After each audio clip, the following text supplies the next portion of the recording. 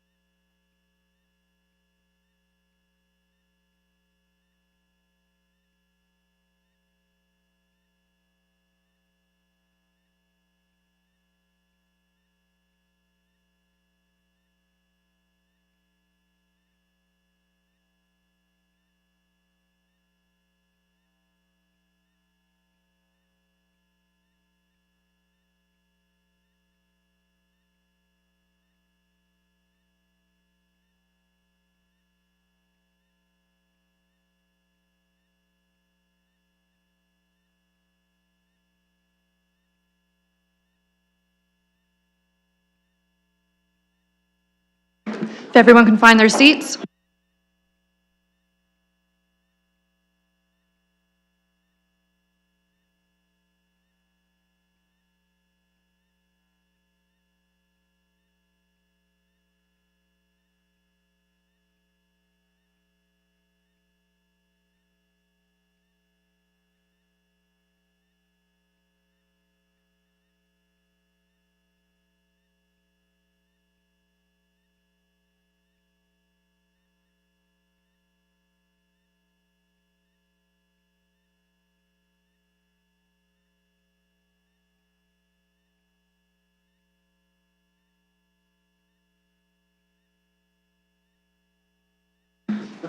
Good morning, everyone. This is the sixth meeting of the Budget Committee. The City of London is situated on the traditional lands of the Najbek, Haudenosaunee, Lenape, and Attawandaron. We honor and respect the history, language, and culture of the diverse Indigenous people who call this territory home. The City of London is currently home to many First Nation, Métis, and Inuit today. As representatives of the people of the City of London, we are grateful to have the opportunity to work and live in this territory. The City of London is committed to making every effort to provide alternate formats and communication supports for meetings upon request. To make a request specific to this meeting, please contact 519-661-2489, extension 2425. I am joined in chambers by all members of council, excluding Councillor Van Meerbergen. He is not online. I will let members know when he joins the meeting in whichever form we find him. For your information today, we are going to be joined online and available for questions or comments, being representatives from the Middlesex London Health Unit, as that's one of the business cases we have potentially amendments for.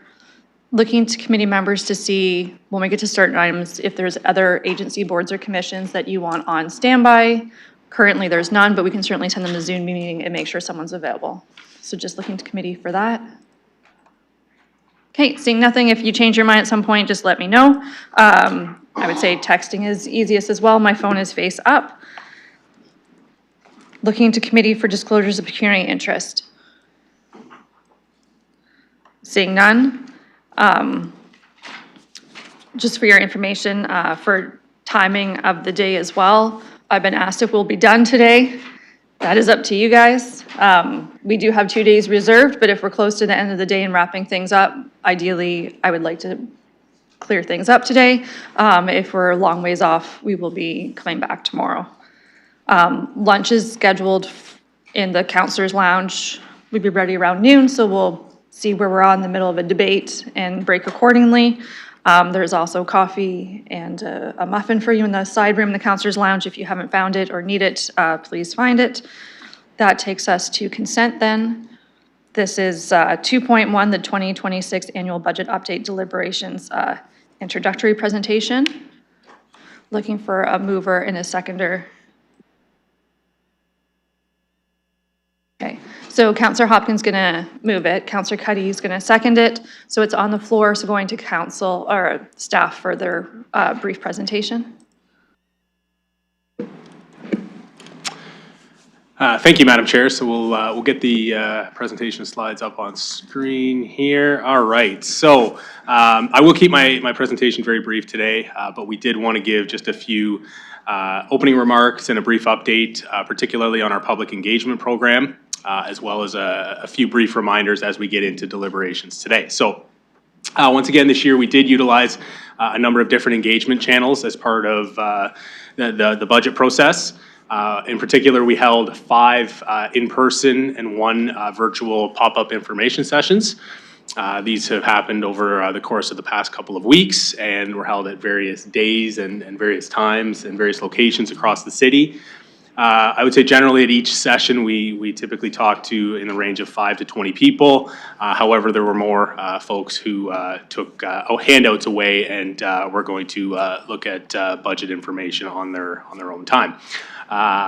We also, going to the next slide, we also attended 3 councillor-led ward meetings as well as 2 community group-led events as well. I will note as well that I'm aware that other councillors also held their own ward meetings to discuss the budget as well. We also had our survey on budget business cases running on our Get Involved portal as well. We had 37 people complete that survey, and the next 3 slides of this presentation outline the results of that survey. What I will say for all of the business cases is that the blue portion of the bar indicates those who support those respective budget business cases, and the purple portion indicates those who do not support those respective business cases. And generally speaking, with the exception of business case P8, the cases that are included in the mayor's proposed budget receive majority support.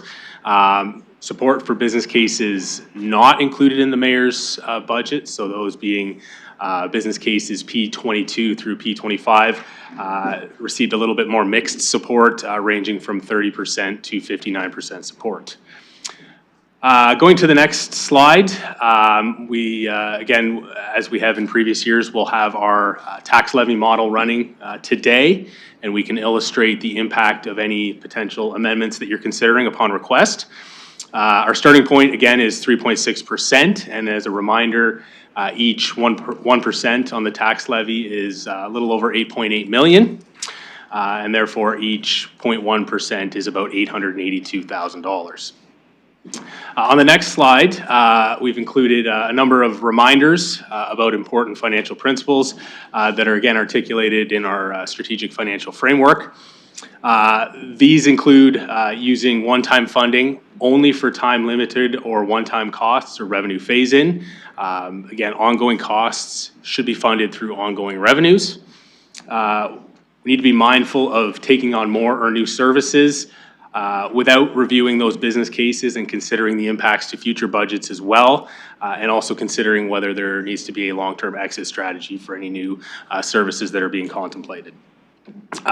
We've talked about this many times before as well, but again, being mindful of maintaining debt at manageable levels into the future, that not only ensures the financial stability and sustainability of the corporation, but also limits the future burden on taxpayers down the road in terms of servicing that debt.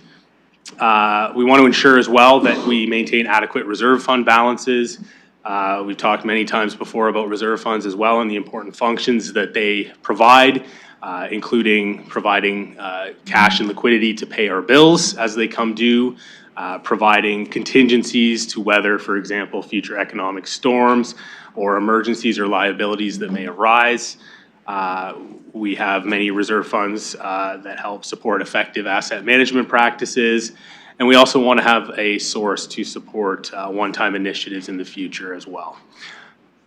Lastly, just have included the key dates in the process simply as a reminder. So any council amendments to the mayor's budget that are made today or tomorrow will be approved at council next Wednesday. And then we'll get into the next steps in the process, being potential mayoral vetoes and or council override of those potential vetoes. So with that, I'll turn it back over to Madam Budget Chair. Thank you. Looking to committee to see if there's any questions or comments on that before we vote on receiving it. Seeing none, in eScribe, calling the question, and I'll note that Councillor Van in committee chambers, so all members are now present.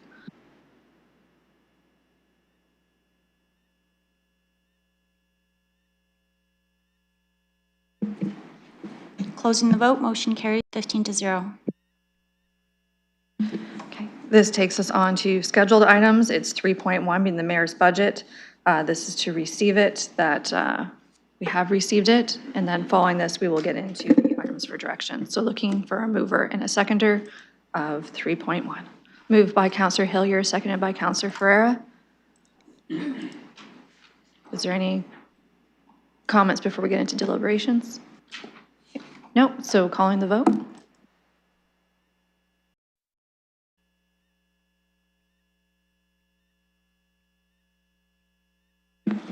Councillor Tossow.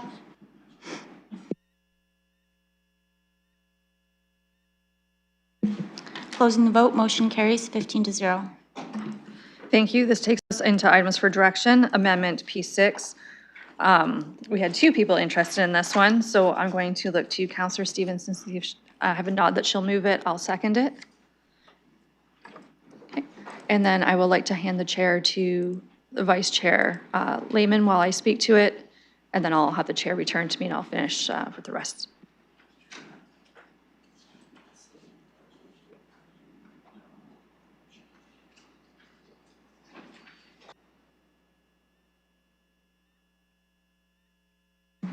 Okay.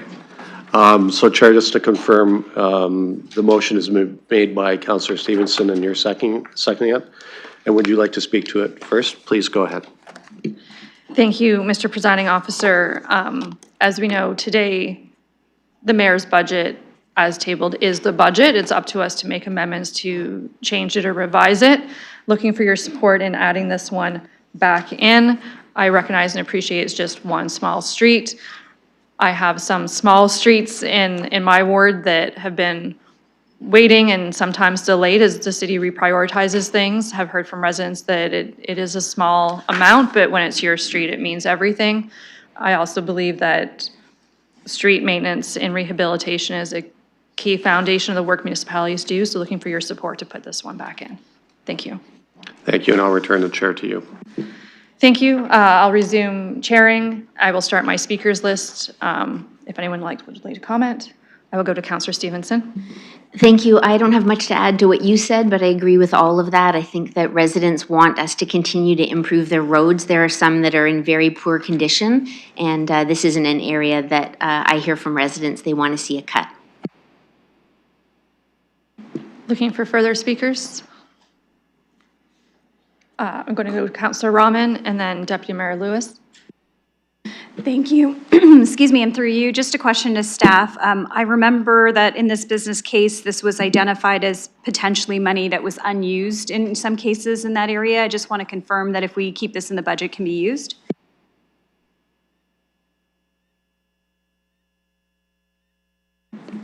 Sorry, to staff, I was looking at you, but that means nothing. Go ahead. Yes, through the chair, this full amount is used each year for our program. If we do have any contingency that's unused, it's rolled into the next year to make sure that we can maximize the number of streets that we do. That's why you see a range of streets in there, because it depends on the size, scale of the street, and how much we have carried over from unused contingency from the previous year. Councillor Rahman. Thank you. And just my comment on this is I have heard from residents in my ward that want to see their local streets improved, and I'll be keeping this in the budget. Thank you. Thank you, Deputy Mayor Lewis. Thank you. Well, I appreciate the answer that we're able to get the money out the door generally, and that it goes into a contingency if it's not. I also listen constantly to the comments from Londoners that there's too much construction going on right now. They're frustrated with their ability to move around. And while we're talking about local streets, nonetheless, that matters. This is one short street, a cul-de-sac level street. I have some in my ward that need doing too. But to reduce the pace by one a year, I'm going to leave this in the budget. I won't be supporting adding it back in.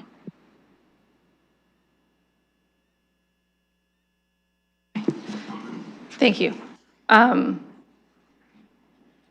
Further speakers? Okay.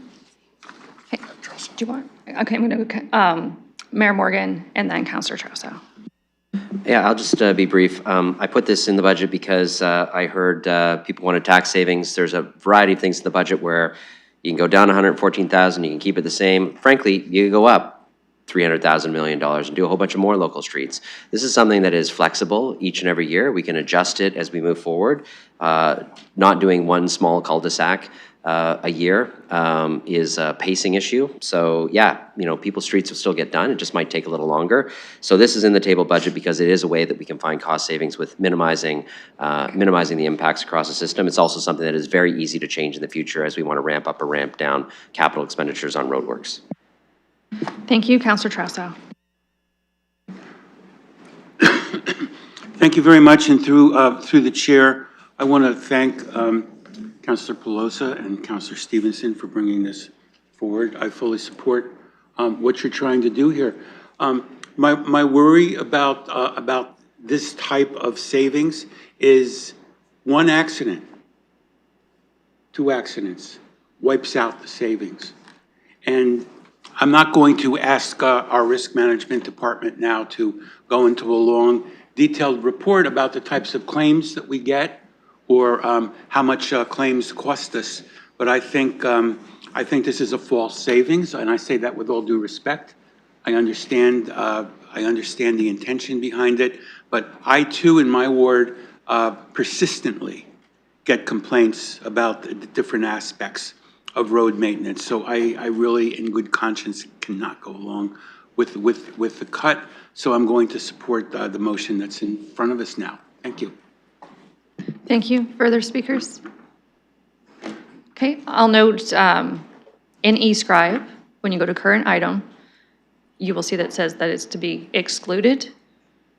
So if you would like to have the road work, this is one of those ones, since it's already in the budget, if you want it removed and funded, you have to vote yes.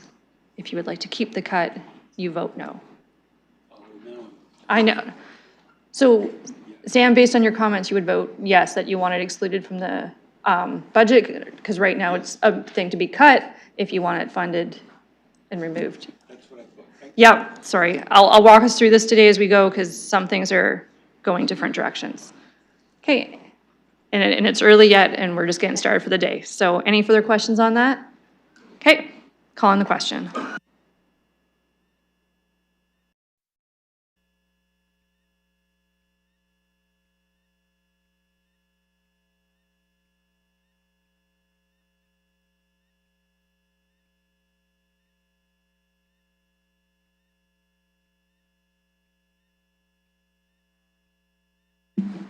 Councillor Van Meerbergen?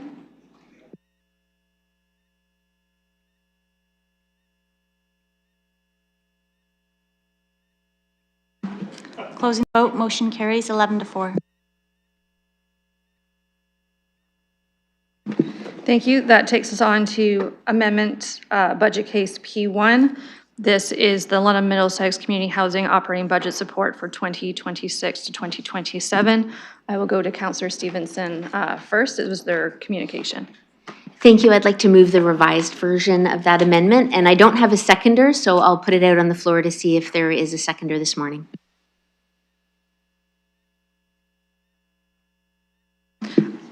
So the clerk's just putting the motion in and up. Is it in? Just one moment.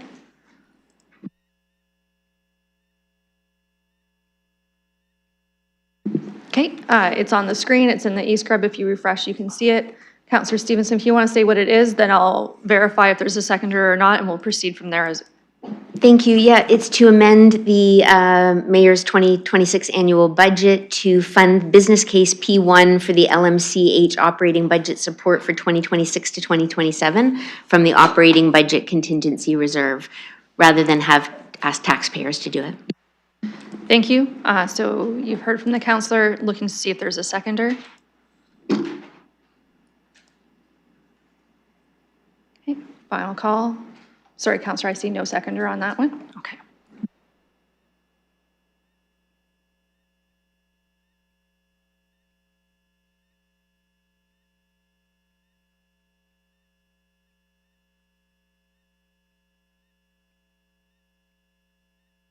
Okay, so just let you know procedurally, when we get to the end, if there's something that did not have a seconder, like the one we just had, at the end, we will group them together to receive the communication versus doing it individually as we go to dispose of the items on our public agenda. That was the advice from the clerks. Okay, that takes us on to amendment business case P2. I'll note that if you look on your added agenda, there's also communications from Ms. Williams from the Middlesex London Health Unit. P2 is the Middlesex London Health Unit debt retirement. This is a motion from Councillor Stevenson. So once again, Councillor, I'm going to go to you first. We'll make sure the right one's in eScribe, and then I'll have you introduce it, and then we'll look for a seconder. Thank you. I appreciate that. I'm going to move the revised one for this as well. And this is that the Mayor's 2026 annual budget update be amended to remove business case P2, Middlesex London Health Unit debt retirement. And I believe I have a seconder in Councillor Frank. Councillor Frank? Okay. So just 1 second, I want to make sure the right one's in the eScribe. Is it possible to put forward the one that Councillor Frank circulated this morning? Or I have it not can be an seen amendment. such a one. It is, Okay, so we're gonna have to pause then, because we've obviously been here, and let's pull it up.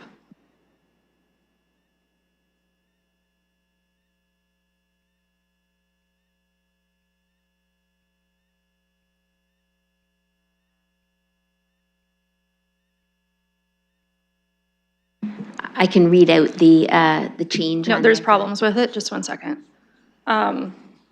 Okay, so I'll note that the counselor said it was their amended one, and it hadn't been articulated which amended one. Certainly could use one from Counselor Frank. Finance does have a question. Mr. Murray, I believe you've seen it.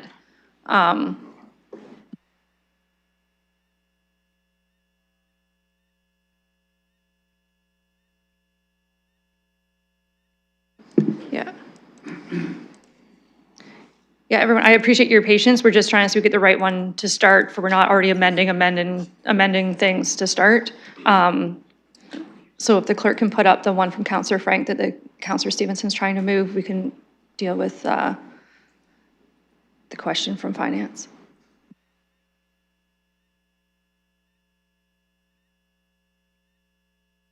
Counselor Frank, I believe that's no?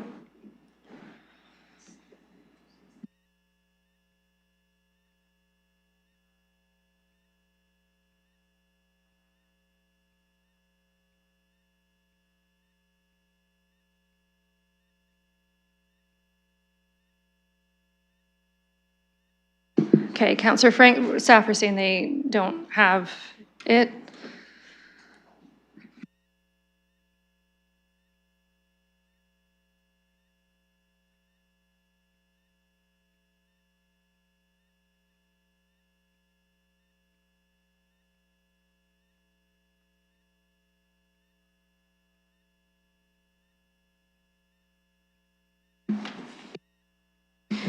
I was trying to save the time of an amendment, but if it's You still faster. might save time, we'll see. We're almost there.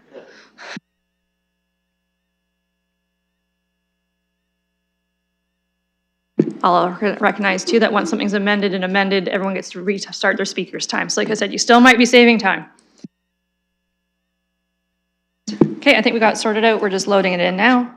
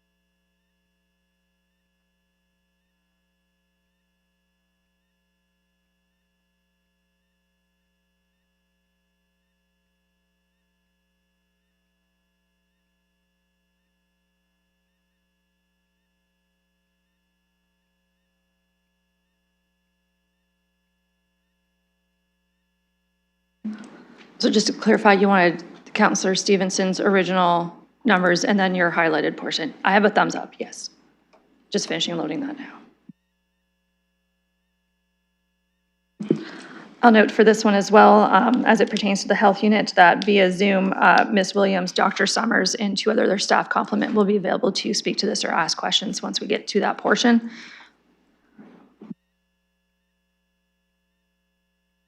Okay, if I'll look to the mover and seconder. We're thinking this is it, looking for confirmation. I have a head nod from Counselor Frank. A thumbs up from Finance a head nod from Counselor Stevenson.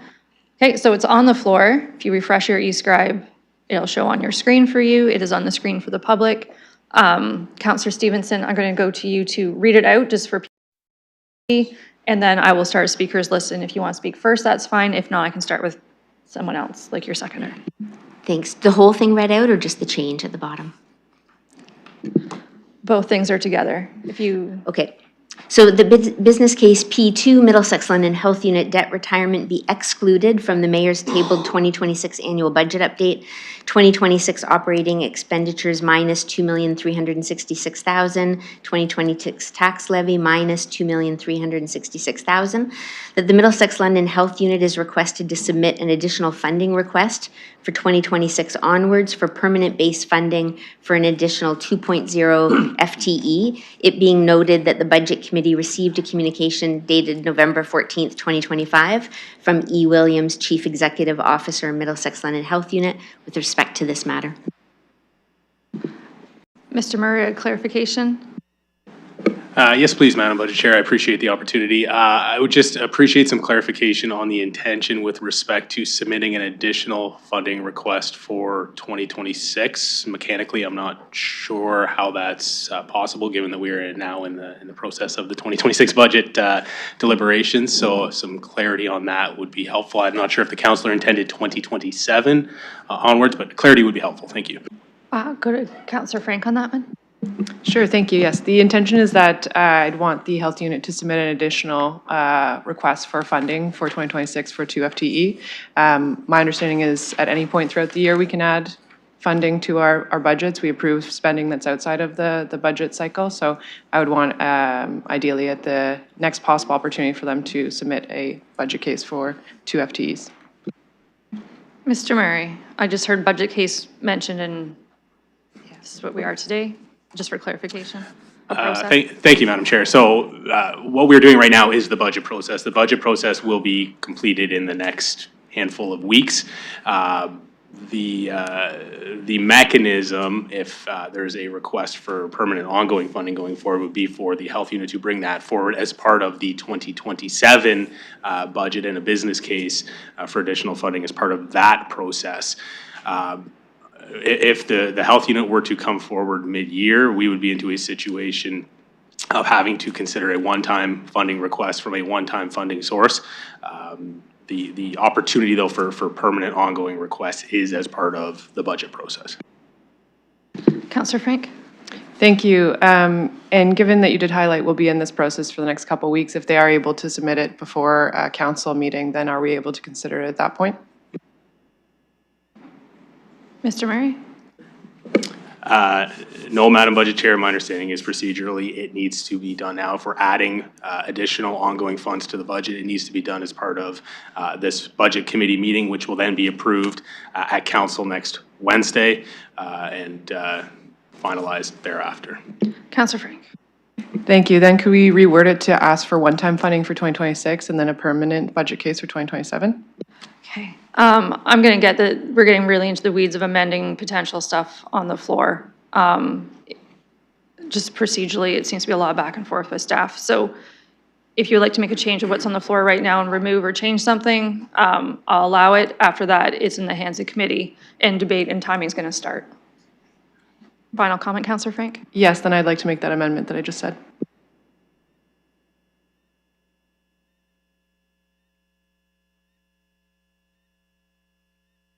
You're going to repeat that for the clerk. She's clerking. Sure, that the Middlesex London Health Unit be requested to submit an additional funding request for 2026 for one-time funding for additional 2 FTE, and moving forward in the 2027 budget for permanent funding for 2.0 FTE.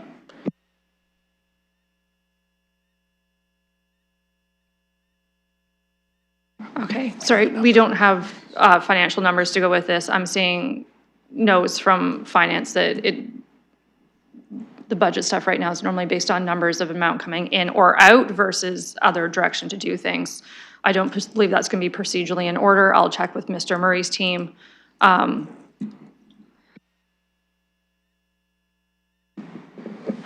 Thank you, Madam Chair. If we are adding to the budget today, we need a number, an amount to support an addition to the budget as part of this process. So I do not have any information to provide in terms of what the cost of said FTEs would be. Okay. Madam Chair, Yes. point of order. Yes. I mean, we're spending a lot of Yes. time on this already. respectfully, we do not have a budget business case submitted and approved by the Middlesex London Health Unit Board. We don't have a number, and we have a counselor trying to add full-time staff, with all due respect, without a number and without board approval. I would suggest that this amendment is out of order, period, given that it's not been approved by the board. Thank you. I don't know what's approved by the board or not, those conversations in that space. I will note that I'm here for finance. We don't have time to start doing more business cases before budget council next week.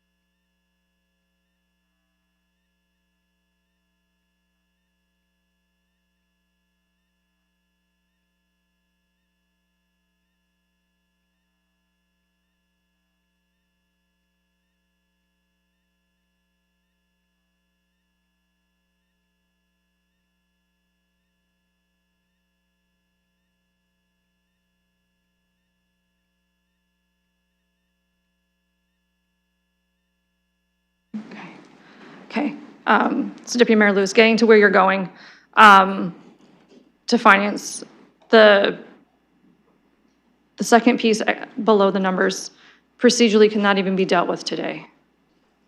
The requesting them to submit additional things. And I'll note that we don't know what, for any board or ABC had a conversation with the board versus not, so we don't necessarily have access to that information. Mr. Murray. Thank you, Madam Chair. So in order to action this as part of the 2026 budget process, we would need a number. So I unfortunately cannot action that without that. And as you noted as well, we do not have information as to whether the board endorsed such a request of the city or not. Okay, so procedurally, because we're not gonna be able to dispose of it because there's no numbers attached to it, I would deem the Middlesex London Health Unit request to submit additional stuff to be out of order for the budget process that we're in today. Councillor Frank. Thank you. Yes, I do have numbers if you'd like, so I can provide those. And additionally, it has been moved and seconded, so are you able to withdraw that as the chair, even though it's been moved and seconded?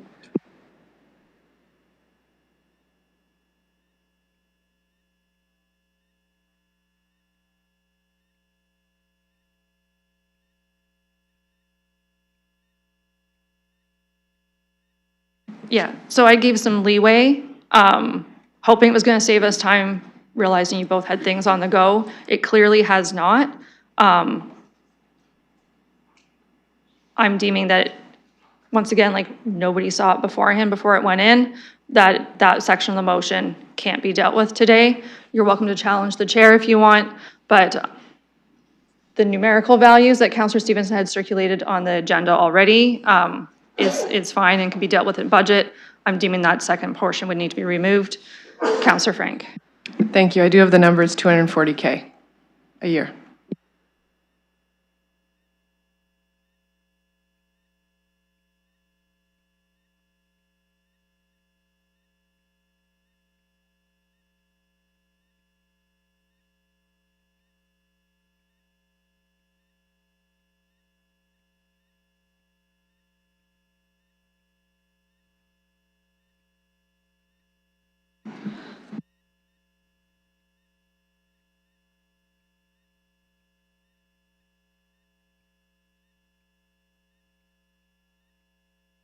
Okay, just to let everyone know, I'm gonna be less generous with anything behind, going forward from here, as it's costing more time, than we're gaining. Mr. Murray, knowing 240K, is there a certain spot where to put that numerical value in to make it plausible if we can get to debate.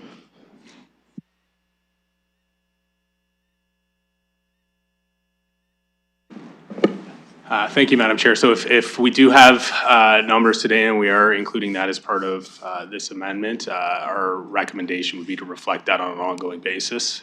So for 2026 and 2027, we would need to reflect the additional cost in both the operating expenditures and the tax levy figures for 2026 and 2027.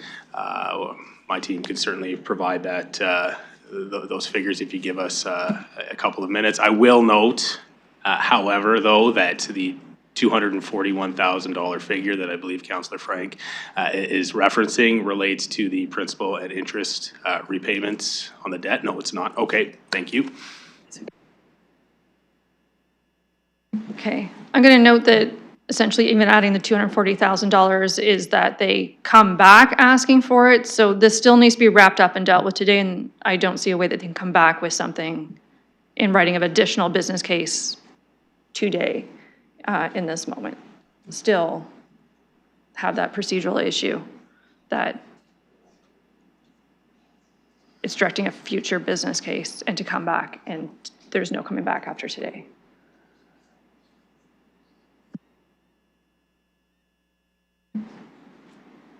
Still deeming it out of order. Mr. Murray?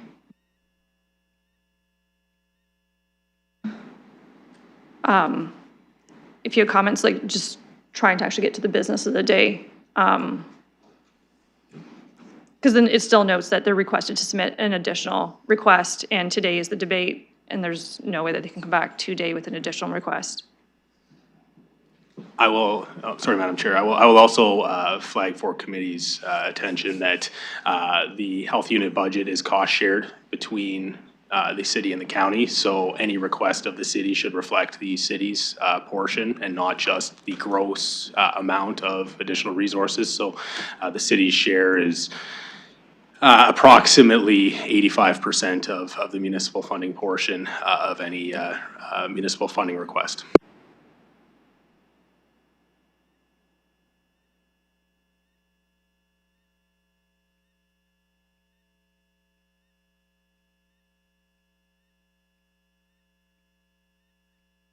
Counselor? Is it possible to defer this to after lunch? This particular motion, like, can we set it aside? It's kind of already on the floor. I'm hearing from the clerks, we could always just deal with it if you vote. Madam Chair, I'm prepared to call the question. We're winging out a motion on the floor without details. Sorry, Deputy Mayor Lewis, I appreciate your frustration. I'm already dealing with one point of order on the floor. The floor is not yours at this time. The clerk has also advised we could just vote no on this, or yes, to dispose of it, and then should, and if it fails, go back to the original motion that you had circulated. And as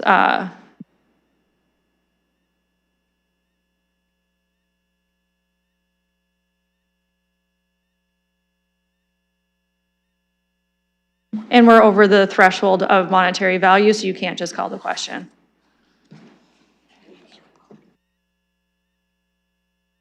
And there's no calling question at committee. So 2 ways to know. Sorry about that. Okay, so I'm going to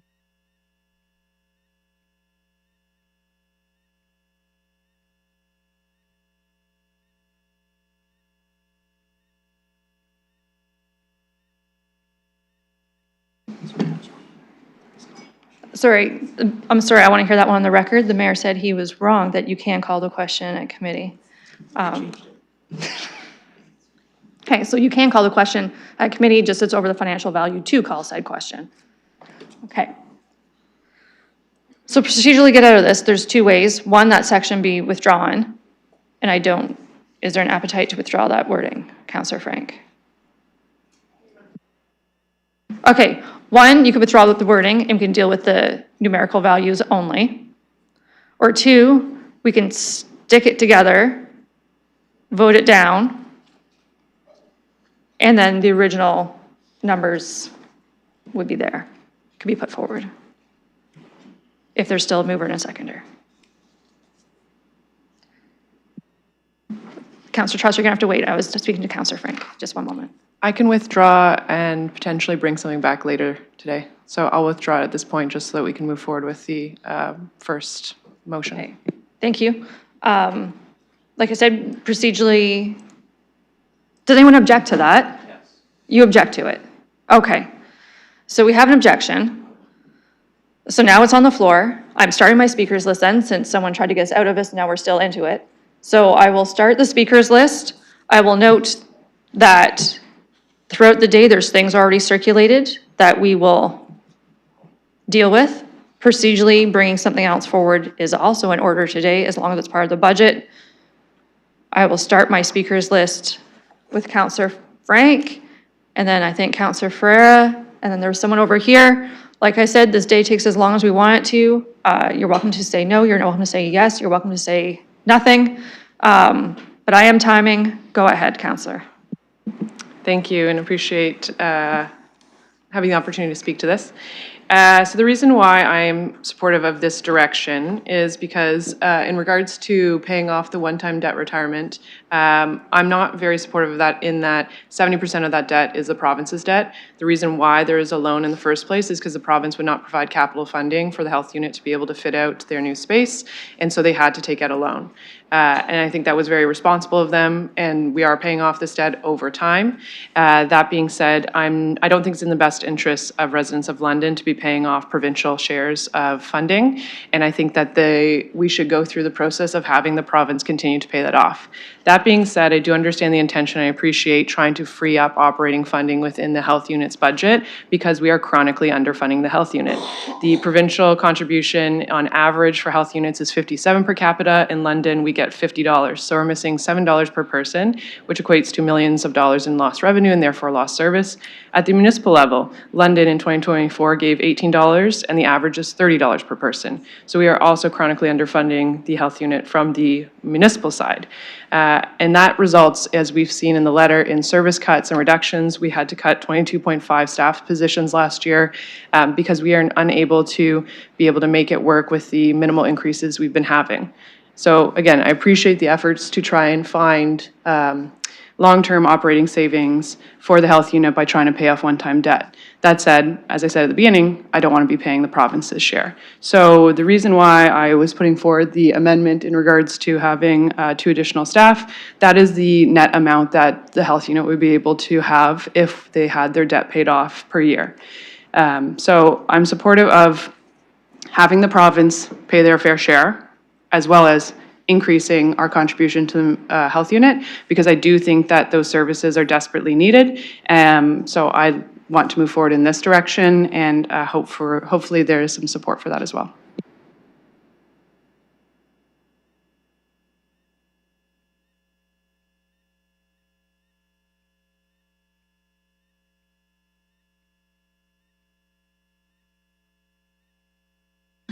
I also believe procedurally we can split those 2 sections if somebody wants it separated. Mention it in your speaker time.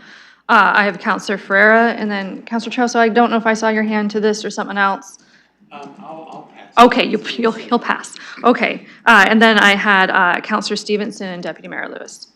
So Councillor Ferreira. Thanks, Budget Chair. Good way to start the morning. So I guess, I would remind, or what I saw at Audit Committee yesterday was Middlesex London Health Unit basically say that it's very tough or they're unable to achieve the standards as set out on the Ontario Health Act. And that's because the MLHU is short on staff, very short on personnel. I think they've quoted 22 people. 22 nurses have been, released from the organization in the last few years. And the original motion that the original item in the budget from the mayor's budget itself was speaking to that. It was trying to pay off debt so we could have more operations, and those FTEs hopefully would be added to the roster so we could have more services available. So half of this motion I'm not for, because I do want to see us paying off the debt. I understand that we don't want to be taking up provincial obligations, and that is said here quite a bit. This item at the mayor's budget does do something different, but I'm not sure if we're going to see the province actually bring us more funding for more FTEs, for more personnel on the ground. So I would ask, I guess, from what the chair has asked, to split those two items, because I would support the bottom part, adding the additional 2 FTEs, or actually making that request to the province, to the health unit, which would make a request to the province. So I guess the first question I would ask would be, for the FTE complement that we could potentially increase by the mayor's budget item itself without this motion, how many FTEs would we see be included if we did pay off this debt?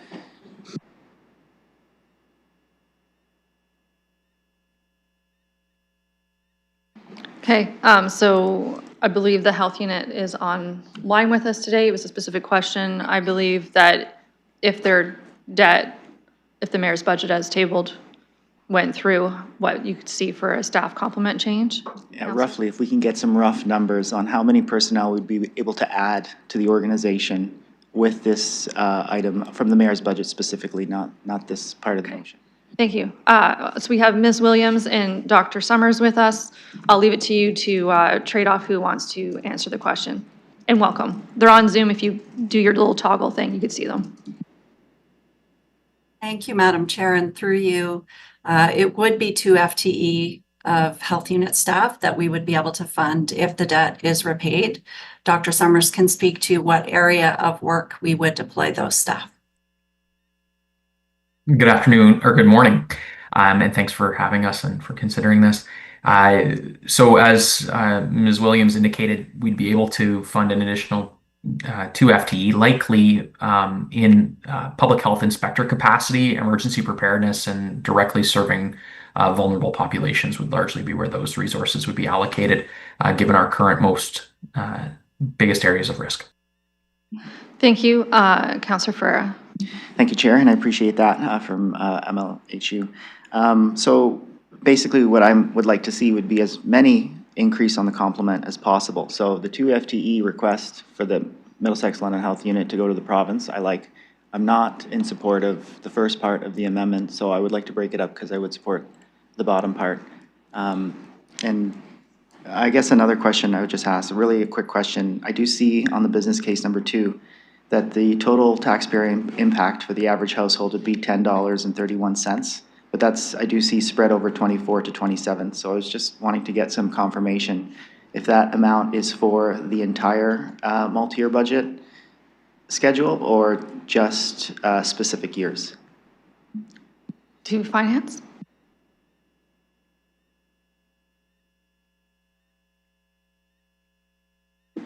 Sorry, could you please repeat the question? Thanks. In business case P2, I do see where it says total 2024 to 2027 taxpayer impact in dollars. I see the average amount for the average household would be about $10.31. I was wondering if you could break that down, give a little more details if that's per year or the entire cycle, or how much would it fall within 26 and 27? Finance? Thank you, through you, Madam Chair. So that is the total impact in terms of the total savings covering the total 2024 to 2027 period. So the savings is $10.31 as noted in 2026, and that is the again, because it's one time in nature, it reflects the total impact for the 4 years. Councillor Ferreira. Thank you. So about let's say on average about $2.50-ish, a little bit more per year. For the average taxpayer, for the average household. So I think, like I understand we don't want to be picking up obligations for the province, but I also don't necessarily have faith that we'll see monies come down for our health unit in the near term, especially in a critical time. And then hearing where potential FTEs would go with this paying off of the debt, I know that would happen immediately. So like I said, I'd like to see as many more complement added to the roster as possible. So I would be voting for the bottom part, that inclusion of the 2 full-time equivalents, and I would be voting for the mayor's item here. And that's just because I'd like to see as many complement added as soon as possible. Thank you. I'll note, Councillor Ferrer, that it's request that they come back and ask for stuff, that they're not automatically getting the money today for those positions, just to support differentiation. And those votes have been split in each scribe when we get there. I had Councillor Stevenson next, and then Deputy Mayor Lewis. Elizabeth.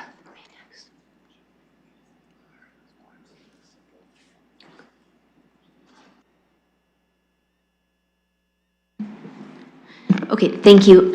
I appreciate Councillor Frank seconding this motion. I mean, if the real intent here is to ensure that there's 2 FTEs at the health services, there's cheaper ways to do that than paying $2.4 million on a loan that the province is responsible for 75% of. We've had people come and ask for $80,000 a year to help get doctors. There has to be another way to provide the services that doesn't cost the taxpayers $2 million.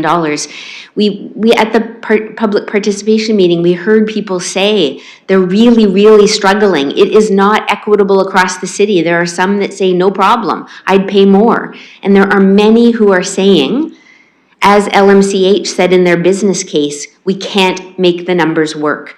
We're on a fixed income. The 16% property tax increase over the last 2 years is insurmountable. So how do we tell those Londoners that we're using $2 million of their property tax money to pay for a loan that the province would pay 70 to 75% of if we just continued on the way it is, all to get 2 full-time equivalents that we could get for $240,000 a year? So if supporting Councillor Frank's amendment stops taxpayers from spending $1 million that they don't have to and stops $2 million in hitting in 1 year, then I'm happy to support that. So I'd really encourage councillors to remember the voices of those who were pleading, as LMCH did in their business case. We gave them money. How do we help the Londoners who are also on a fixed income, also facing unexpected, insurmountable property tax increases? Thank you, Deputy Mayor Lewis. Thank you, Madam Chair. I'm going to cover a few points here as quickly as I can. Colleagues, you cannot look at P2 in isolation. P2 goes with P3. In addition to paying off this loan, we have a $700,000 operating deficit because of provincial shortfall funding that we have to approve in P3. And the suggestion is a 2-year drawdown on a reserve fund so that the work can continue to get the province back up to the proper ratio. So I'm supportive of that, and I didn't pull that one. But you cannot look at, and listen, I agree with both Councillor Frank and Councillor Stevenson that paying the provincial bill sucks. They should be paying it themselves. Plain and simple. But they haven't. So now we're in a position where we can either, and I think this is really, really important. Councillor Ferreira, you said you want the 2 FTEs, so you're going to vote for the second part, but not the first part. If you vote for, you're going to vote for the first part to pay off the debt. You don't have to vote for the second part if we pay off the debt. The 2 positions are created. What I actually heard from Councillor Ferreira is he wants to now fund 4 positions if he voted for, and that's, that's up to Councillor Ferreira, but we can provide these 2 positions by paying off the debt. It also means we're not directing public funds to banks for interest payments. We're directing public funds back into public services. And I'd rather pay off the loan and direct public dollars into public services than make banks more profitable on a loan. I really, really personally object to trying to add FTE positions to a border commission when it has not been a position endorsed by the board in the submission they made to our finance department. And I will agree with the chair that we're not privy to the discussions that the board had, presumably in camera when personnel matters are involved, but it is not the submission that the health unit made to the city. And so for councillors to just start adding because we think it's a good idea, without board endorsed budget submissions, I will absolutely not support. The removal of 22 staff, I heard 22 nurses have gone away. That's not true. And we just heard Dr. Summers say that he would use these positions likely for public health inspections. That's not public nurses. We need to be careful about our language around assuming what staff positions have been removed. Some of these I suspect were administrative, some of them were inspectors, some of them may have been public nurses, but to say that 22 nurses were removed is not factual. So please, keep that in mind as we speak about this. I also heard, and I'm gonna say this respectfully, when we talk about people struggling, it was not a 16% increase in the last 2 years. That was the average increase across all property tax classes. And Mr. Murray has provided graphs to show us what the residential impact has been. And that, I believe, comes out to 13.8 or something like that, but I don't have the graph in front of me. And I'll allow Mr. Murray to correct that number if it's wrong. So, Madam Chair, can I just ask Mr. Murray what the residential, not across all classes, but the residential impact has been in the last 2 years? Mr. Murray, if you want to read that number now, if not, I'll come back. I have just a 1 moment finger. I don't know if you want to continue speaking while they retrieve that, or you want to wait. Okay. In the interim, I'll note that I have Mayor Morgan and then Councillor Hopkins, and then I have some councillors signing up for seconds on this already. And Deputy Mayor, you're at 3.5 minutes of your speaking time. Mr. Murray, you're ready, please go ahead. Thank you, through you, Madam Chair. The total impact of the last 2 years has been approximately 14.3%. Deputy Mayor. Thank you, Mr. Murray. I appreciate you getting that math for us. So, I'm not arguing that that's not still been an impact. It absolutely has, but it's not 16%. I will not, and I'm going to say this for the rest of the day, I will not support just adding staff when we haven't had business cases submitted by boards to add staff. We all serve on boards. We should respect the board submissions that were made.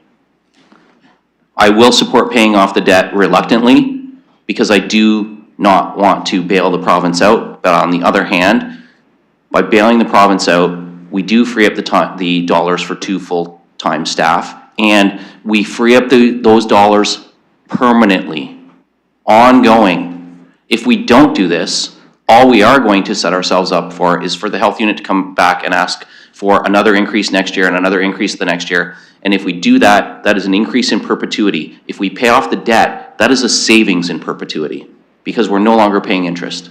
So I am going to vote to pay off the debt. I am not going to support just randomly adding staff because we think that we should. Mayor Morgan. Thanks, appreciate the comments. I want to start by saying that, like, I totally respect and agree with where Councillor Stevenson and Councillor Frank are coming from. Like, you are absolutely right. You know, there is a pathway here where the province will pay a share of the debt, the principal and interest payments. And that's fine. And I've articulated a couple of times, you know, I think the province should always try to pay their fair share, but in this case, having the health unit pay principal and interest payments for a decade, or having them have some capacity for public health programming, my preference was having them have the capacity for public health programming. So I also want to respect that the attempt to try to fix that challenge by adding a couple of FTEs, because I think that's pretty critical given how you look at case P3. So I just want to say I totally respect where the councillors are coming from, and I'm not saying in any way that their numbers are incorrect in the way they're approaching this. But I want to talk about the evolution of how this business case came forward, the other proposal, and why I think we should stick with what I put in the tabled budget. The first piece is, you know, the development of the business cases are a collaboration between, especially on the ones that involve the county, the health unit board, and of course, my office, and then tabled for council approval. In this case, this is the proposal that the Board of Health asked for, and also the proposal that the county is willing to put in their budget, and I spoke to the warden this morning, and one that the warden is willing to support. And the warden shares the views. We don't really like that the province isn't paying its share. We also don't like that the province isn't paying its per capita share. But let me go back to a couple of things. One, Councillor Frank also articulated that the municipality is a laggard in how much it pays per capita. And so I do think that there is some capacity for us to put in some additional money here on a one-time basis. The second piece is with respect to how this impacts the budget. And I spoke to Mr. Murray, and he can correct me if I'm wrong, but if we don't put this in the budget, yes, it can lower 2026 by 0.3, but it also raises 2027 by 0.3 because of where the numbers land and where we got to get back to, because there isn't money in the 2027 budget. But I didn't claw back the actual savings from the health unit. So that's what gives them the operational capacity to deal with some of the pressures they have in the future and avoids future municipal asks. So that's the one piece. Doing it the way that's proposed, by then on top of that, adding another couple of public health nurses, is going to have 2026 go down by 0.3, 2027 go up by 0.7, and then up by some additional amount of the 2 public health nurses. So it's going to raise the future budget by more because we're doing 2 things at once. So I think that this could get really complicated. One of the simplest ways to address this is let's, although we don't like it, pay off their debt, give them 10 years of capacity to have public health programming, as was articulated by our health unit professionals who work there. Let's partner with the county on this, and let's continue our advocacy, because there's a bigger piece here about the joint advocacy for the province to pay its fair share over a longer time horizon on all of the operating dollars. The per capita, we're behind the per capita rate on average. All we're asking for is fairness there. And I'm happy to add in an ask to go and ask the province for some of this money too. I'm not sure if they'll pay it or not, but if someone would like to add that direction, I'm not adverse to that as well. I don't think that that should stop us from proceeding in this way. I don't know how much time I have left, Chair, but. Minute 20. Okay. So I get that this one is not comfortable, but I get that there's other alternative ways to do this, and I respect that we can have a healthy, robust debate on this. But what I do appreciate is that everybody seems to value the public health services here. The easiest and quickest path to helping them with their problem is the way that they asked for it, and then adding any additional pieces of advocacy you'd like to add on top of that beyond what we're doing in the future to try to recoup those costs. But I just don't think it's going to be a great position to be in if we lower the tax rate by 0.3, raise it by 0.3, and then on top of that, add some additional public health resources. I think the easiest pathway is the way that I tabled, even if the municipality is paying slightly more than its share. And again, I go back to the municipality is below its average share that municipalities pay, and the province is too. And so we probably both need to add a little bit of money. This is one of the ways that we could, but we got to keep the pressure on the province to pay their share as well. Thank you. Councillor Hopkins. Yeah, thank you, Madam Chair, and I appreciate Mayor Morgan's comments around the advocacy. We were at the AMO conference. We were advocating the need for provincial funding. We're in November, and I'm not confident that they're going to step up. So we have the problem. We need to deal with it. I appreciate Councillor Stevens' comments around being sensitive to the increases in taxes, the burden that we put on Londoners. But I think we also have to be sensitive to how we can help Londoners. So I am supportive of paying down the debt, and I am supportive of adding extra money to staff. It was quite interesting when we were at the delegation how some of our schools in our district have nurses and some don't. And yes, we can point the finger to the province, but we too have a responsibility here. And sometimes these debates come forward. This is where we need to have the debates, and I really do appreciate it. And I can go both ways, but I do know that supporting this going forward, we are doing something here as a council, and I hope we can find a way to come together and support this. Thank you. Thank you. Mayor Morgan, come back. knowing that what Councillor Hopkins said, remind us of AMO, we did do delegations on this topic, and you made a comment of we could direct you to go ask for this money. Would you commit to just going and asking for it, or I'll get into amendments as well? Well, to answer your question, when the warden and I spoke this morning, I said, we're both committed that we should bring forward to our respective bodies paying this off with municipal dollars, following the health unit's plan. But we both already committed to, let's actually also write a letter to say to the province, we've paid off some of this debt. We think you should be a contributor, and then lead that into our current campaign of, we also want them to up their per capita share to the average. So I don't need a direction from council to do that. It's my intent to proceed that way anyways. I don't think that changes the decision before us today. Thank you. I had Councillor Lehman next, and then Councillor McAllister. Thank you. So there's a couple of things I want to unpack here. First of all, I don't think this is the right forum to bring forward ad hoc requests for a certain amount of FTEs. There's a number of ABCs that we have in the city, and I wouldn't like to start setting a trend for that. We need to add a couple of staff for the library or a couple of sworn officers for the police. I think those requests should come through the proper channels. In this particular case, the Middlesex County is a part of this as well to make this request outside of, with their agreeing to that. I don't think, again, this is proper. This should come from the board with the partners signed on. I'd like to refer to a sentence. We received a communication from Dr. Summers outlining, this request that led to this being in the budget, and some of the reasons, and one is financial. It deals with kind of where council was going in the request for a couple of FTEs. And it says the $241,000 plus interest that's currently being used to pay off the loan could be redirected to programs and services that directly impact the health and well-being of Londoners and the residents of Middlesex County.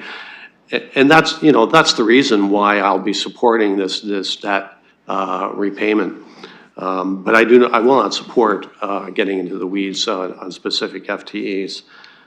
I think what's being said around here, of course, we see for sure the important role in the health of the community that the health unit plays, and fully support that.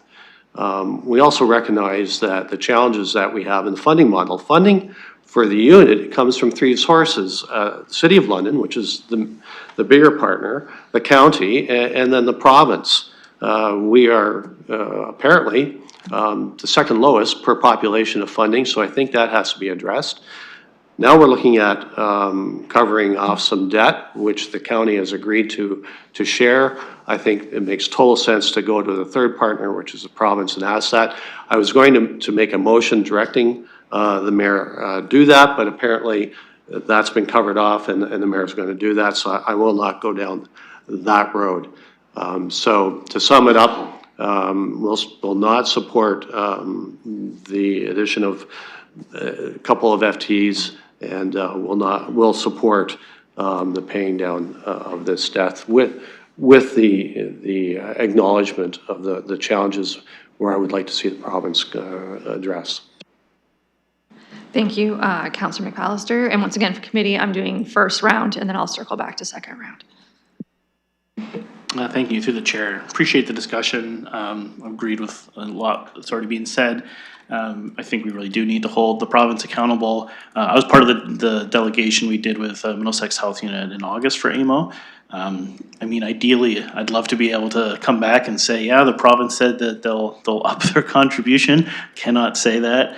And I would love to be proved wrong on this.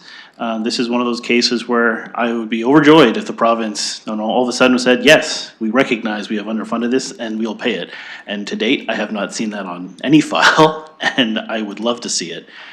So again, I think there's no harm in us going again, asking the province. I'm not holding my breath, but we have to do what we have to do. And public health is something that I take very seriously, and I don't think we should sacrifice it. I think, anyone who's aware of what's kind of going on in terms of the public health realm, I think the province is slipping back on that front. I think we're losing ground on a lot of areas where we had previously had successes. when I see the cuts for programming and staff, and I think there's a direct result in terms of what we're seeing with those losses. And this is an area where we can help now retire the debt and be able to put those resources back into public health, which absolutely needs to be maintained and sustained into the future. So I hope we'll support what the mayor originally proposed. I understand where the councillors were coming from with this, but until I see the province come to the table with something, I'm not willing to sacrifice the public health resources. Thank you. Thank you, Councillor Rahman. Thank you, and through you. So I just had a question about, from the perspective of the health unit, does this change if we were to fund this, not the 2 FTE, but the debt repayment? Does that change their perspective on our contribution to the average municipal per capita amount? To our friends at the health unit. Through you, Madam Chair, we would need to recalculate the per capita funding contributions. This would be one-time funding as opposed to ongoing base, which is what the initial calculations were based on. But we can certainly take that into consideration and recalculate those numbers. Councillor Rahman. Thank you. Well, I would really appreciate that number, because my perspective is when we walk into a meeting with the province and we haven't upped our per capita contribution and asked them to up theirs, we're going in with a weak position. So I would like to get a better understanding of if that's the perception of the health unit, that this then changes our per capita amount and it moves us to a more favorable number to, I guess, in a sense, looking at their per capita versus our per capita puts us at a more equated level. If not, I wouldn't support this at this time. Yeah, so thank you for those comments. Ms. Williams, I don't know when you could have those numbers, just looking to you for comment, and then I'll go back to the councillor if she has anything else to add. Through you, Madam Chair, thank you. I did want to provide clarification that while I know it's not the agenda item, but business case P3 would materially impact the municipal contribution on a per capita basis. But we can do that analysis and have that back to the committee likely by end of day tomorrow. Okay. We may or may not be meeting tomorrow, which is yet to be determined, but it looks like we'll have those numbers before council as well, as long as they could be circulated beforehand to give councillors an opportunity to reach out and do any investigative questions they want. Councillor Rahman, final comment. Thank you. I would appreciate the numbers on P3 as well as P2 then. I will say that I am rather uncomfortable paying the province's share. My perspective on this is I don't think this helps our negotiating position to show that we have available dollars to be able to backfill the province. I think that ultimately I'm hearing from residents that they would like us to find ways to better the services we're providing. I agree. I think this was a good proposal to look at ways to fund instead of paying banks and interest. I completely respect that that's the perspective, but at the same time, I don't think it helps to reflect our needs for more staff. And I understand these aren't nursing positions. I'm just wondering if the health unit can comment on what these positions are. I believe from what I read through the package, it's more about inspections and other potential uses or other staff positions that could be used for other things. I'm wondering if they might be able to comment. Okay, to the health unit. Thank you for the question. Again, when we look at these modifications to funding, it goes into our global pool where we're trying to address a whole bunch of gaps, recognizing that we still have global gaps that we're trying to fill. The anticipated positions would be likely public health inspectors, supported potentially by some nursing positions, depending on exactly how the funding is able to be utilized, and as well as some strategic specialists around planning and broader health promotion. So we'd be looking at that type of skill set. We might also be exploring tobacco enforcement, again, depending exactly on how the funding becomes available. Councillor Roman? Thank you. Again, I appreciate the conversation and the answers to the questions and any supplementary information I can get. At this time, I'm likely a no on 2, but yes, supportive of 3. Thank you. Looking for anyone else for first comments before I circle through second. Okay, so I'm going to go to Councillor Trauso and then Councillor Ferreira.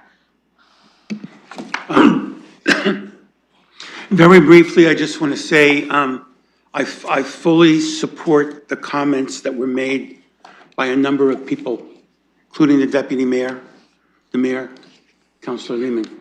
I am in strong support of the debt reduction payment that was originally in the business plan. I came prepared today, having studied that, to vote for that enthusiastically.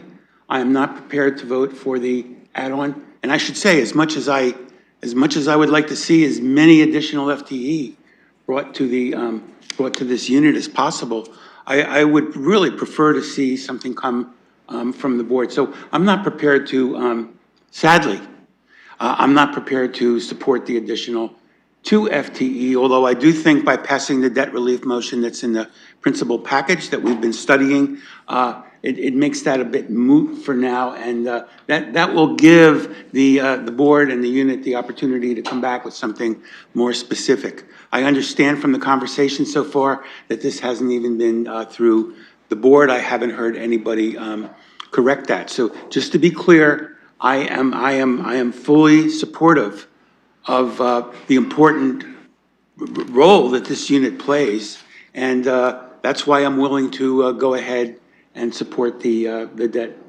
debt relief. And when you look at the bulleted list in their letter, these are serious matters of public health concern. And I think that we're going to incur a lot more expenses in the long run if we allow these things to slide. So that's where I am on this, and thank you very much. Thank you, Councillor Ferreira. Thank you, Chair. Just, I guess, some more comments. Like hearing the discussion here, I got to agree with a lot of the things that I've heard as well.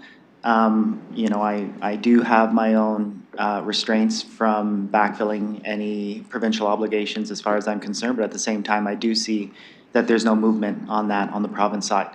I do like to hear that there's the freeing up of money, regardless if it's admin positions, regardless if it's inspection positions or nurse positions. That freeing up of money does allow Middlesex Health Unit to be able to find extra capacity where it has. So in the end, you know, am I looking for 2? Am I looking for 4? Yeah, like I'm looking for 4.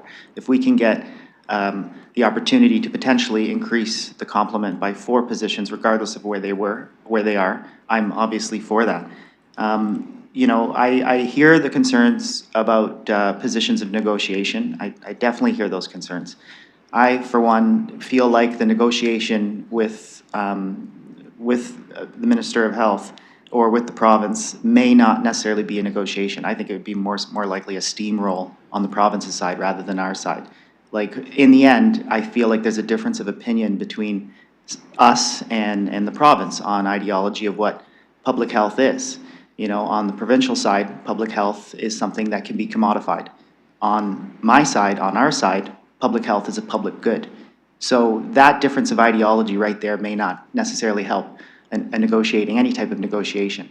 So I think that the actions I see here, especially with respect to the mayor's item that he's put on for the budget, is a bold action, is something that we need to do, because the reality is, you know, we're probably not going to get that funding. I see the action, or I see this motion here. I'm not in support of reducing or not supporting that debt, but I am in support of potentially having the health unit request from the province, if I'm getting this right, those 2 extra FTEs. So that's why I'm still I'm still saying I'd like to split up the vote.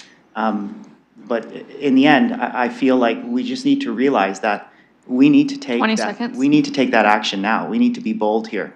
Because this is a critical time. Middlesex Health Unit has again repeatedly told us that they are having trouble meeting the standards of the Health Act, And I think this is a good motion. This amendment, half of it anyways, is something I'd support. I think this is a good direction. So those are just the comments I wanted to put on the floor. Thank you. 5 minutes. Councillor Lehman, could you take the chair for a moment? I have the chair. Who is the next speaker on your list? The next public person is going to be me, ideally. Okay, I didn't know if, I'm sorry, I thought there was other. I should have just gave you the whole list and you could No just do it, problem. but it's me. Okay, I'll go to you. Sorry, that could have been a trick question, then it's yours for the rest of the day. Just a question through you to either our staff, the mayor might know this one as well.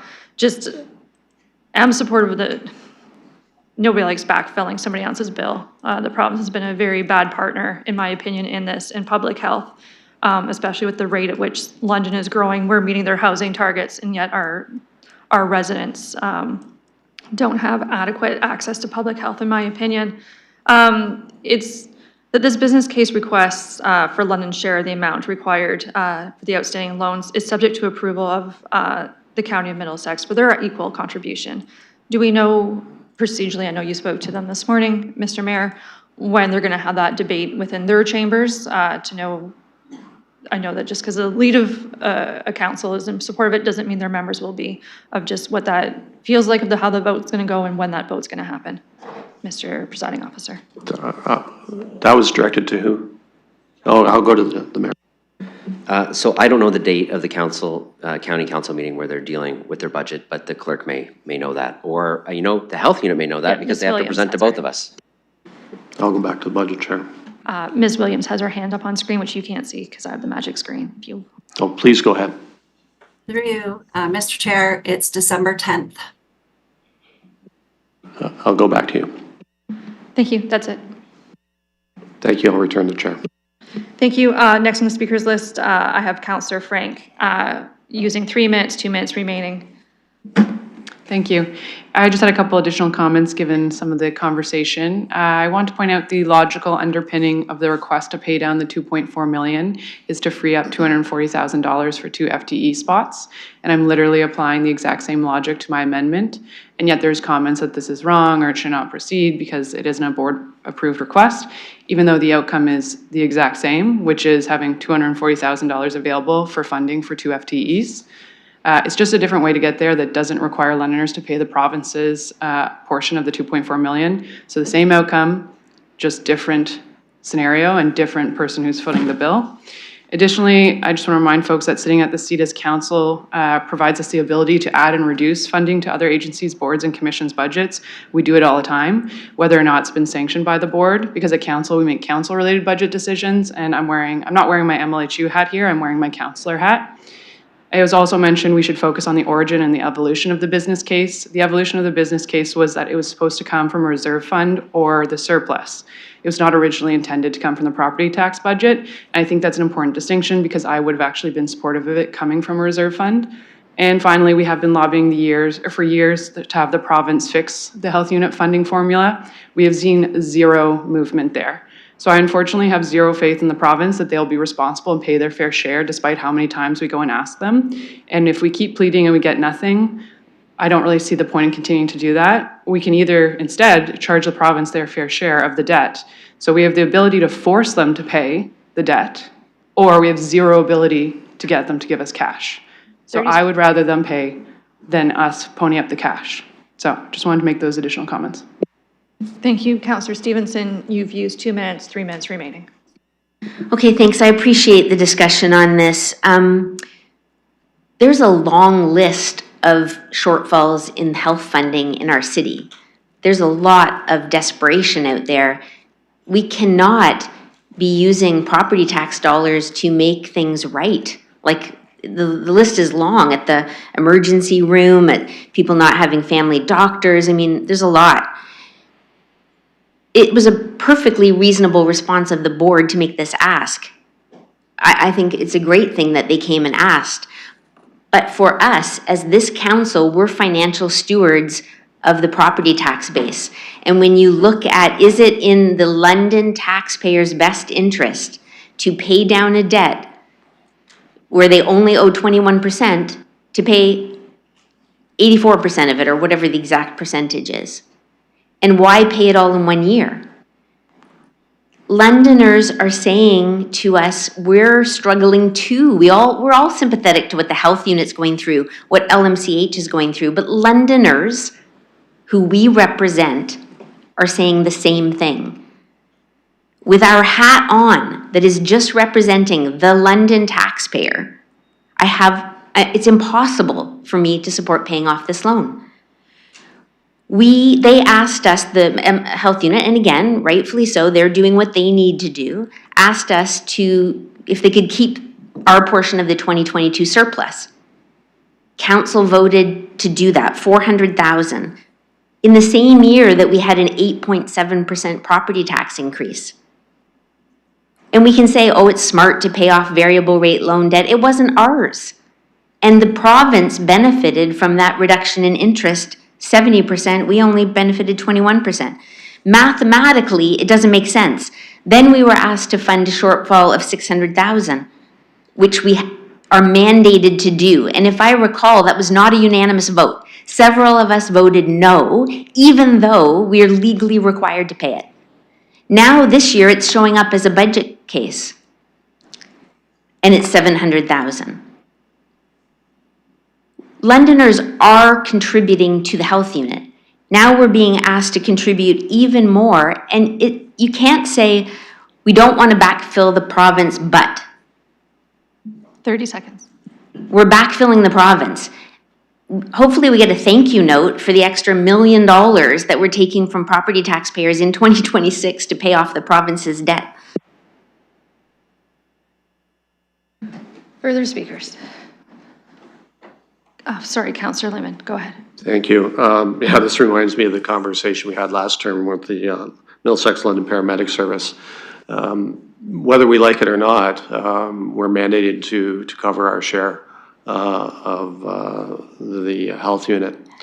I'd like to ask a question through you, Chair, to Dr. Summers.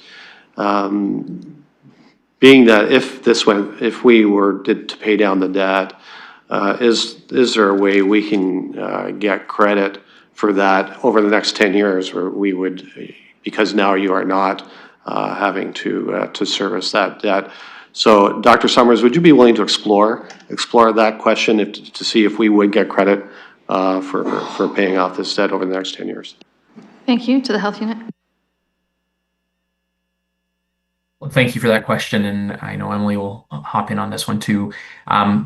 We have to recalculate these per capita funding numbers with these changes, and I think certainly we can explore how we can acknowledge the 10-year accumulated contribution of paying off the debt and what that would mean for interest payments over time. So we just need to look at that. We will commit to getting that back as soon as possible. Emily, I don't know if you have anything to add on that. No. But yes, I really appreciate the request, and we'll commit to getting that back as soon as possible. Thank you. Councillor Lehman, you have a minute. Thank you, Dr. Summers. That's it. Further speakers? Further speakers? Okay, so this is going to be split into two. The first vote that's going to come up is that the Middlesex London Health Unit is requested to submit an additional funding request for 2026 onward for permanent-based funding for an additional 2 FTEs. So that's the first vote to come up, and then we'll deal with the remainder. Can you just remind people of what's the yes and the no? That's the next one. So we split it. This is just simply what you see is what you get. Okay, now you confuse another counselor next to you. So open eScribe, the vote's about to come up, and it's split in two. So there's no numbers in the first one besides 2 full-time staff. And then I'll explain the next one when we get there.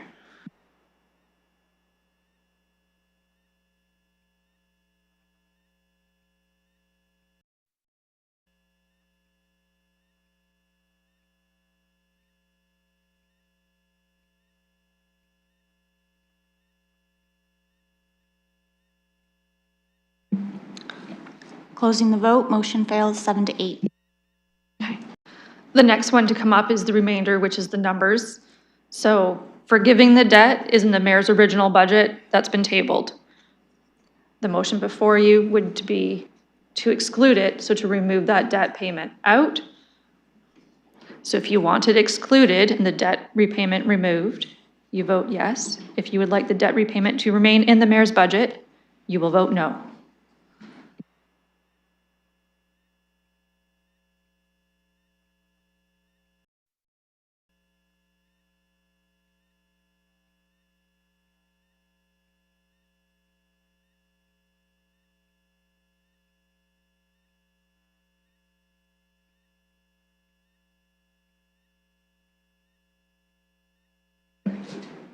Counselor Ferrer?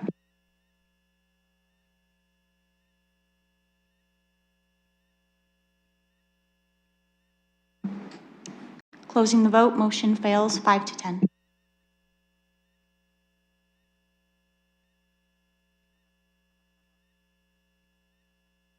Okay, so I would like a motion right now to receive the communication.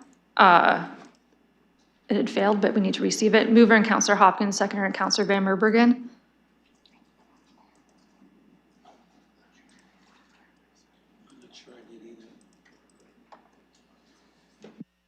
Okay, call on the question. Sorry, this was a motion to receive the correspondence. Counselor Trousseau. I'm sorry to do this again, but I just want to be clear that my intention was to vote for the mayor's motion to pay off that debt.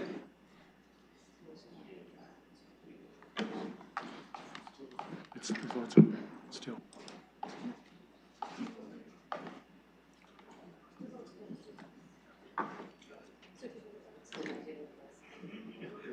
Okay, Counselor, sorry, we're having a really good time on one side of the horseshoe. A little bit jealous, but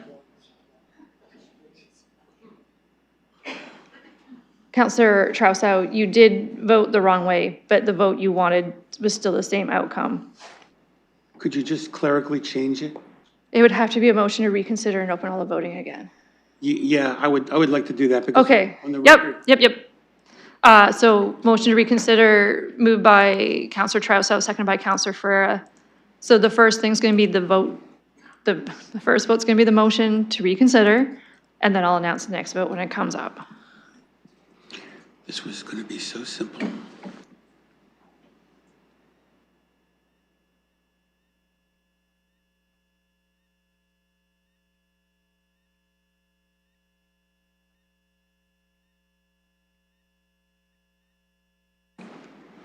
I vote yes.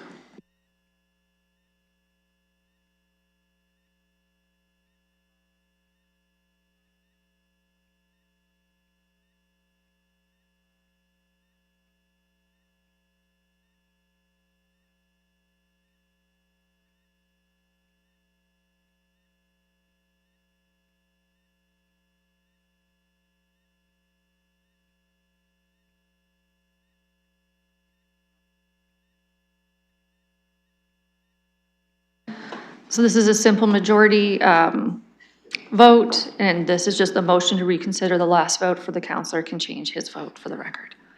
Calling the question.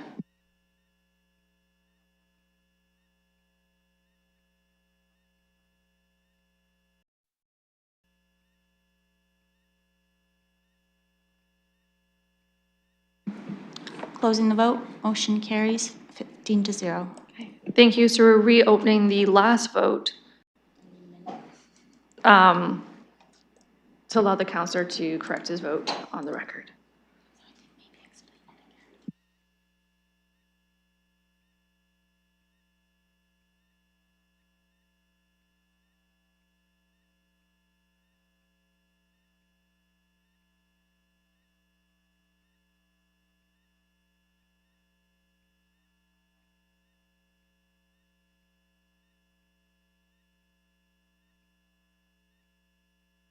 Okay, so that vote's open.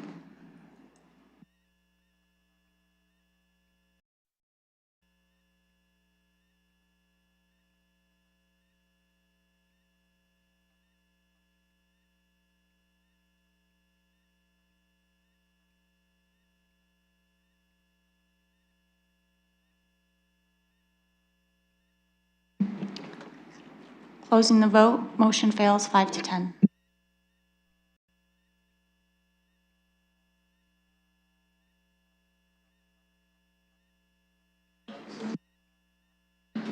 Okay, so it's the motion to receive. I had a mover and a seconder. Call on the question.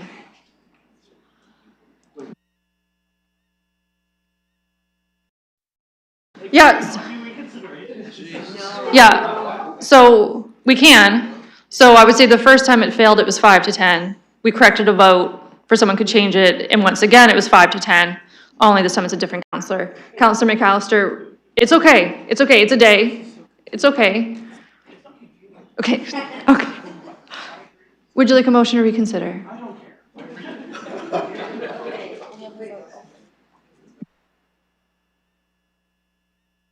Okay. Now, so is just receipt of the communication.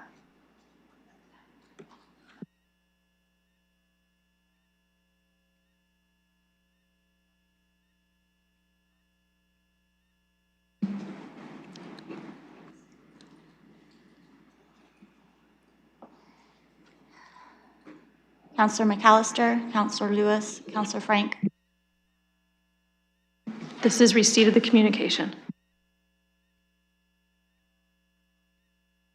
Closing the vote, motion carries 15 to 0. Okay. At this point, to procedurally keep us together, we had dealt with 4.2, but did not receive it at this time. I'm just going to go back and loop it in just for receipt, realizing whenever we get to the end of the proceedings, we might not remember where we've been. So this is going to be a motion to receive the communication that we had in 4.2, a mover and a seconder. It was moved by Councillor Van Meerbergen, seconded by Deputy Mayor Lewis, calling the question for receipt.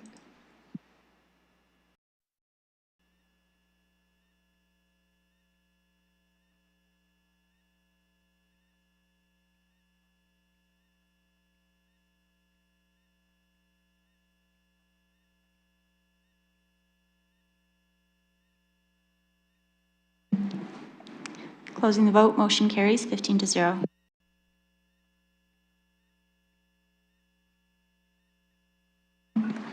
Okay, I think that's all we have for the health unit right now. Should something else come back, we will give you notice in a few minutes to come back in.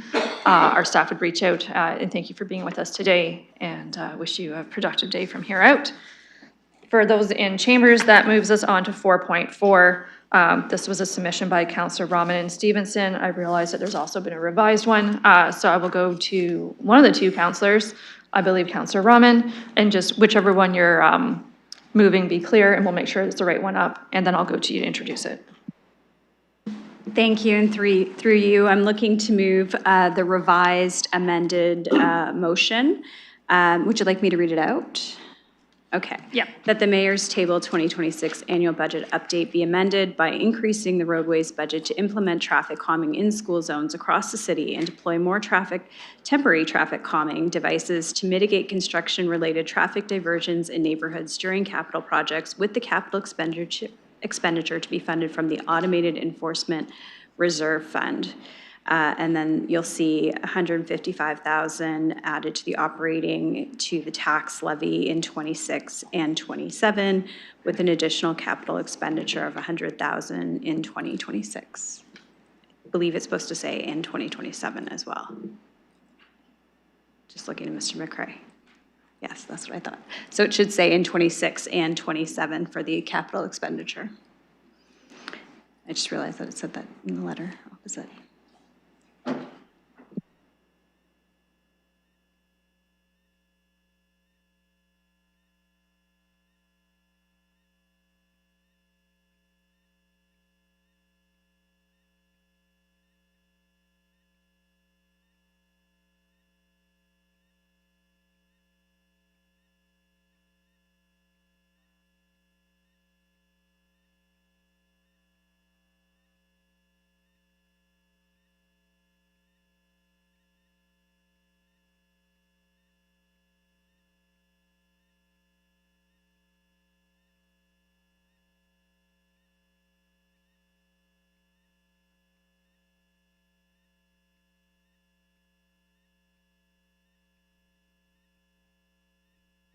Councillor Rahman, it should be in the system if you want to just verify that.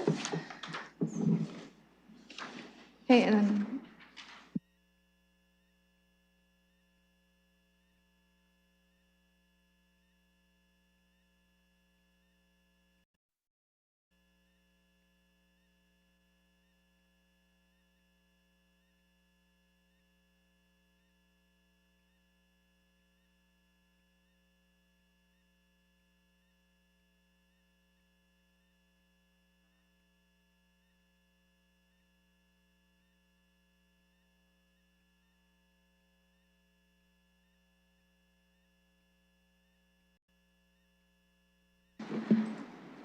Can finance just put eyes on that too? It's been refreshed.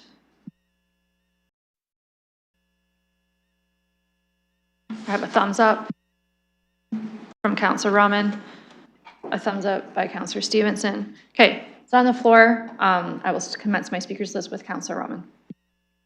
Thank you, and I appreciate my fellow colleagues hearing the amended version of this motion. And the reason why it's amended is because it's directly connected to the Road Safety Initiatives Fund, of which London is receiving $1.291 million to address traffic calming in our school zones.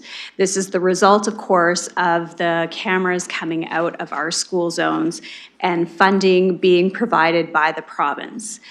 What we have to do now is we need to respond to that funding, and we do that by making sure that we can operationalize these dollars when they become available to us, which is pretty much right away. So with that in mind, and knowing how important traffic calming is to my ward and across this city, I must hear about it almost every other day. I'm moving the motion that's in front of you today. In this motion, you'll also see the capital expenditure, and that capital expenditure, as noted in the letter, is to address the need for temporary traffic calming as well as the permanent funding that's provided in RSIF.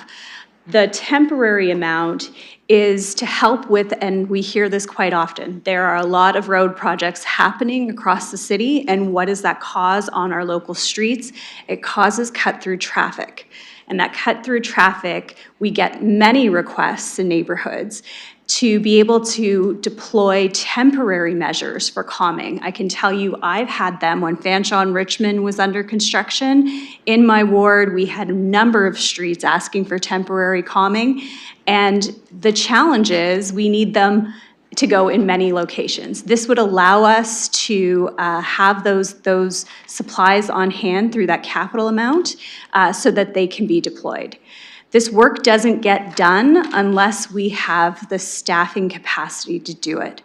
And wouldn't it be great to be able to meet the needs of Londoners, especially in our school zones, with this funding? Thank you. Thank you, Deputy Mayor Lewis. Thank you, Madam Chair. So I won't be supporting this. And everyone knows I was a big advocate to keep the speed cameras. I will continue, and I'm happy to do whatever is asked of me to continue to work with the province to try and get some flexibility in the funding.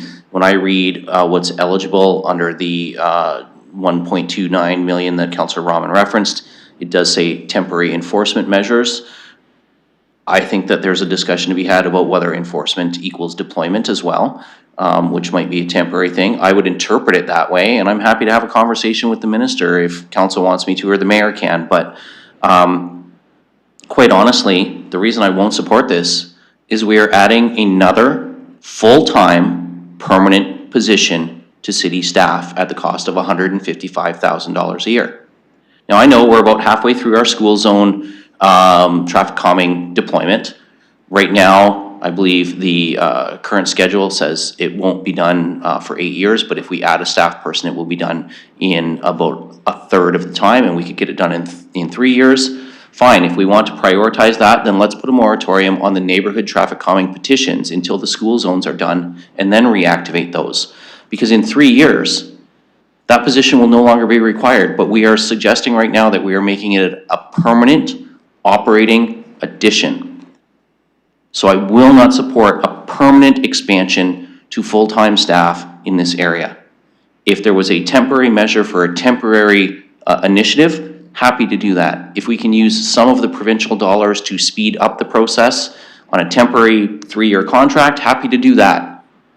Actually, I guess it'd have to be 2 years because the province said we have to spend the money by the end of 2028. So happy to do that. Happy to use that 1.29 to get additional traffic calming measures paid for as well.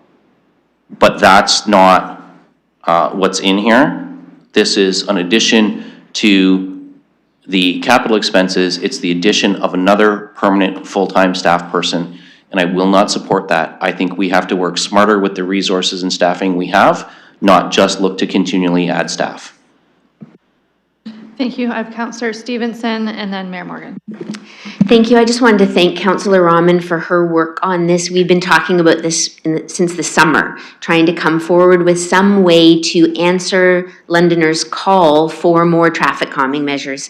I know it's across every ward. It's a safety concern. It's an ongoing issue. Londoners are frustrated that their pleas go unanswered in this area. And so as much as I don't want to be adding to our budget, I do want to give Londoners what they want. And we've heard loud and clear, they want it. I wish that I believed that this position wouldn't be needed a few years from now. But with the plans for road construction and expansion and everything else, and the need, I don't see that going away. And if it does, I'm sure there's something that we can do. But I think this is going to be an ongoing issue that is a top priority for Londoners. So thanks again to my colleague, and I'm happy to support this.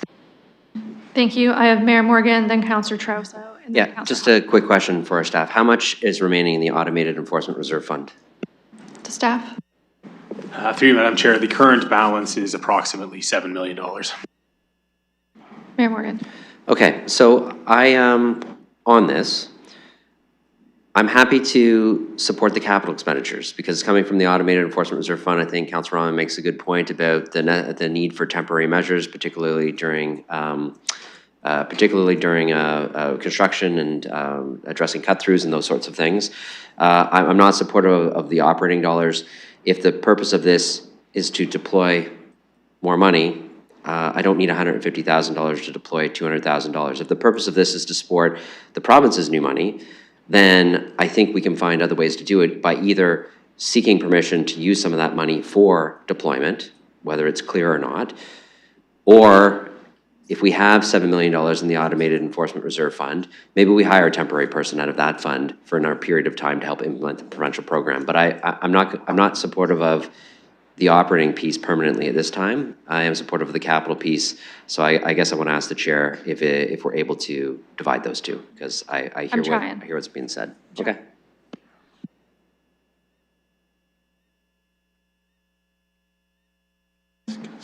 Okay, to finance, does it create an issue in your magic numbers, separating out, calling operating expenditure line first and capital second? I'm seeing, and Kyle's good, Mr. Murray's good-ish. Through you, Madam Chair, what I would suggest if we're doing that is we tie the operating expenditures and the tax levy pieces together. The tax levy impact relates to the operating expenditures, so I would group those two together, keep the capital expenditures separate.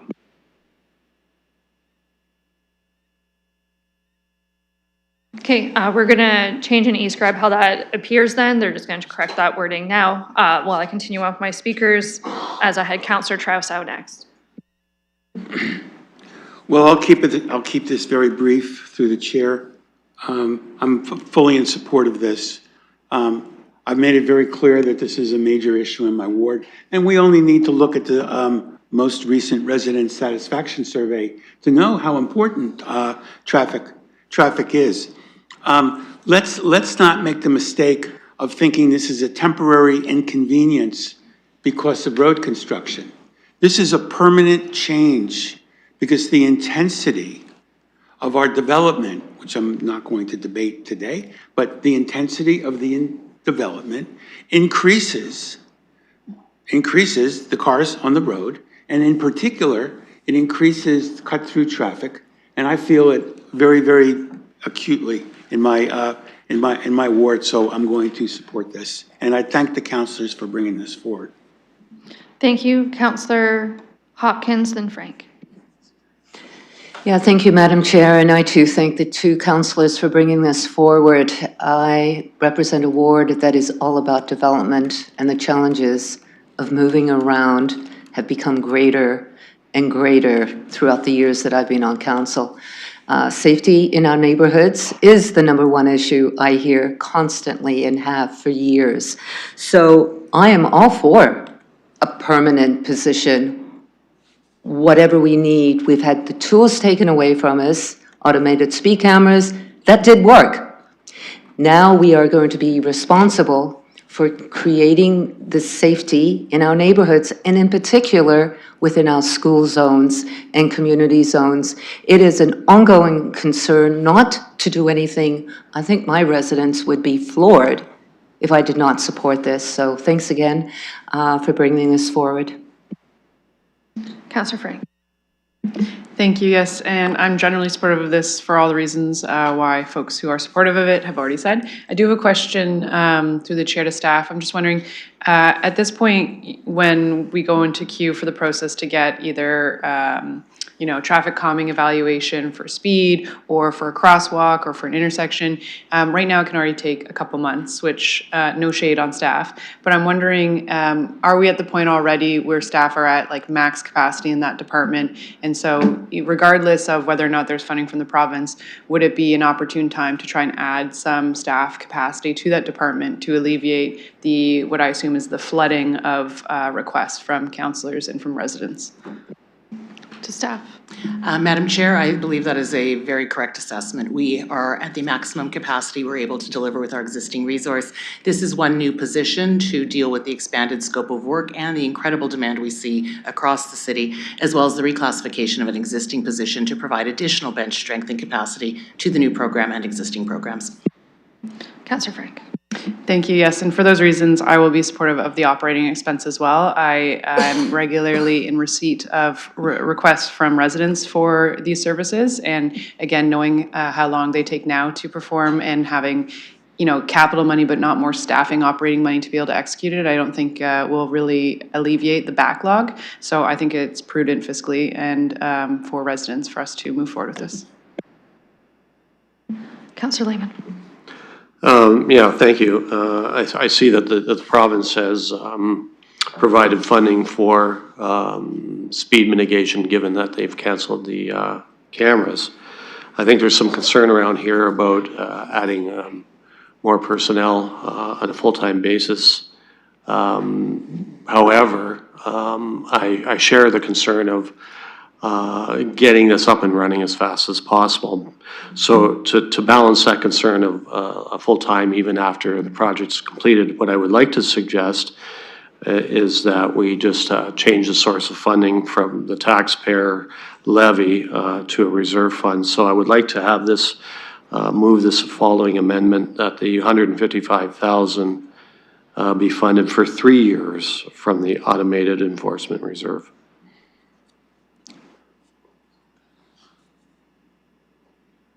Just a moment, we're clerking stuff.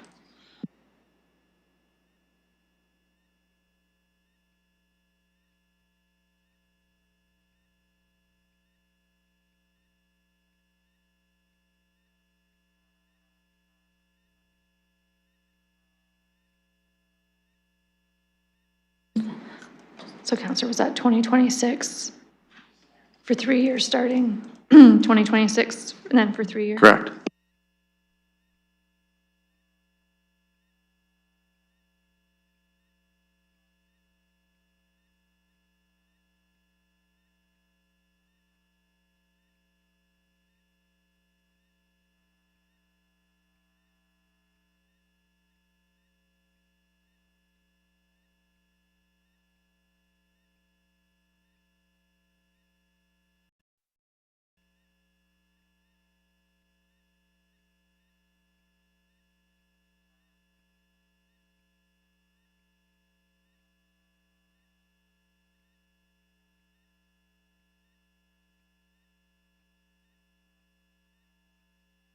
Councillor Lehman, if you refresh your screen, or anyone, it'll be there, looking to see if it's correct before I look for a seconder. Yeah, that's fine.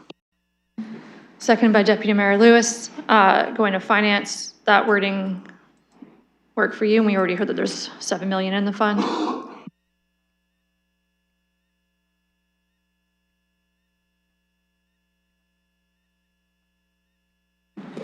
Through you, Madam Chair, just to be super official on this one, it's actually the Automated Enforcement Reserve Fund.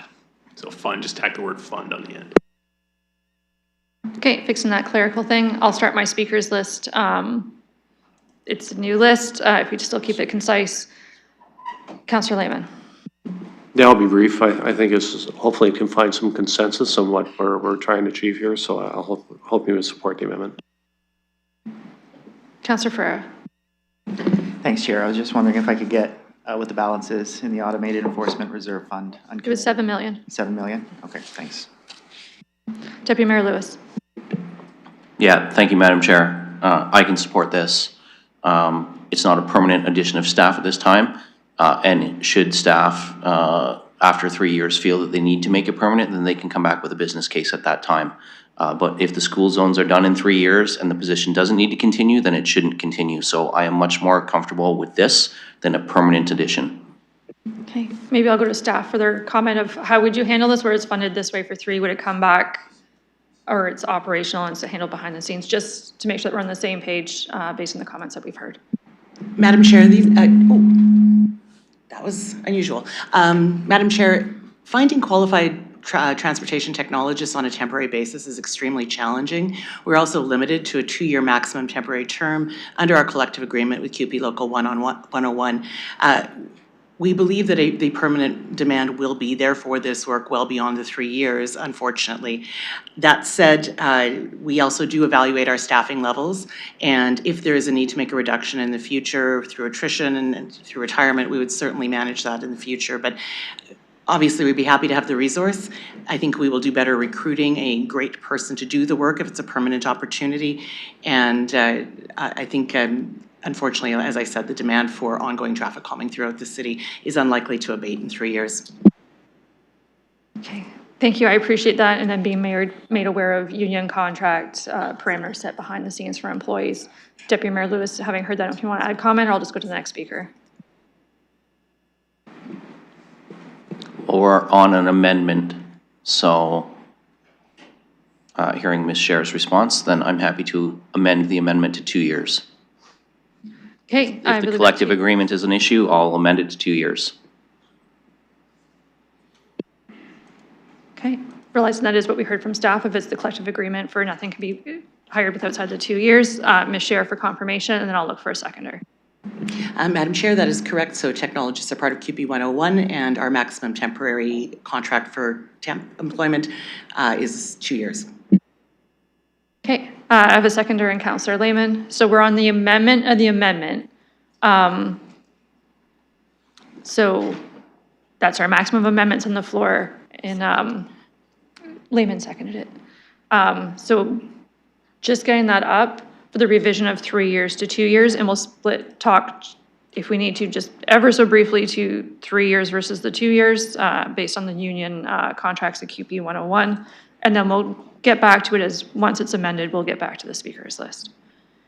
We're just getting it up, just one moment.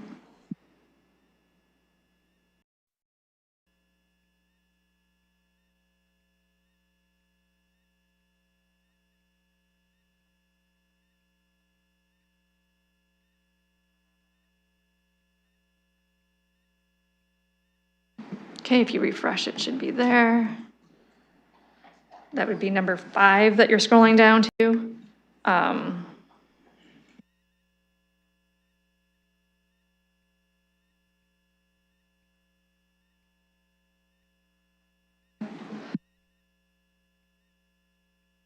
Deputy Mayor Lewis, you're good. Lehman, good. Speakers list. Ferreira. Thank you, Chair. I guess I'm just going to go back and maybe ask some questions that was already asked. I could have swore I heard Ms. Scher say that it would be very hard to find someone to fill this position in a temporary basis. And from what I understood, we would need to have this type of funding in perpetuity to ensure that we do have a great candidate to be selected for the fit. So going from the 3 years to the 2 years and going to a temporary position, I just wanted to go back. Just to confirm, 2 years would further inhibit us to potentially find a good personnel member to be able to fill this position? Question. Okay, Ms. Scher, at any term you want to answer that, realizing you. Yeah, Madam Chair, I think it's recruiting for temporary positions can be challenging in tight labor markets for in-demand professions. Certainly, I couldn't speculate if we would or wouldn't get somebody based on 2 years or 3 years. I think we always have great success when we can commit to people being part of our team in the longer term. I don't think there's a lot of risk there won't be work for people in the future. However, should council instruct us to do a 2-year position, we will do our best to find somebody great to do that work. Counselor? Okay, I appreciate that. And I do understand that construction will be going beyond a 2 or 3 year horizon. I do appreciate trying to find other sources of funding so it doesn't come off the taxpayer base, but at the same time, just knowing of how that will actually apply with the reality of things, I wouldn't be supportive of this just because of that. I will support the original motion. I guess I'll speak on that because I do appreciate the motion as it is, but I wouldn't be supporting the amendment. Further speakers? Counselor Purple. Sorry. Okay. This is just on 3 to 2. Yes, this is just strictly on 3 to 2. You get your chance to do the other comments when we get back to that list. Counselor Purple, do you want on this list or the next list? Okay, go ahead. Thank you very much. No, I will certainly support the 2 years, and it's not just for the QP agreement, it's also for our multi-year budget. We did hear from the staff that it will be challenging, but it's not that it will be impossible. And I think that challenges as we face here every day. So I think it's again another challenge to be added to our list. And I do think that that is my preference. Then again, automatically predict future with a full-time person on an ongoing basis. And as staff mentioned also that they do have as a manager director, they manage their staff and there potentially could be things like retirements, etc. So this person could be incorporated within the next multi-year budget. So I really think that we are all in agreement. We think that we want this to go forward. Absolutely, it's a very positive initiative. And how do we fund it? Let's fund it through the capital so we don't have additional increases. We heard quite a few times already that we don't want to add any percentile to the tax levy, and I don't think that is necessary. And the only challenge is to find a person, and I'm quite sure our management staff directors are so qualified that will overcome this challenge. Thank you. Further speakers? Sorry, Councillor Strauss, I'll just note that I think Councillor Ferreira stepped out for a moment for the clerk's noting. Thank you. Through the chair, just on this amendment, I'm going to vote no on this amendment. The reason for it is, I think it's important that our staff in the traffic division understand the dynamic in different neighborhoods and understand who the associations are and understand the particular challenges that we're facing. And I'm not saying that you're not doing that. But I think just going from part-time staff to part-time staff does not serve the neighborhood interests as well as having a permanent member of the staff. And I'm hoping that if we add another permanent member to your group of people that deal with this, maybe we could start to specialize a little bit in terms of what parts of the city people take on. That's getting ahead of ourselves. But it does speak to my desire to have this be a full-time person who is going to be making a long-term commitment to understanding the needs that Londoners are demonstrating in terms of traffic mitigation. And while having a part-time person would allow someone to come in and run numbers, I think we need to do better than that. I want permanent people who are going to learn the landscape, because it's a changing landscape, and the landscape is more complex than simply looking at numbers. Thank you. Thank you. Further speakers? Seeing none, call on the question on just the amendment of going from 3 years to 2 years.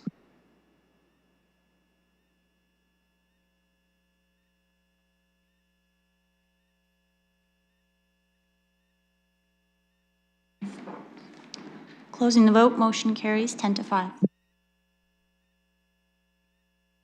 Okay, so I need a mover and a seconder for the amendment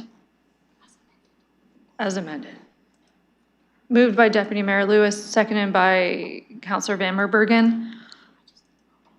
We're just clerking that to get it up. I'll note that the speakers list will, your time starts again. It's been amended, but do keep it concise if possible.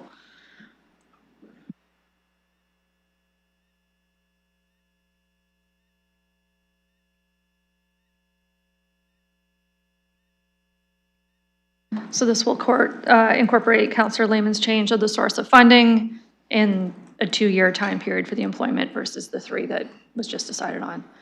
We're still getting that up. I'll check in a minute, but is anyone okay starting the speakers list while we wait for the clerking? Okay. Counselor Stevenson? Thank you. I just wanted to say I appreciate the intent of the motion, the amendment, but I'm not going to be supporting it. I like the original motion. This is a top priority for residents. I don't believe it's going to be a short-term need, and staff have indicated that if that were to be the case, they can manage it through attrition and other things. As I said, I'm reluctant to add to the budget, but this is a much-needed, across our city, high priority, giving residents what they want with their tax dollars. Next speaker. Okay.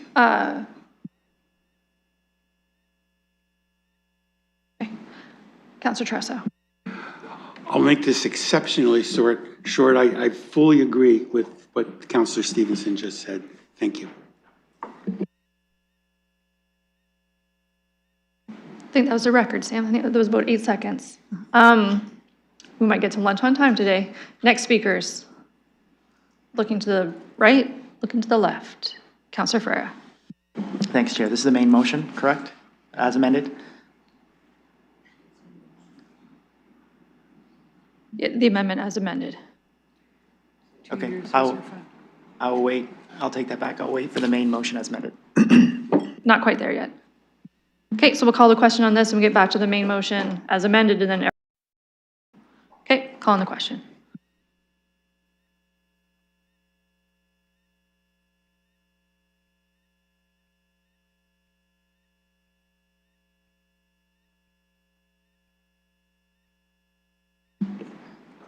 Closing the vote, motion carries 8-7.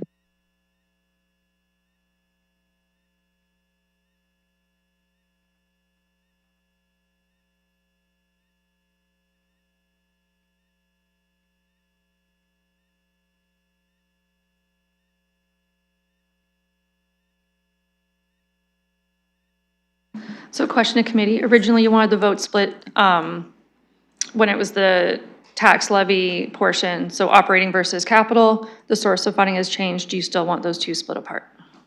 No, I don't need them split apart anymore. Okay. Okay, we're just clerking and putting that together before it goes on the screen, and then I'll start the speakers list.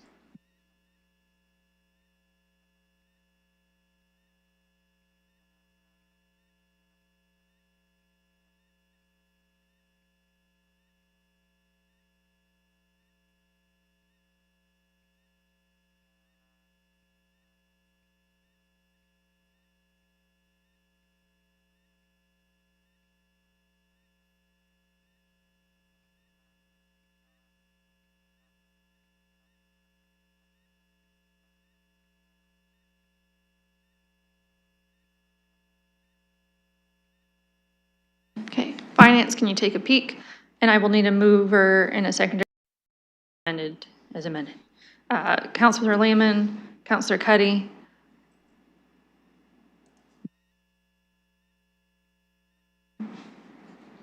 Finance, are we good? We have a thumbs up there. If you refresh eScribe, it'll be there. Move, seconded, Councilor staff, thumbs up. Speakers list.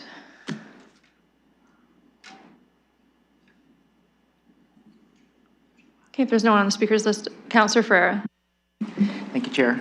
Just briefly, I do appreciate the motion that was brought from the mover and the seconder. Obviously, I wasn't in support of the amendment. However, you know, I guess this is better than nothing. I would have liked to seen this done in perpetuity so we could get the best candidate as possible and just kind of to get around any types of issues that a temporary position may run into. But I will support this because I do believe that this should make some impact. Maybe not necessarily the full extent that the original motion would have brought, but still it will bring some. So you'll see my support on this one. Next speakers, Councilor Hopkins. Yeah, just as a follow-up, I'll be supporting this reluctantly. I think it's better than nothing, but disappointed in the motion that the councillors brought forward, that it's not going forward for a permanent position. Thank you. Next speaker, Councillor Trousseau.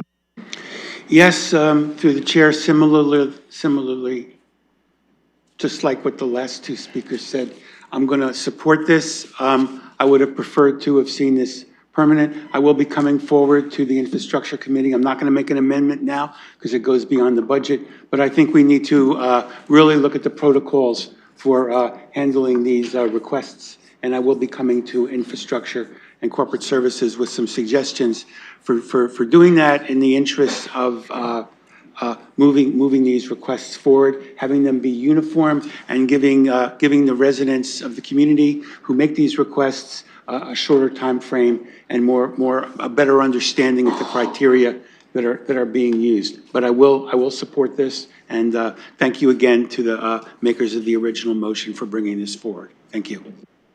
Further speakers? Calling the question.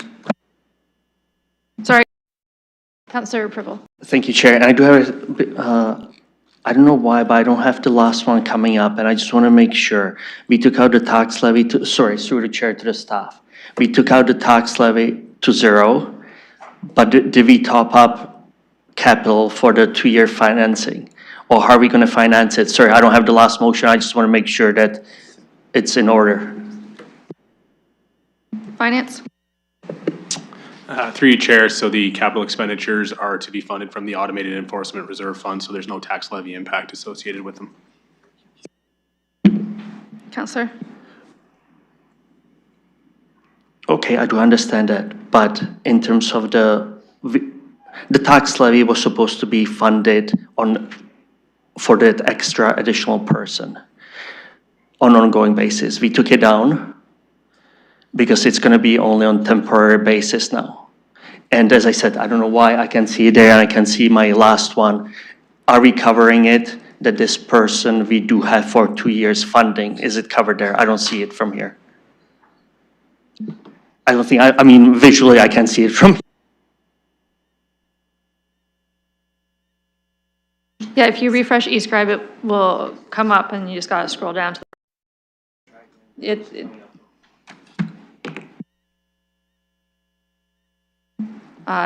you will hit the refresh and scroll down. We are on, it'll come up and say 7. Finance? Through you, Madam Chair, so both the capital piece as well as the staffing resources for a period of 2 years will be funded from the Automated Enforcement Reserve Fund, so there is no tax levy impact associated with any component of this. Councillor Pribble? Thank you. Okay, last call before I call the question. Okay, opening the vote.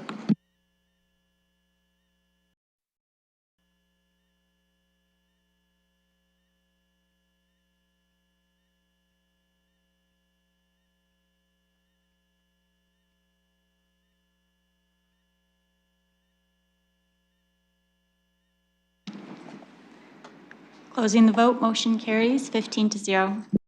Okay.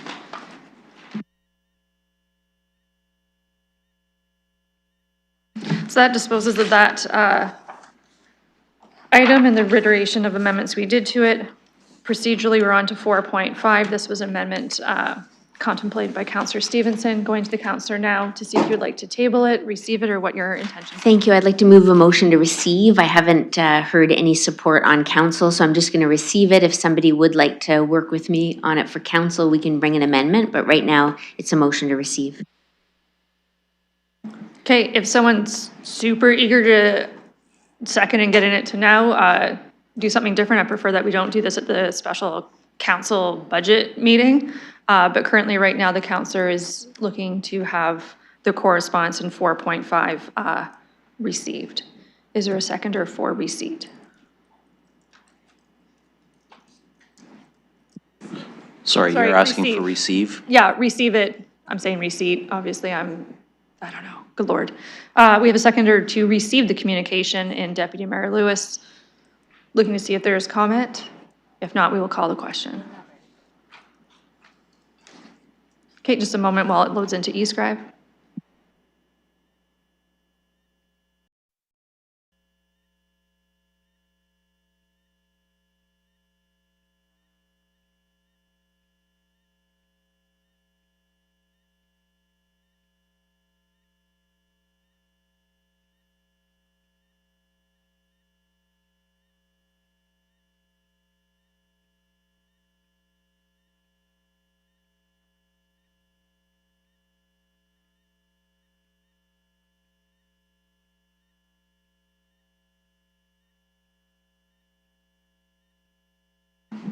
Okay, calling the question.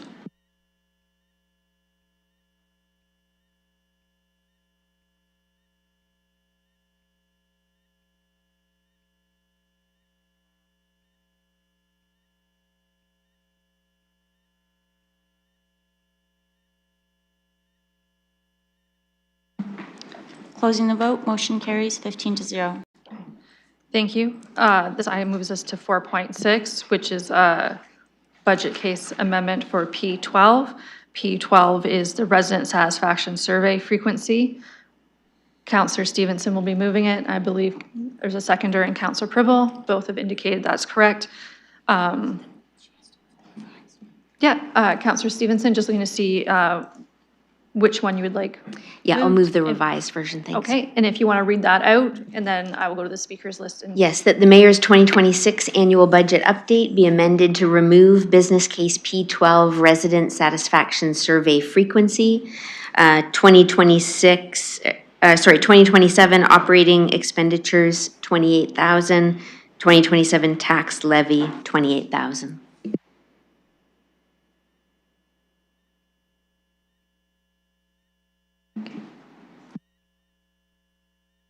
Okay, should be there in eScribe. A thumbs up. Mover and seconders, a thumbs up. I will start my speakers list with Counselor Stevenson. Thank you. I'm not going to talk about this too much. I just really want to let Londoners have their voice. I think every 2 years isn't frequent enough on a 4-year term to get that updates from residents as to how we're doing and what it is they'd like to see more of or how we're doing. So I'd appreciate support with this. Deputy Mayor Lewis. Thank you, Madam Chair. I'm going to respectfully disagree with Councillor Stevenson. It's a small amount of money, but to me, when you look at the frequency, when you look at the changes, and not just last year, but over a number of years, they're not significant year to year. If you start looking over a longer time frame, yes, some things change. But top issues, percentage of people identifying with top issues, there's relatively little change on an annual basis. The other thing I would say is this is far from the only input residents have. And so if we put this back, I mean, I'm going to say this, if you put this back in 2027, you're giving the next council a resident satisfaction survey based on work they haven't done. And then, moving forward every other year. So I'm not sure that that's all that helpful to a new council coming in, considering they'll have just spent time campaigning on every doorstep. I think a lot of us, I held a budget one last weekend at East Lyons. Councillor Stevenson, you hold many. Councillor Trussow, I know you've held many town hall meetings to talk about issues about various residents. We all hear through social media, through emails and phone. I don't think a satisfaction survey is the end-all be-all of resident input, and I think every 2 years is fine. I will also say, I actually have a little bit of a concern about how the survey asks questions sometimes. When we heard back last year that high interest rates were a concern, I'm not sure how that helps us as a municipal council because we have no control over the Bank of Canada's interest rates. So, even there, I think there's some details that need to be improved in this system. But I think every other year is fine. So I'm just going to end it there. Like I said, it's a small amount of money, but I don't think that this represents, particularly when you're looking at a survey size of 500, I suspect we've all talked to well over 500 people in our town hall meetings over the course of just this last year alone. So I don't feel the need to continue to fund this on an annual basis. I think every 2 years is fine. Okay, once again, doing first before seconds. Councillor Hopkins? Yeah, thank you to the councillor for bringing this forward. It's a small amount of money. I quite agree with the deputy mayor, but it is important. Unfortunately, I don't get up to 500 people at my information sessions throughout the year. I wish I did, but this gives me another tool. When I look at the survey, it more or less confirms or questions the emails, and I do get significant emails throughout the year. But it's information that I find valuable. It's information I can share with the community. And the issues are quite different. Last year, we heard interest rates, which were quite high, quite significant, a concern in the community. But this year, not as much. Obviously, we know why.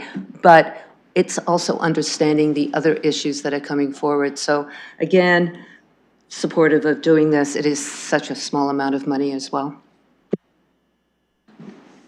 Councillor Trousseau. Thank you through the chair. I am in support of the amendment.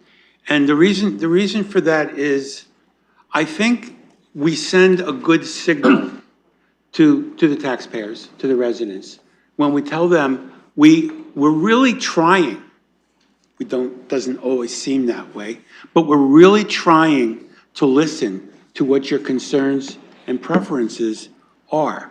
And given the small amount of money that's here, I mean, yes, it's true. We can hold our ward meetings, but I think that what this survey does is it broadens the scope of respondents. It really, from a statistically significant point of view, it broadens the scope of the respondents, and I think it creates a more reliable measure. The other thing it allows us to do is sort of gauge from year to year what's working. And I think that there are some of the shifts.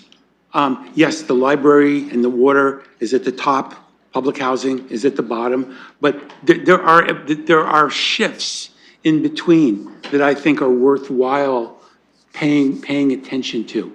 And I hope that by doing this, we're signaling to our residents that this is an important survey and that they should take it very seriously, and it is something that we listen to. So with that, I'm going to be supporting the amendment, and I'm looking forward to getting this every year. Thank you. Thank you. I have Councillor Farrer, then Mayor Morgan. Thank you, Chair. I hear the comments. I am, for one, I'd like to keep my finger on the pulse as much as I can, and every single channel of communication is a critical one. Like I would say, we saw 21 people show up at the public participation meeting for the budget. That is alarmingly low. And I think it was like 37 people communicated to the budget agenda or something like that. I myself am going to extreme lengths trying to hear what people say. I go to where people are in my constituency. I think I've had upwards of 20 town halls this year alone. And I really appreciate when we have those extra channels open so we can get as much communication as we can, regardless if this is if this is information for the next term or not. It's always good to have something officially on the record that we can refer to, and it's always good to make sure we have that information available. From what I've been hearing when I go out is people are telling me they feel like they're not heard, and I think shutting this down would just confirm that. Now, I did see on the communication that there is no material impact. That's not true. It is 28,000. It's a very low material impact. But in the end, I don't think it would be prudent to remove this from our expenses. We need to keep that open. The signal that it will carry just on its own will show that we have our ears open, we have our eyes open, and we're hearing you. So I'm going to support the amendment to exclude that. I think it's a wise choice. I would hope that we all support it as well, but that's where I'm going on my vote. Thank you, Mayor Morgan, and then Councillor Purble. So I'll be super overly practical about this one, because that's what I do sometimes. I totally understand the idea that you want to get lots of feedback, but just be careful not to project too much onto how the survey is actually working. Like, there's a really good portion at the end that talks about the mitigating factors, because it's great to have data lots, but if the data is not actually telling you anything new from the data you had before, you don't actually need that much data. So the report says, after a review, only 18% of the year-over-year changes, so only 18% of the differences were even statistically significant to the year before. So you're actually only getting 18% new information year to year statistically significant. So if you want to get the pulse, just look at the previous survey. And then that's it. And so what you're really trying to find out is there a big enough difference in those 18% that you want to justify the expenditure on an annual basis? And so to me, you know what? Council wanted to find opportunities to save. I think the way the staff structured this every 2 years and the years that they picked makes a lot of sense, from the things that happen on the strategic plan, from the election cycle piece. And I think you're going to get pretty much the same information for this one piece, one source of all of the sources of information that you should be gathering from. And we know that a survey is just one piece. All of your ward engagements, all of the emails that come in, all of the times you get stopped in the grocery store, all of those things matter. And that's where I hear more about when interest rates matter and when they don't, and how things are changing in different ways. So I'm not saying there's not value in the survey. I think there is. What I'm saying is there value in the survey given how much the data fluctuates every single year? I mean, the other thing you could do is you could do it quarterly if you want, but you're probably not going to get it. So finding that right balance, I think, is the debate. I appreciate that some councillors think the right balance is annually. I tabled this way because I think there's an option here for us to have biannual surveys or every other year surveys and make sure and still have relatively the same amount of data. And the report shows that. So, but again, on this one, I think people have differences of opinions, and we'll make a decision and move on. Councillor Proulx. Thank you. And as a seconder, I certainly support this to be on an annual basis. I do want 500,000 of Londoners to have this opportunity to come back yearly back to us. And the three issues I just heard, kind of survey issues, low involvement, significant changes. I actually think that those are the three things we should think about and how to improve them, how to get higher involvement, how to improve the surveys, how to make the significant changes.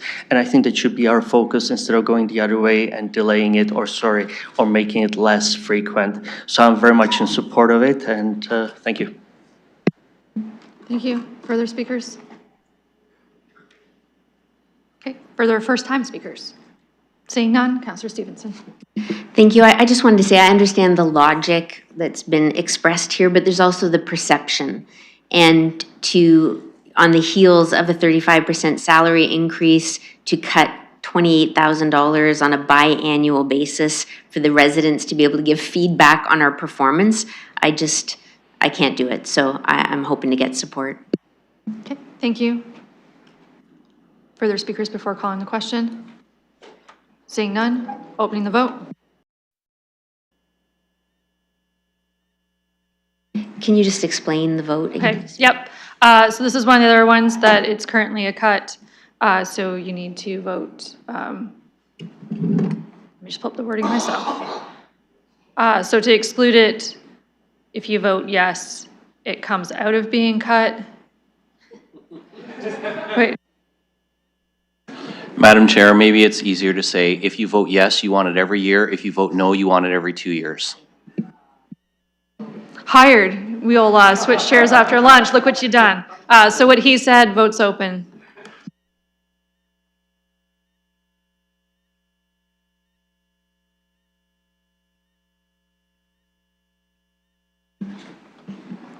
Closing the vote. Motion carries 10-5. Okay, thank you. At this point, we're essentially 12 on the dot. Lunch is ready in the Councilors Lounge. To shape us up for this afternoon, you'll see 4.7 to 411.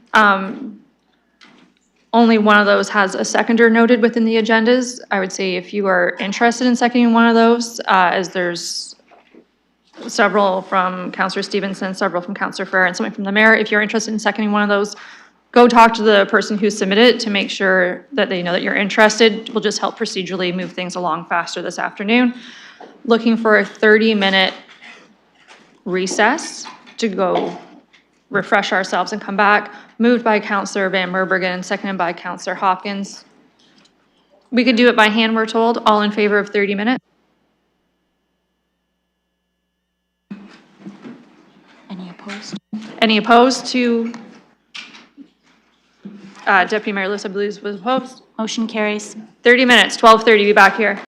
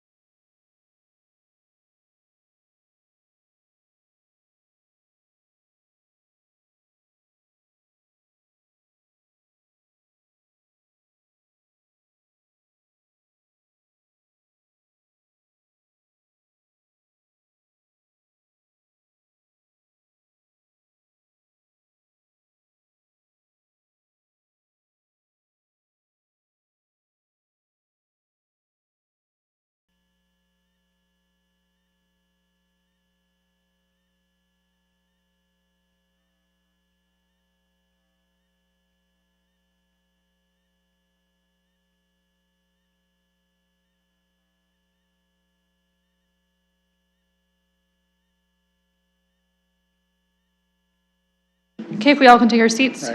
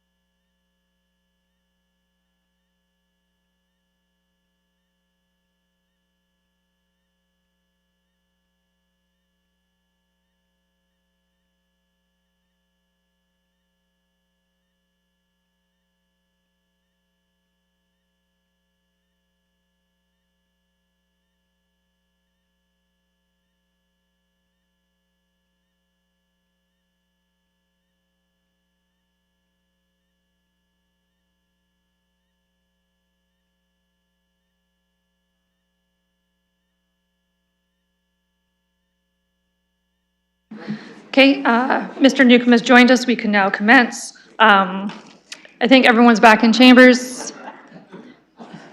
We're good to go.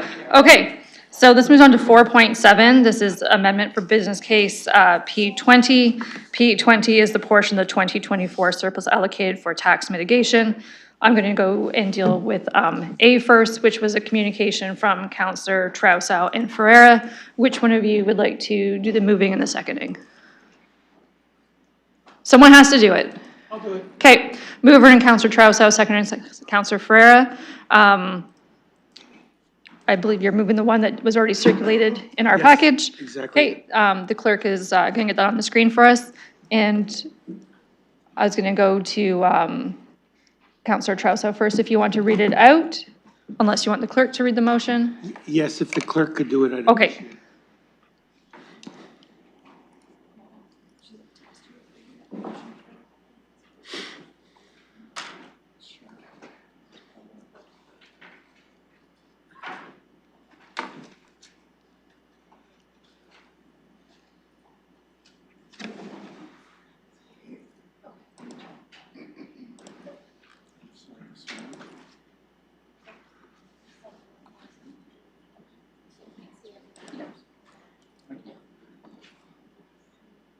If I do current, I have P20, do you have P? Councillor, we need your mic. Yeah, there are two P20s. Sam? Yes? Your mic, please. That the mayor's table 2026 annual budget update be amended by redirecting a portion of business case P20, 2024 surplus allocation for tax mitigation to increase funding for the Housing Stability Bank program for 2026 and 2027. It being noted this funding and expenditures are non-permanent. 2026 operating expenditures of $700,000, 2026 tax levy $700,000, 2026 capital expenditures $0. The same for 2027, operating expenditures $700,000, tax levy $700,000, and capital expenditures $0. Okay, I'll start my speakers list. Councillor Trousseau, would you like to speak first? Thank you very much, and through the chair, this matter has come before this council on several occasions, and it's typically the same issue. The reason I'm raising it right now is because this fund is not being replenished. Now, I understand that this is in addition to the levy. However, when you look at the alternative, what we'll be doing is we'll be allowing more and more very vulnerable tenants to fall into homelessness. That is not cost effective. So I know that some people's first reaction to this will be, oh my, another 700 and another 700. But I want to put this increased expenditure in the frame of what is this going to mean in people's lives? And if you're on the brink of being evicted because you can't make your payments, you are not going to be able to replace your rental housing at the same level in today's market, especially if you've been in your unit for a long time. Now, I could appeal to people's sense of compassion. I can appeal to people's sense of fairness, and I will do all of those things. And you've received a letter from Lifespin. You've seen the letter from Lifespin, and you saw the original letter that came to us from Neighborhood Legal Services. Neighborhood Legal Services, they're the frontline legal aid office that serves the residents in this city who are facing these evictions. But in addition to appealing to you on the grounds of compassion, fairness, equity, I also want to appeal to you in the interests of not adding to our homeless stock. We go to great expense. We go to great trouble. We have great debates. We have many differences of opinion over the question of how to deal with the homelessness crisis that this city is facing. But the last thing we need to do is sit back and allow more people to be thrown into this very difficult situation. So I'm appealing to you on a couple of different grounds, one of which is the fiscal reality of not adding to our homelessness stock. And I'm asking you to support this measure. And rather than vote it down, if you think it's too much, please feel free to make an amendment. But like, we need this. We need this. Thank you. Thank you. Councillor McAllister? Thank you, through the chair. And yeah, I mean, I agree in terms of a lot of what Councillor Trusso said. Personally, though, I will put forward an amendment and people can change it as they will. I guess my first question, though, before I put the amendment, I'm just curious, I don't know if this is the best place for it to live, but what the Community Investment Reserve Fund sits at right now. Okay, we're just gonna get that answer from Mr. Murray and his team.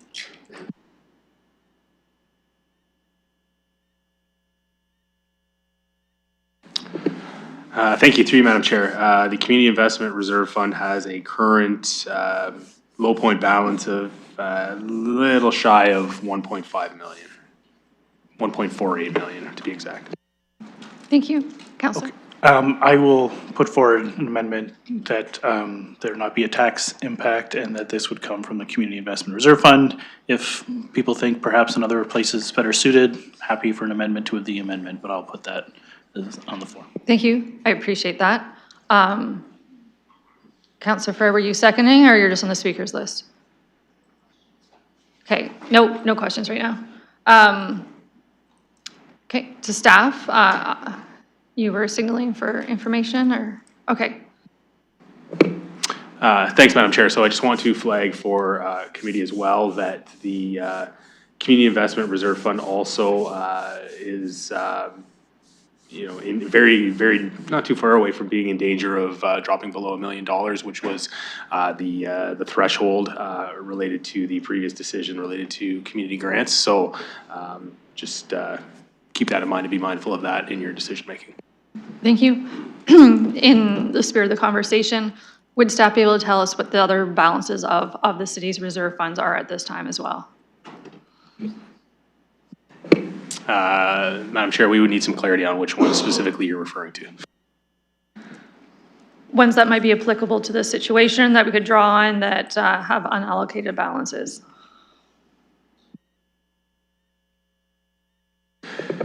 Madam Chair, there's not really a particular fund that aligns with that. We could go and look at it again. We haven't really had the opportunity to do so up until now, but off the top of my head, nothing really comes to mind. Thank you. So once again, this fund has a current balance of 1.5. There was a motion moved by Councillor McAllister, an amendment, looking to see if there was a seconder. Seeing nothing at this time, Councillor, the floor is still yours. Could I amend it to 500,000 from the Community Investment Reserve to keep it at $1 million? Okay, we heard the balance is 1.5. anything under 1 would be a concern for them. Councillor is moving 500,000 from the Community Infrastructure Reserve Fund as an amendment. Seconder and Councillor, is that a questioner or a seconder? A seconder and Councillor Ferreira. It is on the floor that we're getting the clerk's numbers correctly.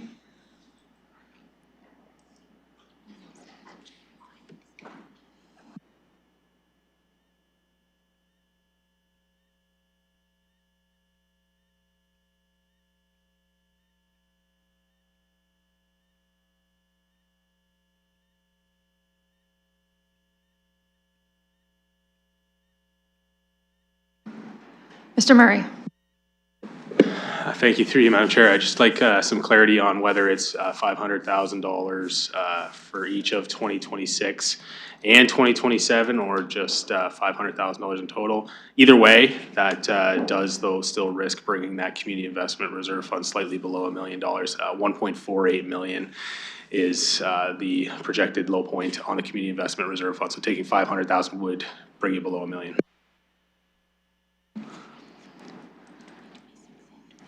Councillor McAllister, was your intention 2026 and 2027?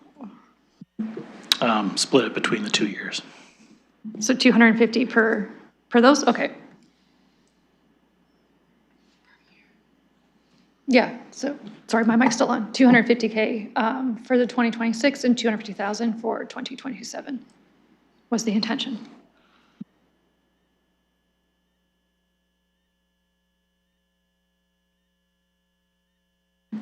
Councillor Ferrer, we're just still trying to get the right clerky wordy up for it.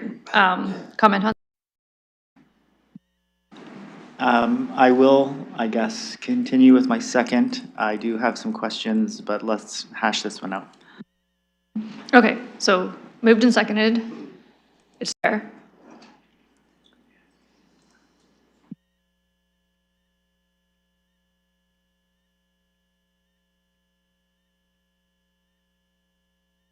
Okay, clerk, please look into your feedback for what's on the screen. Thank you, through you, Madam Chair. I will flag that by changing the funding source of this nature, that essentially delinks the decision point from business case P20. P20 specifically relates to the 2024 surplus that was parked in the operating budget contingency reserve. Effectively, this is changing the funding source on that, so effectively delinking it from that business case. So I'll just flag that probably for the clerk's benefit, just as we amend the wording perhaps of this proposal.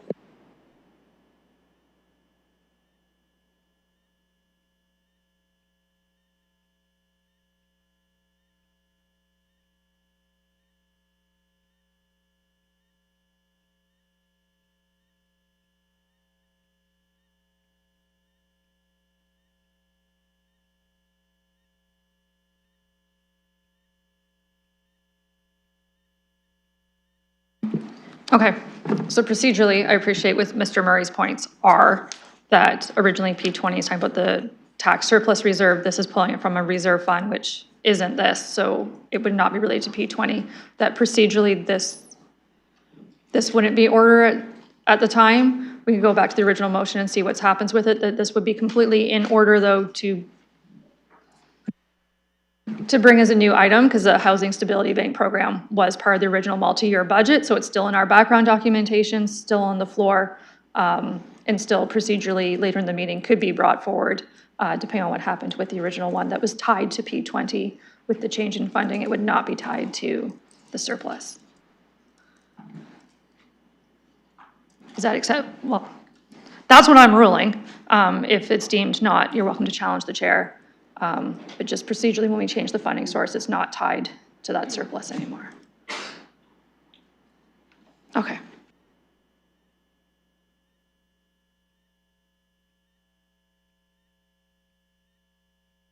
Okay, so that would put us back to the original P20 then. That sought the $700,000 from the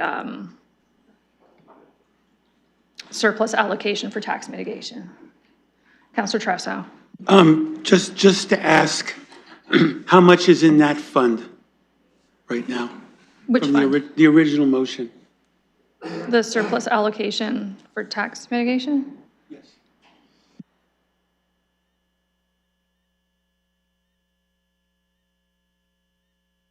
Mr. Murray? Thank you, Madam Chair. I just need some clarity on whether the councillor is referring to how much is allocated to the Housing Stability Bank program, or if he's referring to the amount of the surplus from 2024 specifically in question here. Councillor? The latter, thank you. So 2024 surplus, please, Mr. Murray. Thank you. Yes. So the total 2024 surplus that is the subject of business case P20 is $16.9 million approximately spread between the 2 years. So that was 16.9 million over two, spread over two. Okay. Councillor Trousseau for a question, are you okay?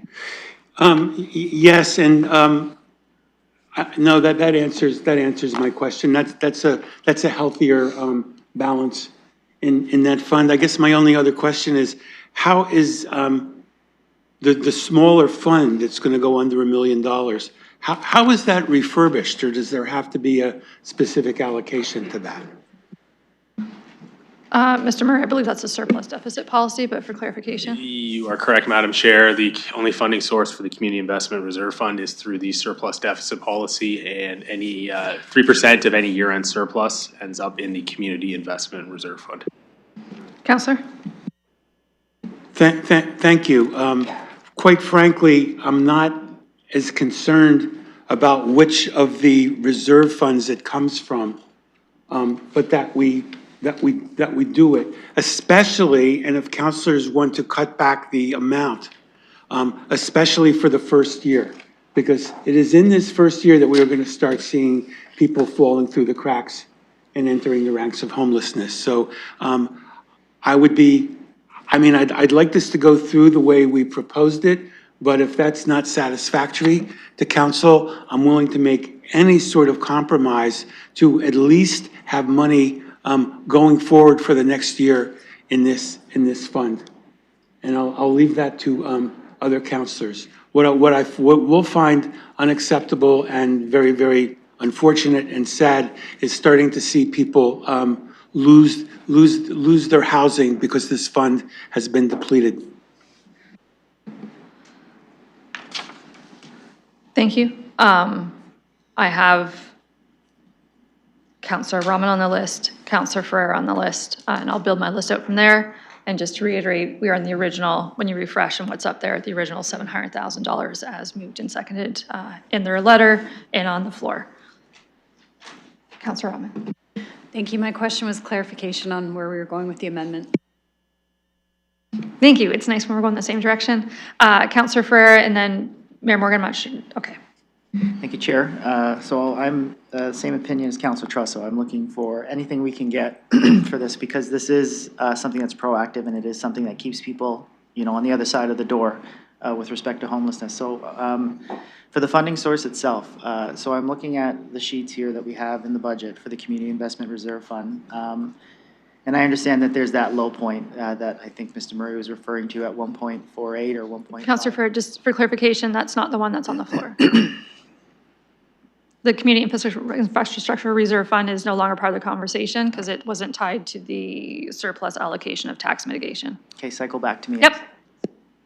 Yeah, I can just go through my speakers list, let you refresh your screen. The clerk said the correct one is up now.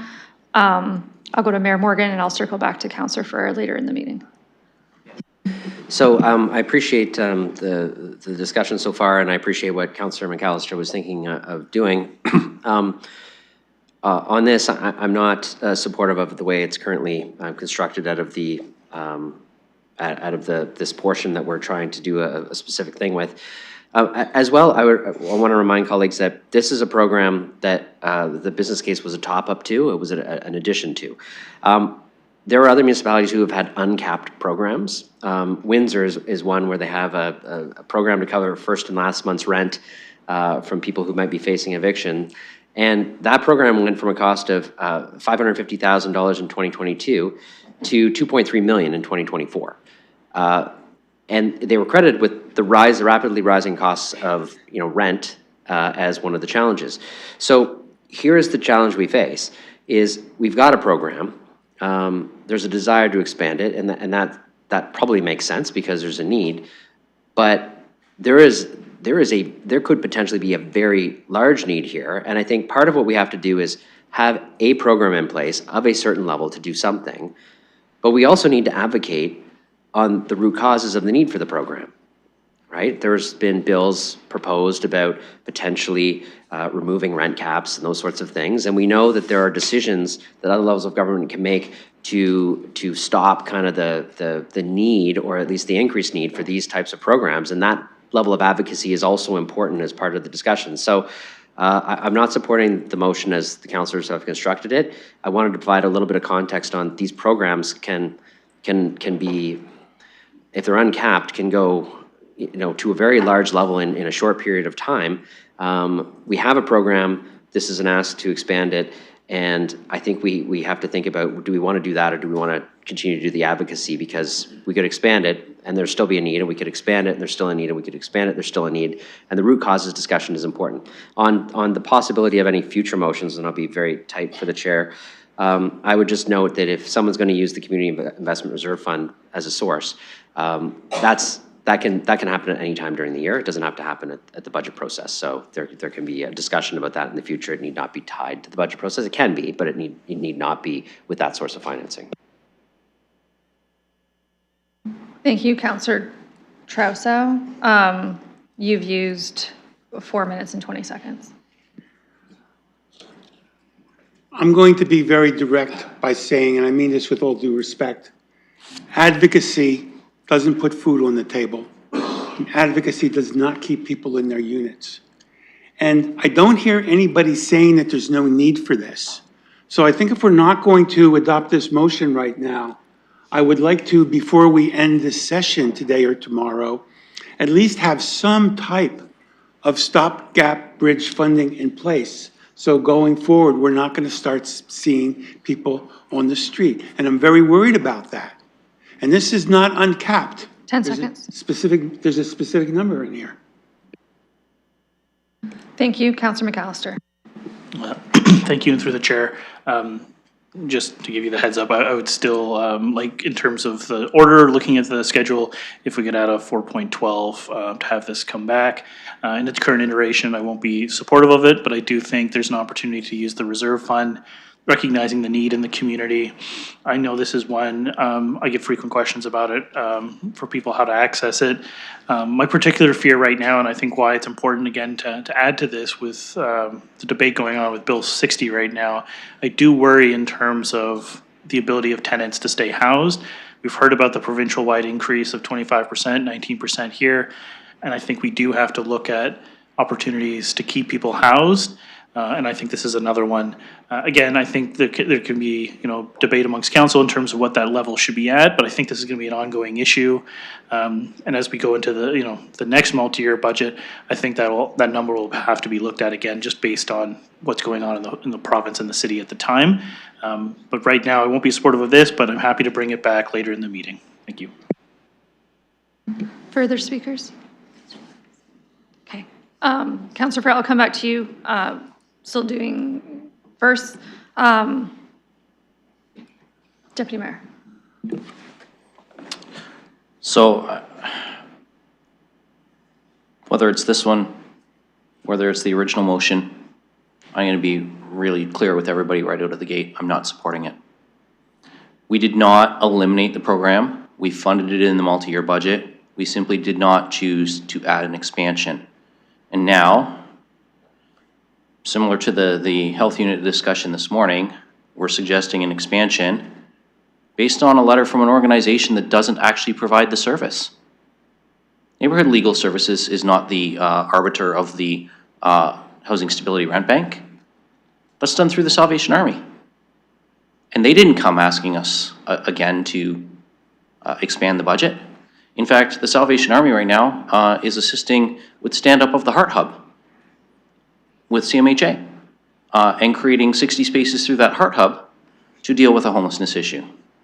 Our staff are in the middle of rolling out a 60-unit micro shelter south of the 401 at another cost. We are taking action on some of these things. The municipal budget will never, ever on its own, single-handedly be able to address homelessness. It can't. We would bankrupt the city in a year. It's just too expensive. It has to be funded provincially.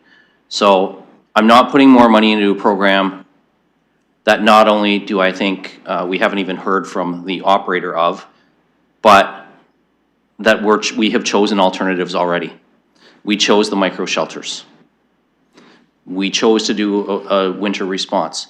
We've chosen to do a number of things. We've chosen to invest in LMCH and open a new building there. This program has funding at its base level that did not get cut. I'm not prepared to put more into it. It does come down to choices at the end of the day, and I think our staff have brought forward some choices we've adopted. I'm not prepared to add to this at this time. Concerns about Bill 60, while they may be legitimate, are not outside our scope, and this would, not if we use the a reserve fund, but that's one-time funding. If we're taking it from the surplus allocation, it would have an impact on the property tax levy. And we have one person in the gallery who actually spoke at the public participation meeting who reminded us that every time you add to the property tax base, you're also adding to people's costs, including rent, because the landlord passes that on. They don't just absorb it. So I'm not going to do what is, in my opinion, and I know other councillors will have a difference of opinion on this, I'm not going to rob from Peter to pay Paul. I'm not going to support this one. I think we're doing lots on the homeless front. I think we're doing lots on the housing front. We cannot fill every gap. Thank you. I also like that we have a Peter and Paul on council for a reference. Councillor Stevenson. Thank you. I appreciate the councillor's intent in bringing this forward, and I am a big believer in prevention. I would not be opposed at all to adding funds to the Housing Stability Bank, but not on the tax levy. We've got, again, because it's a regressive tax, we can't take from the people who are on borderline homelessness to give to other people who are on borderline homelessness. But I would be very willing to discuss at committee reallocating outreach funds to Housing Stability Bank. And that's something that we could do outside of the budget season, but I'm not going to be supporting any addition to the levy for this. Thank you. Councillor Ferreira. Thank you. So I hear what's being said, and I agree. Like, we don't have the funds to solve homelessness in the city. Of course, we don't. And that's not the intent of the goal. The intent of the goal is to meet where the demand really is. You know, I hear about the micro shelters and Sally Ann and everything and outreach agencies, but that's on the other side of the door. That's on the outside of the door. This is a motion that's focused on the inside of the door. It's about prevention. It's about keeping people in their houses. A good point made by Councillor Trusso is it's also something that secures and maintains affordable housing, the affordable housing stock that has naturally just been part of our housing stock because there's tenancies in that housing. So there's a few different areas that this is going to impact. It's going to maintain our affordable housing stock when we use these extra funds. It's going to keep people in their housing. It's obviously financially prudent because we all know it costs way more to work on our response to homelessness when people are already outside on the street than it does to keep people inside. So the financial argument is there, but the social argument is also something that should be made as well. People who are at risk of homelessness or people that actually lose their housing, that is a lot of trauma that goes on for a long time. And that will degrade the social fabric, and it's very true. So there's a lot of good measures that this type of increase will allow. We do have the Housing Stability Bank program as it is, but the need is increasing, and governance should be dynamic, and we should be able to pivot and move and be able to address as much as we can. Are we able to put this on the tax levy? I don't know of any other areas we should be able to put it. Do we have reserve funds? Maybe. I'm interested in that, but I'm hearing from our finance team that we might be a little thin on the Community Investment Reserve Fund. But in the end, you know, we did set out a strategic plan that has this as an area of focus. It is also a good governance move if we were to pursue it as well. So, you know, the funding conversation is obviously the one that we're having right now, but in the end, the need is there. So we should move those mountains and find where we can get the funds to be able to support this program. Is it 700,000? Is it 500,000? You know, I am willing to compromise, but we need to increase that as much as we can, because in the end, we need to make sure that people stay in their housing. We have to stop the bleeding. How do you respond to homelessness? First things first, you stop people from falling into homelessness. Then you start working on the response to homelessness for the people who have already fell into homelessness. So this is something that we need to do. We all have endorsed this through the strategic plan. We've all had this discussion many times over, and this is going to be a very impactful business case, or not business case. It's going to be a very impactful amount of funds if we bring it through. So, you know, the argument is there. We need to just make sure that people stay housed, and the costs are beyond financial. So I would hope for the support on that. If we need to find a way, a source of funding somewhere, I think that's where the conversation needs to go. Like I said, I'm willing to compromise, but this is a very big thing that the city needs. Thank you. Further speakers? Last call. Calling the question.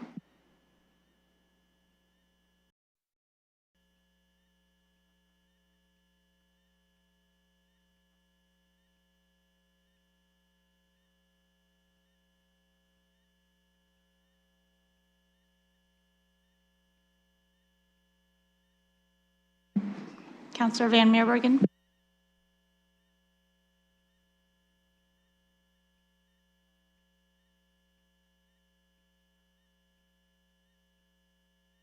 Closing the vote, motion fails 5 to 10.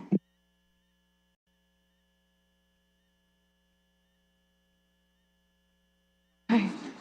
So procedure is going to do a motion to receive that correspondence now, and then we'll go to the next one dealing with the same topic.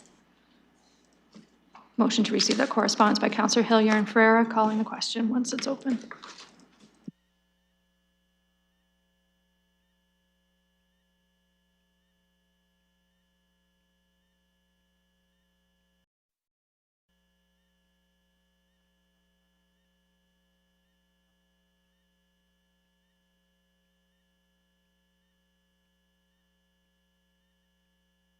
Once again, this is just receiving the communication.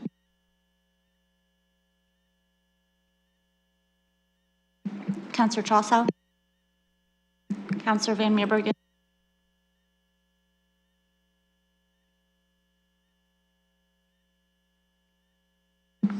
Councillor Van Meerbergen.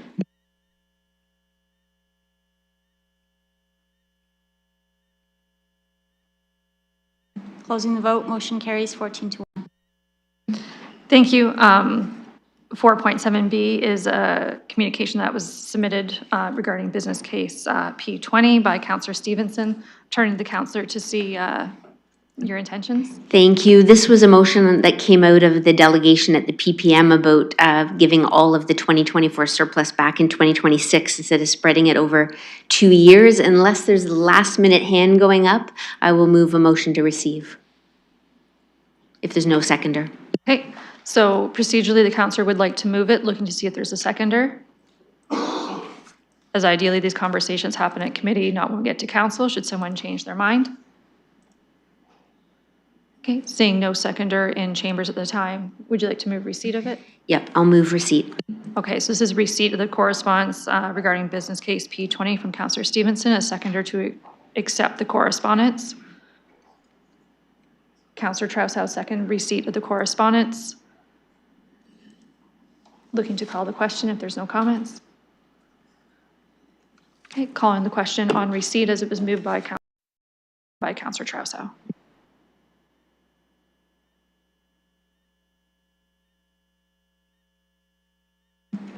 Closing the vote, motion carries 15 to 0.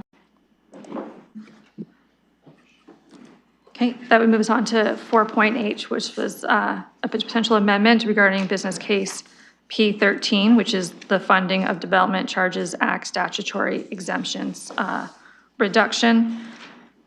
Looking to the mover, which would be Councillor Stevenson, to see which one would you like to seek a seconder to have moved? Thank you. So this one has I have a new one that it's only 2025 because 2024 was already committed. So I think it's 4.3 million. I've just lost it on my phone. So if there's a seconder to give back the 4.3 million. I'll have you hold. The clerk's going to get the right one up and in the system so it can be read out while you speak to it. And then just that way we're all on the same page to see if there would be interest in a seconder. Just for fairness, we're just going to pause for a second and make sure we got the right one for people who can actually see it.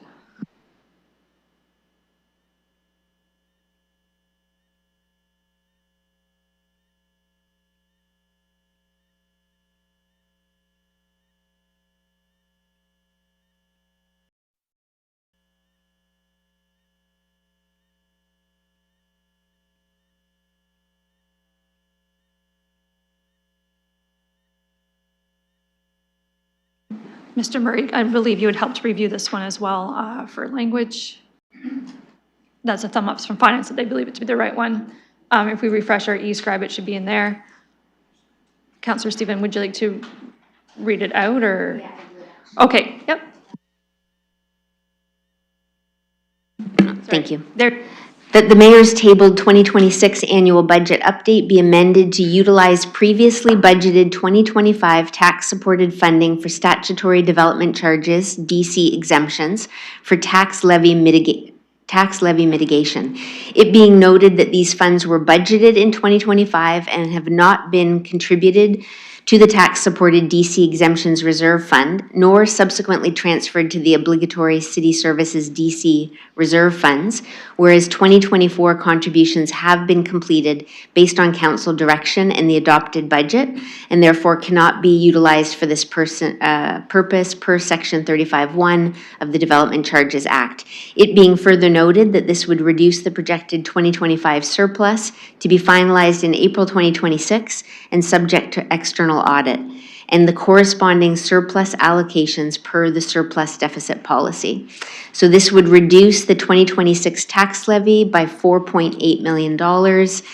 It further being resolved that the city treasurer be authorized to contribute the above noted amount to the operating budget contingency reserve in 2025 to be utilized in the 2026 City of London operating budget to offset the general tax levy. Thank you. So it is on the screen for the public. It is in eScribe if you haven't refreshed yet. The council would like to move it, looking to see if there's a seconder. Okay, seconded by Mayor Morgan. It is on the floor. I will start my speakers list with, okay. Yeah, we will start the speakers list with Mayor Morgan. Yeah, so I'm seconded this, and I just want to be clear. I second this because this is the same principle that I applied with the DC exemptions I did. I pulled it out of the future budget, and what the councilor is doing here is saying, in the surplus, we said, you know, we've contributed in the past. We can't take them out of the DC fund if they're already in there. But basically, for the ones that we haven't deposited in the DC fund because the surplus hasn't been allocated yet, let's use that as well in the same way that essentially I used it when I pulled it out to provide some tax relief. So I'm not opposed. I second it because I'm not opposed to having that conversation because I think it's a fair conversation for us to have. And if we want to look at ways to lower the budget that I tabled, I think this is one of the ways that we could look at it. I would say to the councilor, I seconded the motion, but my preference is to do it as I did it and spread it over 2 years because the way that it's structured now would be a down in 2026, an up in 2027, and I'd much rather use it to smooth us to the next multi-year budget. So I'm going to reserve some speaker time to hear what people think. I might amend it later to spread it over the 2 years. But I wanted this on the floor because I think this is a fair discussion for us to have as one of the additional ways for council's desire to lower the tax rate. Again, fully respect people might have differences of opinions, but I think this one's really worth a debate. For clarity, is your second contingent upon you'd like to do that now that it's sped over the 2? No, I'm happy Okay. to hear what people want to say. Okay, I was just trying to. But yep. I'm saving time to amend it later. So I just wanted to be clear that if people want to do that, they can amend it before me. But that's going to be my preference by the end of the debate. Okay, I'll build up my speakers list. Councillor Rahman, Councillor Lehman, and I'll continue it from there. Thank you. Through the chair, I just want to ask some questions, and then I'd like to move the amendment to smooth it out over that 2-year period. If staff would indulge me on their thoughts on what this does. I know the mayor's shared his thoughts, but I just want to hear from staff around any concerns or issues they may have just with this approach. Mr. Murray, and I'll also note, once you're done your questions, we'll check with the clerks to smooth it out. They're also making sure with the mayor, and then I'll go back to you before we leave you as a speaker. Mr. Murray. Thank you, through you, Madam Chair. So a couple of things in particular that I'll note.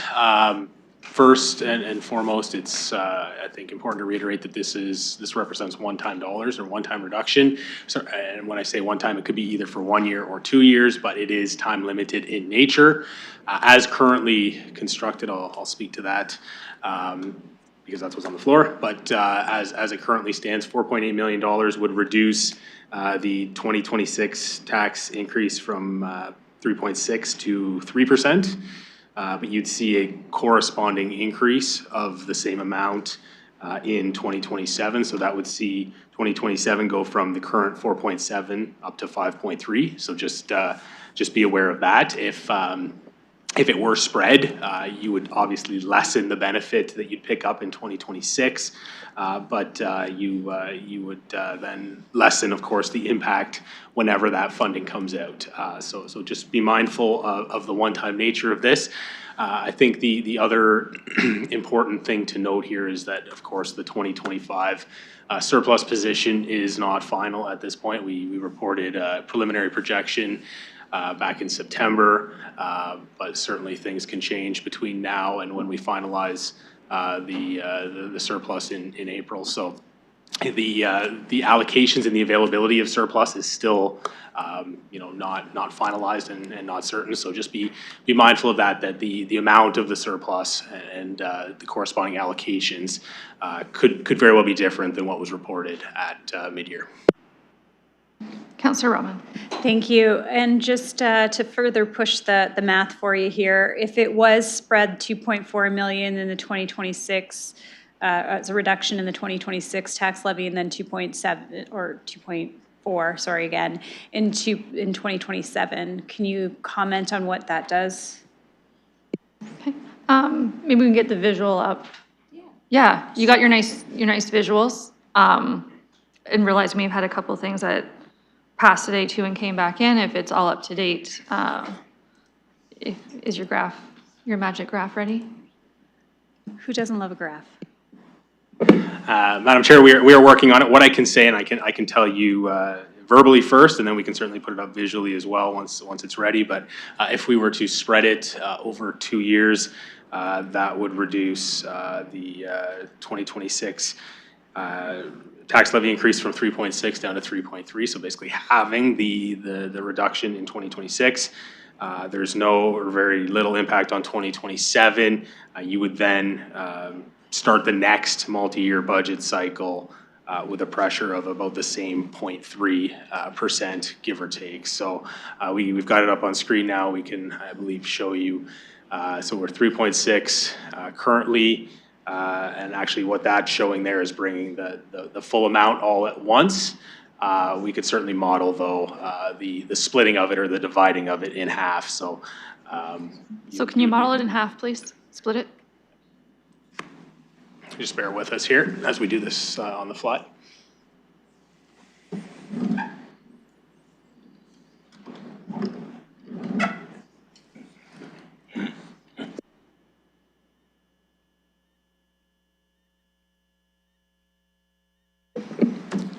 And to members of the committee, again, if you hit the toggle button on your screen, you could watch his graph as they display it.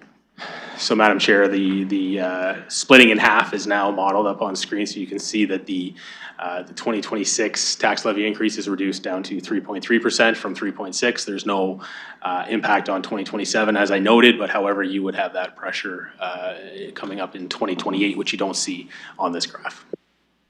Thank you for that. Councillor Rahman. Thank you. If the clerk has that drafted, I will move an amended motion. Okay, I got Councillor Lehman as a seconder. We're just going to put on the screen to make sure it reads right for finance.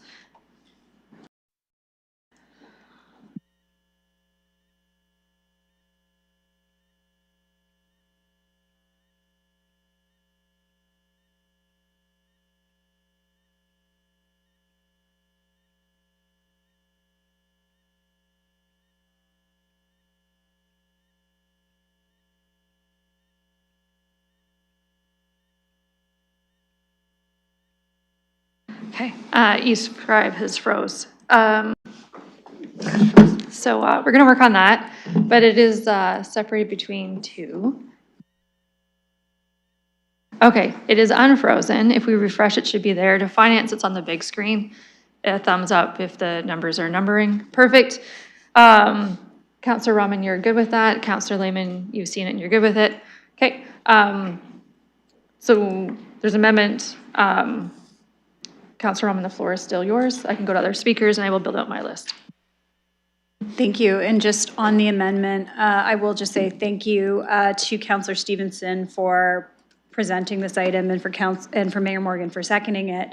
I do understand that your intention was to put the bump in 2026. I am more comfortable in supporting this if we spread it. I do realize that it does create pressures in 2028, but I do think that is something that we can look to mitigate in the future, and it gives us a little bit of runway to do so. Thank you. I had Counselor Lehman, Counselor Ferreira, then Counselor Hopkins. Yeah, pretty much similar. Thank you to Councillor Stevenson for bringing this forward. I just want to, I apologize, I want to be crystal clear here. If we did it as originally, through you, Chair, to Mr. Murray, originally proposed, we would see a reduction in the tax levy from 3.6 to 3 for 2026. But then the corresponding the following year from 4.7 projected to 5.3. Okay, he's nodding yes, and I wouldn't be okay with that because I think that's a false reduction in tax. However, what I'm seeing with this amendment by splitting it, and again, I need to confirm through you, Chair, to Mr. Murray, if we go the direction by splitting it that this amendment proposes, we would see the tax levy go from 3.6 to 3.3. In 2026, no change to 2027, but the first year of the following 4-year, multi-year budget, there would be some challenges, but that would have to be dealt with in that 4-year plan. Terrific. So definitely hope people will support this. I think it brings some of those finances back again. As we heard, we heard a lot about the budget impact on taxpayers. We know we've been through some challenging years because we had some work to do. But I think now going forward, we really have to focus on bringing some relief for London taxpayers. So I think this is a way to do it without affecting next year's budget. Thank you. Thank you, Counselor Ferreira. Thank you, Chair. So I have a different opinion. I was really hesitant on the last direction we had when we were looking to take some of the surplus that we were going to put from, I think it was last year or 24, where we used it to kind of depress the property tax rate, which we knew would have an increase in subsequent years for that. So before I kind of go on with some of my comments, I just want to go to finance and just see if we can get how much of that temporary surplus dollars that we used, how much pressure are we going to see from that resulting when we don't have those monies anymore to help us reduce the property tax rate? Mr. Murray. Thank you, through you, Madam Chair. So with the application of 2024 surplus to 2026 and 2027, spreading it out over the 2 years, and I'll remind committee as well that there was a similar motion in last year's budget to utilize, at that point, the Community Investment Reserve Fund for $1 million per year for 25, 26, and 27 as well to reduce the tax levy. So even before we get to this particular motion here in question, we will have a pressure of in the neighborhood of 1% come 2028 in the form of one-time funding that is no longer there to offset taxes. It's been used, it's been exhausted, and it will come out of the budget as a funding source. So it's important that committee is mindful of that impact and mindful of the pressure that will need to be addressed come 2028. Councillor Ferreira. Thank you. So we're already dealing with an artificial increase for the next multi-year budget with that 1%. And now we're talking about a potential doing the same thing at a much lower amount, but still something that is going to come back. We're going to have to pay for it. Like I hear council saying, we don't want to rob Peter to pay Paul. But here, we're robbing Peter 2 years from now to pay Peter today. And I don't think that's a very fair or wise way to move forward. Also, we would be tying the hands of the next term of council with their ability to fund certain initiatives or certain business cases, and we don't know that what's coming down the pipe. I just don't think it would be a wise choice or a prudent choice to go further. Like I said, I was very hesitant on the first one, but the property tax rate was quite high. Right now, we're at 3.6%, talking about a reduction of 0.3% for this year. No change on the next year, I believe. But, you know, it's just not, I just don't feel comfortable moving in that direction because we are going to pay for this in the end. And and a 0.3% reduction on today's property tax rate is how much to the average household? Mr. Murray? We'll have to calculate that. I mean, your 0.3 represents $2.4 million on the budget. We can do the math though to determine, if you give us a second, the impact of 0.3 on the average household. Sir. Thank you, appreciate that. If you do have that number, please just chime in and let me know. But I just don't think it's a wise choice to do that. Like, I understand the reasoning of reducing our property tax rate. I understand the reasoning of reducing the financial pressures of London, but we are going to pay for it eventually.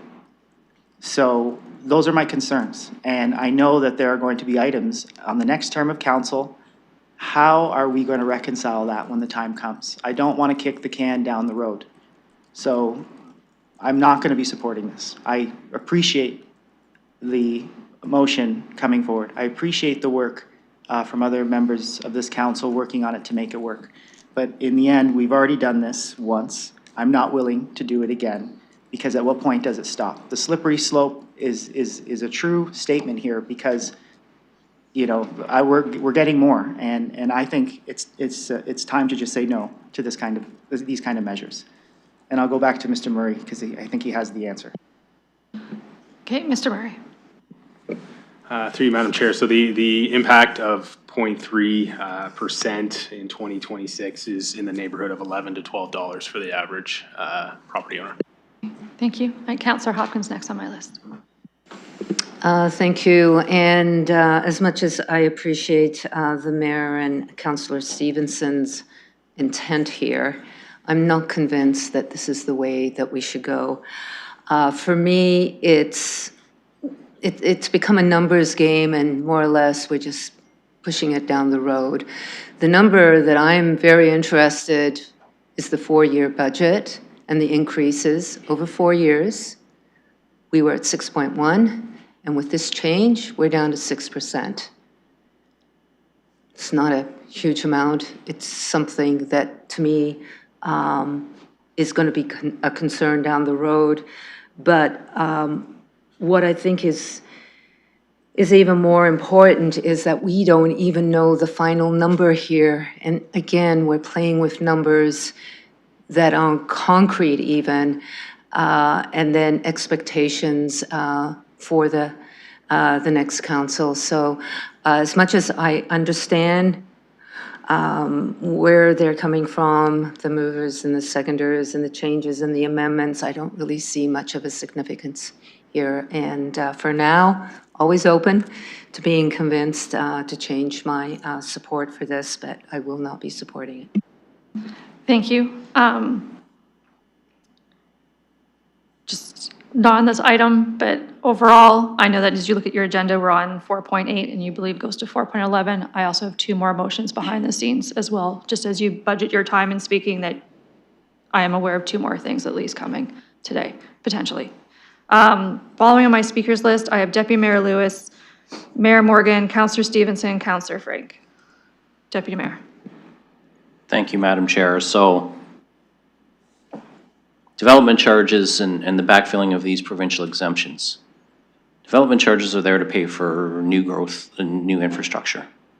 So through you, Madam Chair, to our staff, and I don't know if this one's more appropriate for Mr. Mathers or Ms. Scher or whom, but if I recognize that we haven't allocated these to projects yet, but if we withdraw this money from the DC Reserve Fund to lower taxes, what does this mean for our ability to continue to meet our housing starts and our infrastructure commitments that have been made in terms of, we've hit our 47,000 targets permission for housing starts, but without these DC charges, we know we have an infrastructure gap. What does this mean for our ability to build out the infrastructure we need for those housing units? It could go be for everybody. I'm not going to play favorites. If Mr. Murray wants to start off and hand it to the back row, you go right ahead. Thank you, Madam Chair. So I'll start, and I just want to clarify that these funds that are being discussed here, the $4.8 million, they have not been contributed to the City Services DC Reserve Funds.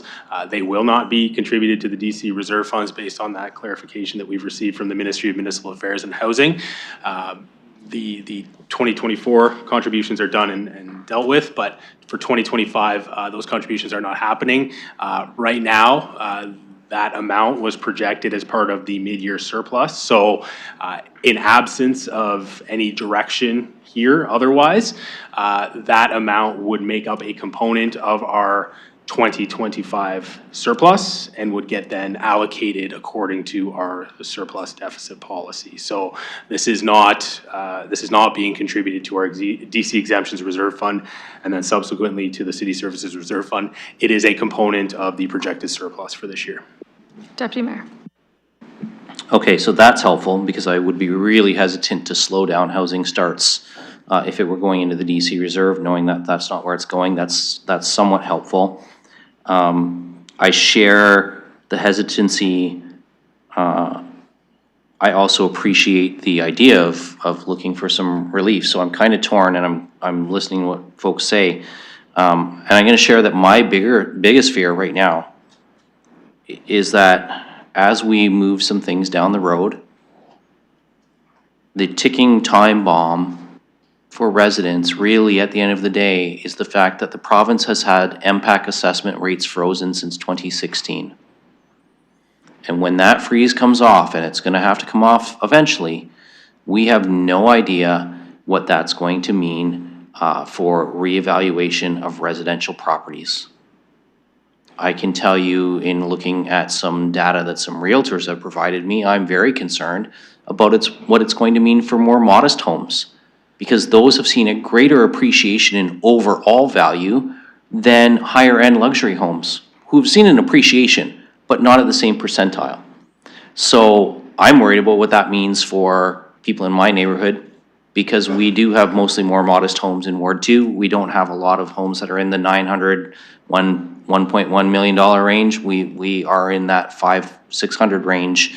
And hopefully we'll see those prices come down a little bit, but I'm not holding my breath on that too much, even though we're adding more inventory. So I'm really hesitant to go further into the pay it later sort of scenario. But at the same time, I do recognize that there are pressures today. And so I'm really trying to weigh those two choices out. I'm really hesitant on that. With the surplus, if it goes to the surplus and it's just allocated that way, the one thing that it does is we know our surplus policy automatically puts, the numbers change, so I forget what the percentage is, into debt reduction. Can I ask you, Madam Chair, to just get that on the record from our staff? I think it's 60, Mr. Murray. but...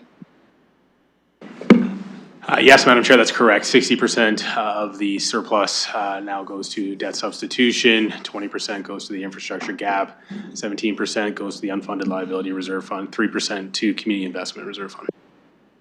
Deputy Mayor. Thank you. So I'm not sure how much time I have left. Minute and a half. Okay. So what I like about leaving it in the surplus piece is that 60% of that goes towards debt avoidance reduction, which takes long-term pressure off the budget in years to come. That's why I'm more comfortable applying surplus to some tax relief, knowing that's what's left in surplus is going to provide some long-term pressure relief. I know that doesn't help as much today, but I am thinking about what it means in 2027, 2028, 2029 as well.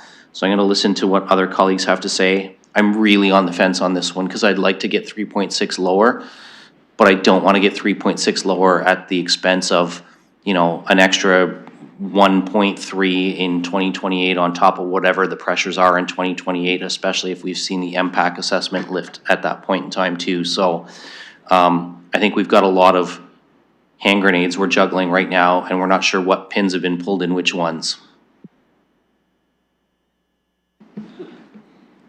Mayor Morgan. I'm not sure how to follow that. Let me see if I can put some pins back in some of the grenades. So I just want to be clear about the challenges this causes, and then some of the approaches. Because, so first off, I do support dividing it, which is the amendment we're on, dividing it and spreading it out. Gives us more runway to deal with it, gives us less of an impact to deal with, right? Rather than dealing with, which is very clear next year, a 6% or 0.6% problem. It's a 0.3% problem 2 years from now. So we have about a 1% challenge, as Mr. Murray mentioned, with all the things we've done if you include this. So I would like to be able to table that budget, but I gotta go through a performance review to be able to get there. But let me tell you how I would approach it should I have that opportunity. One is we need to continue to pay down debt, right? So when the surplus report comes, we cannot shy away from making sure it gets allocated towards debt, because debt relieves future principal and interest payments. It takes some of that pressure off. We also are going to have to realize that as we ask our staff to find service review dollars, we may not be able to allocate all of it towards tax relief. We may have to allocate some of it towards backfilling some of the things that we've done. So some of the efficiencies that are found in the future may have to go towards filling this 1% gap back up. And of course, you know, there's time between here and there, so the level of programs and services and whatever we do, there'll be a whole election. I think there'll be a whole set of new priorities and viewpoints from the public that council will have to deal with, including this. And you know, being transparent about it now allows people to address it at that time and think about the service levels and the different things that the public needs. So we've got some runway. Yes, there's a challenge, but I've heard multiple people around this room say, people need relief now.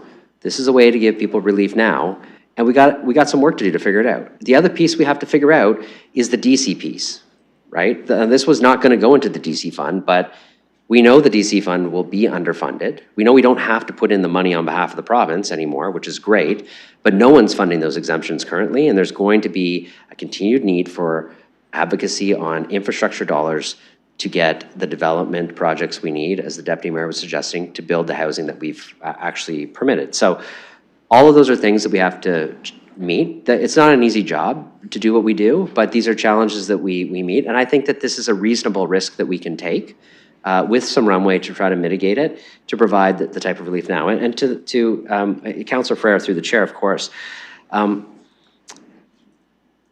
say this frankly, you got a number of asks in the budget that your motions are coming up next. Creating some room is probably to your advantage.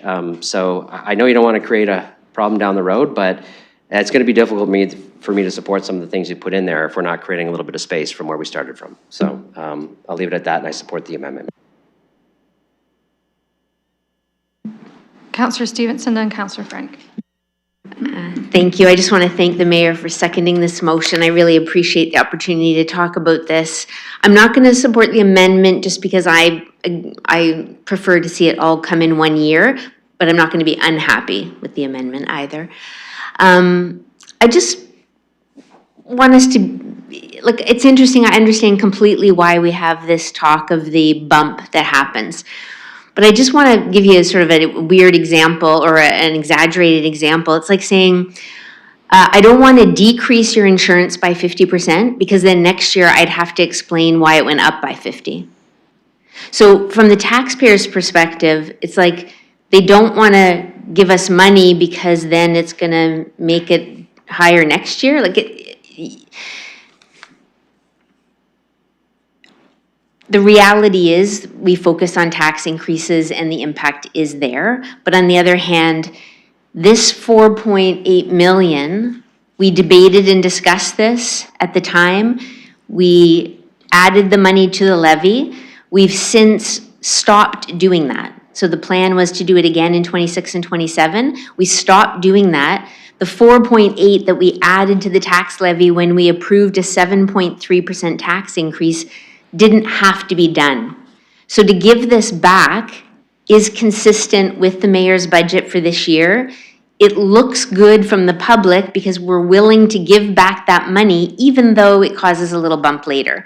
Otherwise, we're saying, sorry, we're not going to give it back to you because there's going to be a bump we have to deal with later. We're confusing our problem and their problem. So I do think that's important, and I heard reference to, I don't want to do it all in 1 year, because then the number for 2027 is false. The number in 2027 then would actually be real. When we split it over 2 years, they're actually both false because they're both impacted by one-time adjustments that aren't real. So that's why I would prefer to do it all in 1 year. It's why I'm going to vote no on this amendment. I want to do it all in 1 year so that we are presenting the real numbers going into the next term of council. It is going to be challenging. And the 5.7 or whatever it was is actually the number we're looking at going forward without the one-time adjustments. So I would prefer to give it all back and then be able to say to people, hey, look, we're down to 3%, knowing we hit you guys hard in the last couple of years. And then the reality is we are dealing with pressures going forward. Rather than smoothing it, I think helps us. We like the flat numbers, but we kind of dilute the benefit of giving it back. So I'm going to vote no to this, and I'm not going to be unhappy. Like I said, I appreciate the support from the mayor, and hopefully we are giving this money back to taxpayers consistent with the mayor's direction in this budget. Councillor Frank. Thank you, and through the chair, a couple questions. I heard some references that, we can use some of those funds to prepay debt, but my understanding is our debt's not callable. It's on like 20-year fixed terms, so I'm hoping to get a bit of clarification on that. Mr. Murray. Thank you, through you, Madam Chair. So when we refer to debt substitution, that is avoiding the issuance of future debt and avoiding, therefore, the future debt servicing costs that go along with that debt. Councillor Frank. Thank you, appreciate that.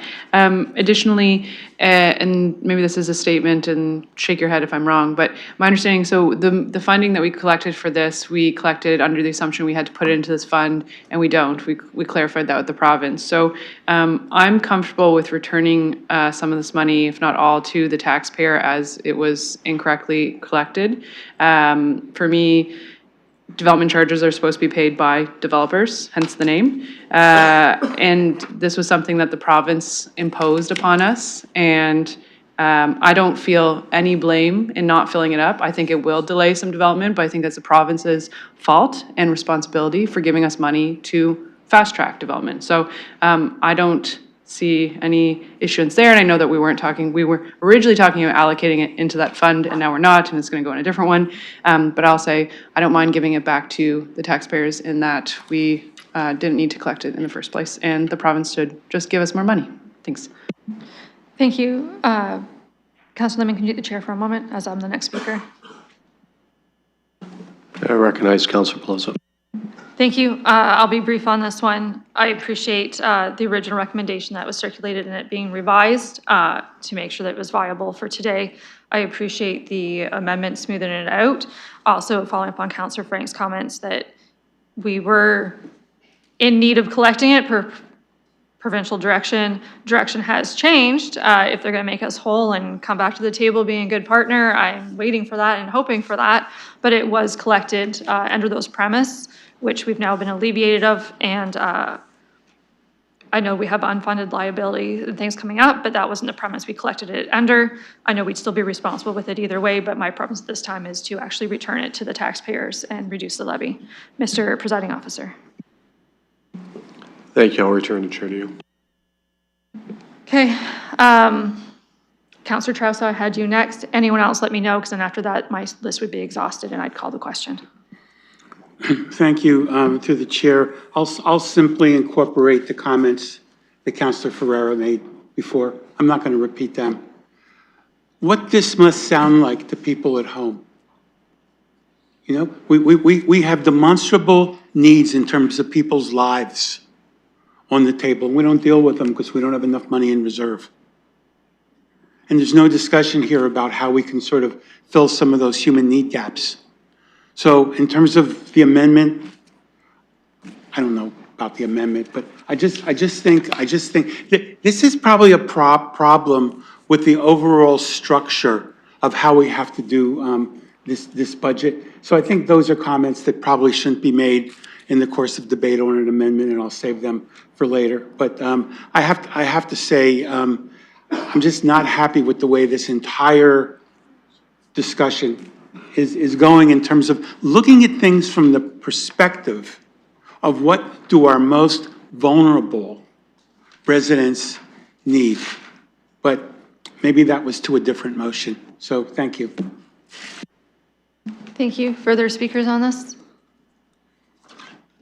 Calling the question.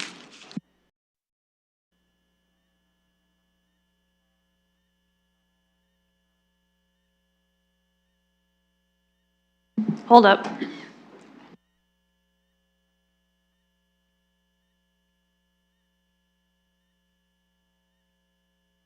Okay, never mind. It was momentary panic, but we're good. This is on the amendment of the original one.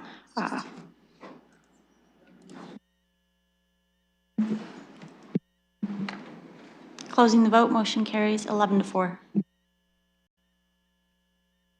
Okay. Main motion as amended. Same mover and seconder.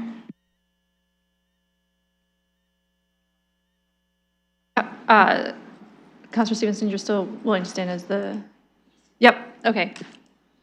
Councilor Stevenson is a yes for the mover. Mayor Morgan is a yes for the seconder. Am I able to call the question? It's in the e-scribe? It's in the e-scribe? Okay, we're opening it.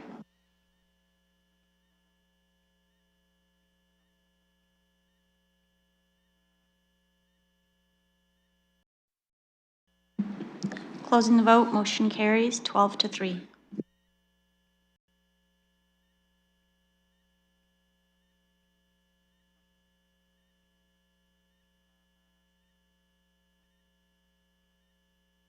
Okay, as we move on, I'm going to note that the rate at which we're moving, we will not complete budget today, just as we're mindful making our comments, just how much we're speaking per item, knowing what's coming. We're not going to make it unless we are a little bit more efficient. It's up to you. Tomorrow is bookmarked, but many said they preferred not to be in each other's company tomorrow. So keep that in mind while we move forward. Councilor Ferrer, the next one is yours. This is 4.9 on 26 to be added, and this is regarding parking. Looking to you to move it. If you have a seconder, please identify them, and we'll get up an e-scribe. It's okay, make your pitch and we'll see. I believe Councilor Ferrer is going to be looking for a seconder, so this might be for you. Can I speak to it? You can introduce it and read out what you want to do. You can't go much farther than that. Okay, this is a 2-hour parking motion, on-street core area. I guess as far as I can go, looking for a seconder. Okay, you have a seconder and Deputy Mayor Lewis. I will start speaking time now, if you want to be first. Thank you. Okay, so we had that conversation about stickiness at the downtown plan just a couple days ago, and this is exactly what it is. You know, if we are wanting to revitalize the downtown, bring more feet on the street, bring more commerce to our local businesses, bring just, you know, more people so more businesses are interested in coming in and just starting, hitting the ground running as much as we can. We do have the downtown plan stuff coming, Q2 2026. We're going to be talking about that for any business cases that might be associated with that in the multi-year budget, the next one.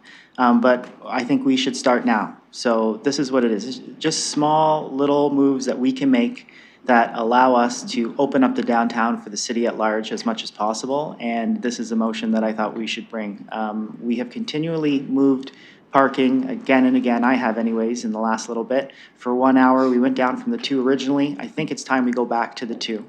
If someone's coming for an appointment, 1 hour is not enough. If someone's coming for a lunch, 1 hour is too tight. If someone's coming to shop, that 1 hour mark, just to limit their time being here, pretty much directly translates in a limiting of time of people being able to spend their money downtown. So this is the motion that I put before us. I'm hoping that I can get support for it.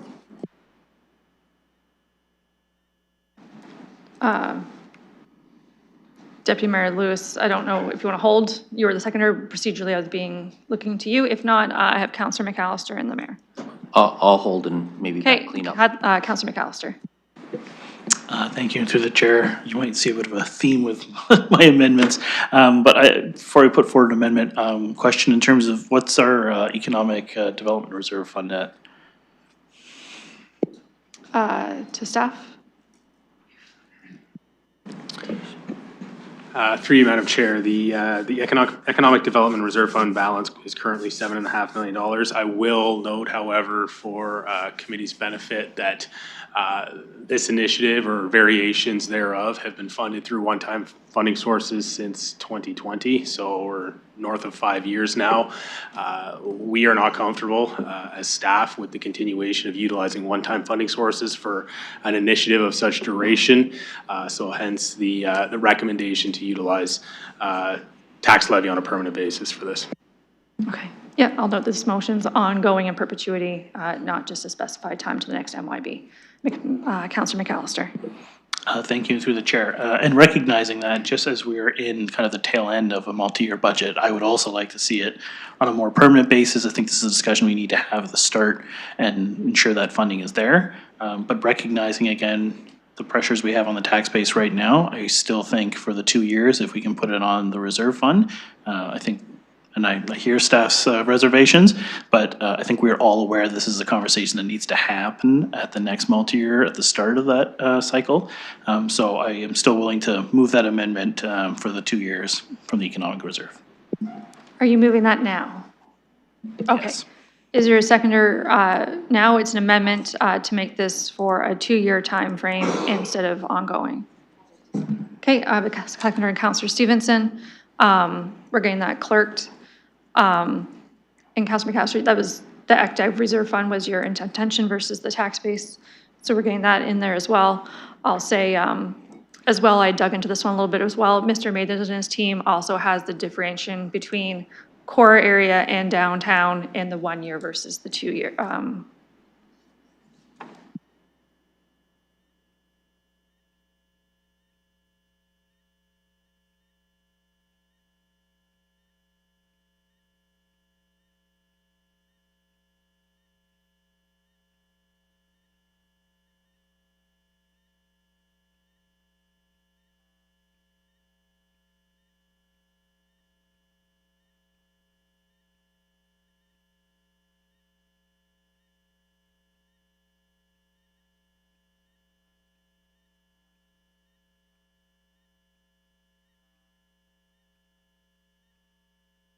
Okay, looking to the mover, seconder, and Mr. Murray. It's up.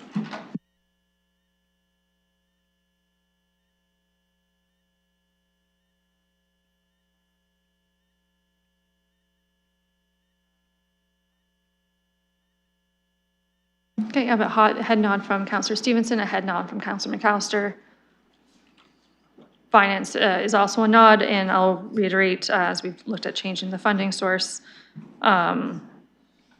it's the Economic Development Reserve Fund with a balance of $7.5 million. Okay, I will commit my speakers list. I will go back to Councillor McAllister, as the floor was yours. Thank you. And through the chair, I kind of used my comments on putting forward the amendment, but yeah, just to reiterate again, with the tax pressures we're facing, I still think that there's value in this, as to what Councillor Ferraro was saying. We want people to come downtown, Oldies Village, want them to spend more time in those areas, just recognizing where we're at right now. But again, I think this is a conversation that definitely needs to happen at the start of the multi-year to ensure that we do have that stable funding throughout. Don't love the piecemeal approach we've had, but I think right now this is appropriate, and I think this is an appropriate source because I do think this drives economic development. Thanks. Thank you, Mayor Morgan and Deputy Mayor Lewis. So I'll just put all my cards on the table on this one now. I support free parking in the downtown. I support 1 hour as opposed to 2, so I'll make that amendment when we get back to the main motion, and we'll see where people want to go with that. And I support making it permanent. So I support the tax levy piece. So I appreciate what the councilor's trying to do by getting the conversation later. I can't contemplate a time in the future where we won't want to provide at least 1 hour of free parking in the core area. So, so I'm going to vote against the amendment. I'm going to potentially make an amendment later to 1 hour.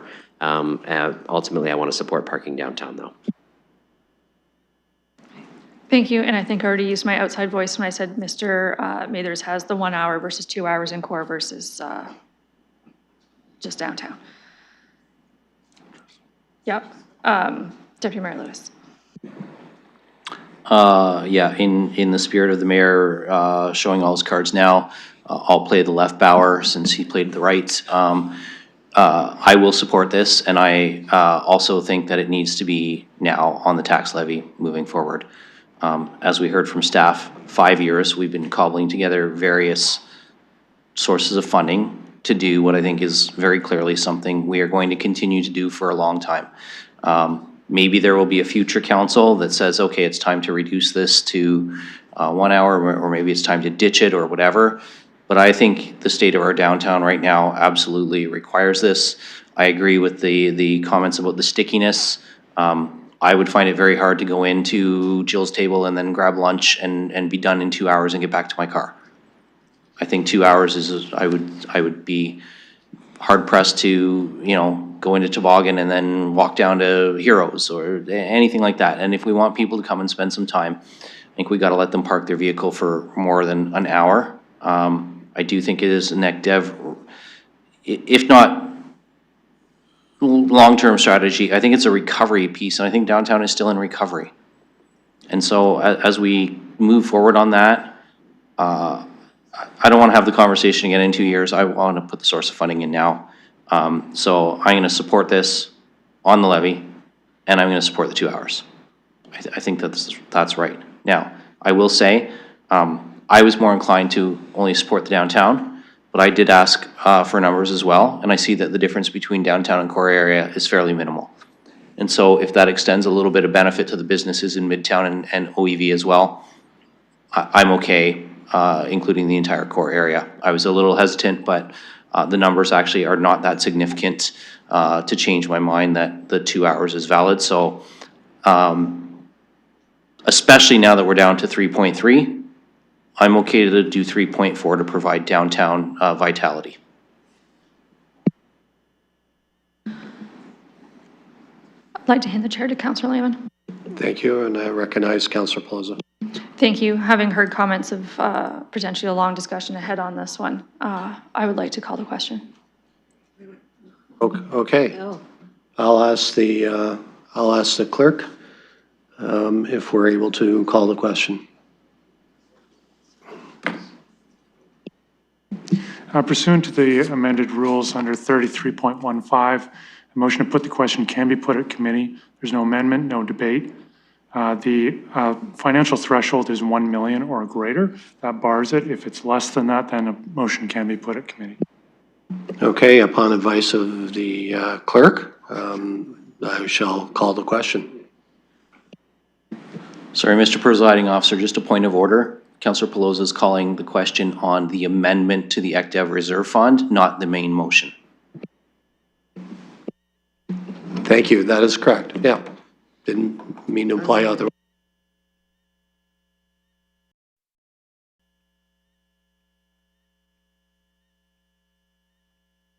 What's showing is not the amendment.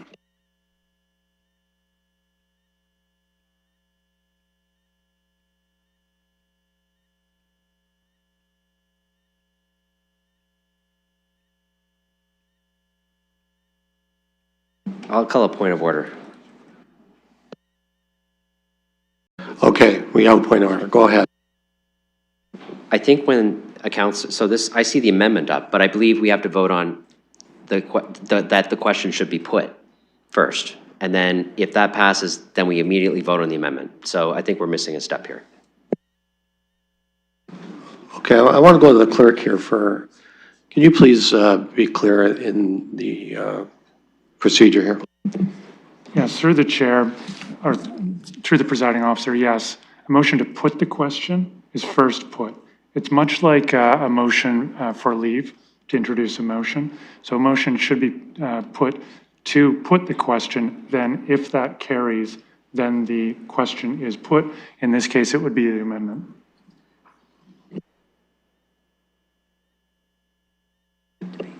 So we're going to vote on whether this should go directly to a vote, go to the question, correct? So that's what we are voting on right now. Okay.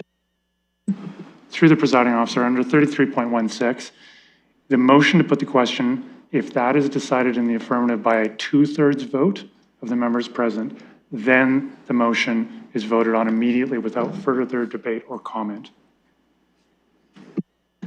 Okay, so we will need 2/3, and we will need that wording in e-scribe that we see when we vote. And I will call that question to permit the question.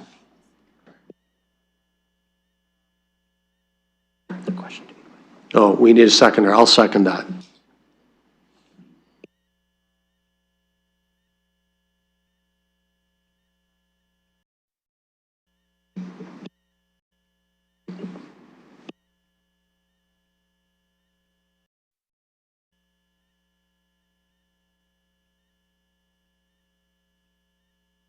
Councillor Van Meerbergen?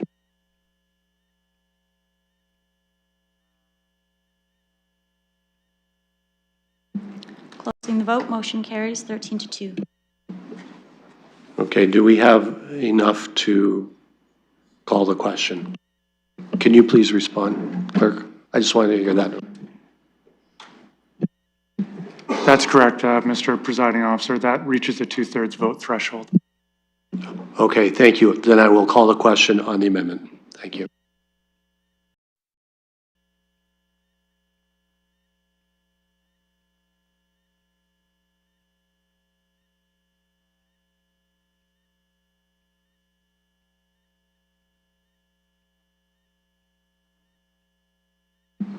Councillor Hopkins? I vote yes, I've been kicked out.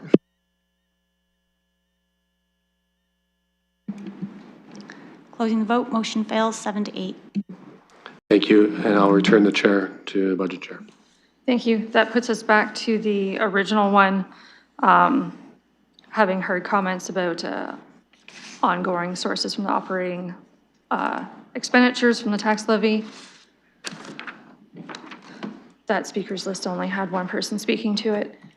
I'll continue that list as Mayor Morgan was on it, and I'll recognize Councillor Frank after that. Yeah, and I don't think this needs to be a long debate. I think it should be one. People might think it should be two. I think we should just put it on the floor and have a vote about it. So I'll move a motion to make it 1 hour.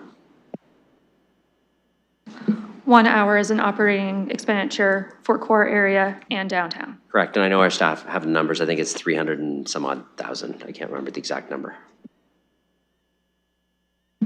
Can I do a point of order? Just one wording? second. In one moment, from Mr. Mathers and the team, it was $330,000. We'll look for clarification once that was up, but that's what I had received in advance.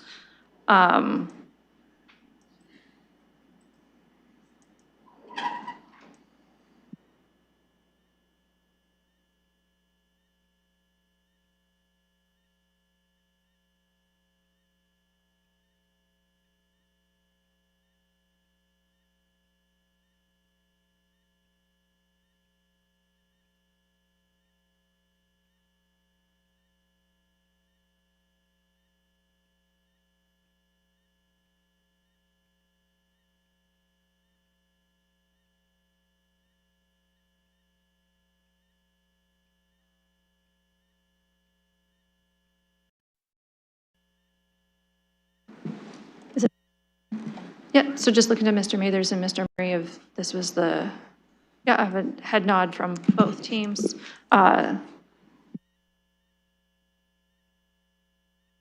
Okay, so staff have confirmed that's correct. The mayor was moving it. There was going to be a seconder. In Councillor Pribble, Councillor Frank had called a point of order, I believe. Yeah, I was going to say we should put the word core area in, and I see it, so thank you. Okay. Perfect. Yeah, if you refresh, it's there, so it's both areas still. Just the 1 year ongoing would be the change. I know this conversation comes up a lot. Speakers list-wise, I will start with Councillor Ferreira, and then I'll go to Councillor McAllister, and then I'll work around. Councillor Ferreira. Thank you, Chair. Yeah, my original motion, my original intent was to have the core area, and I believe that before the downtown and Old East Village parking, when I got these numbers, because I did look into the 1 hour, so the exact numbers that I have was exactly that. So I just want to ask staff, the 2 hour relative to the 1 hour, was core area supposed to be involved on both? Staff? Through the chair, yes, the original value that was shown was for the entire core area. Thank you. Interesting that it wasn't there.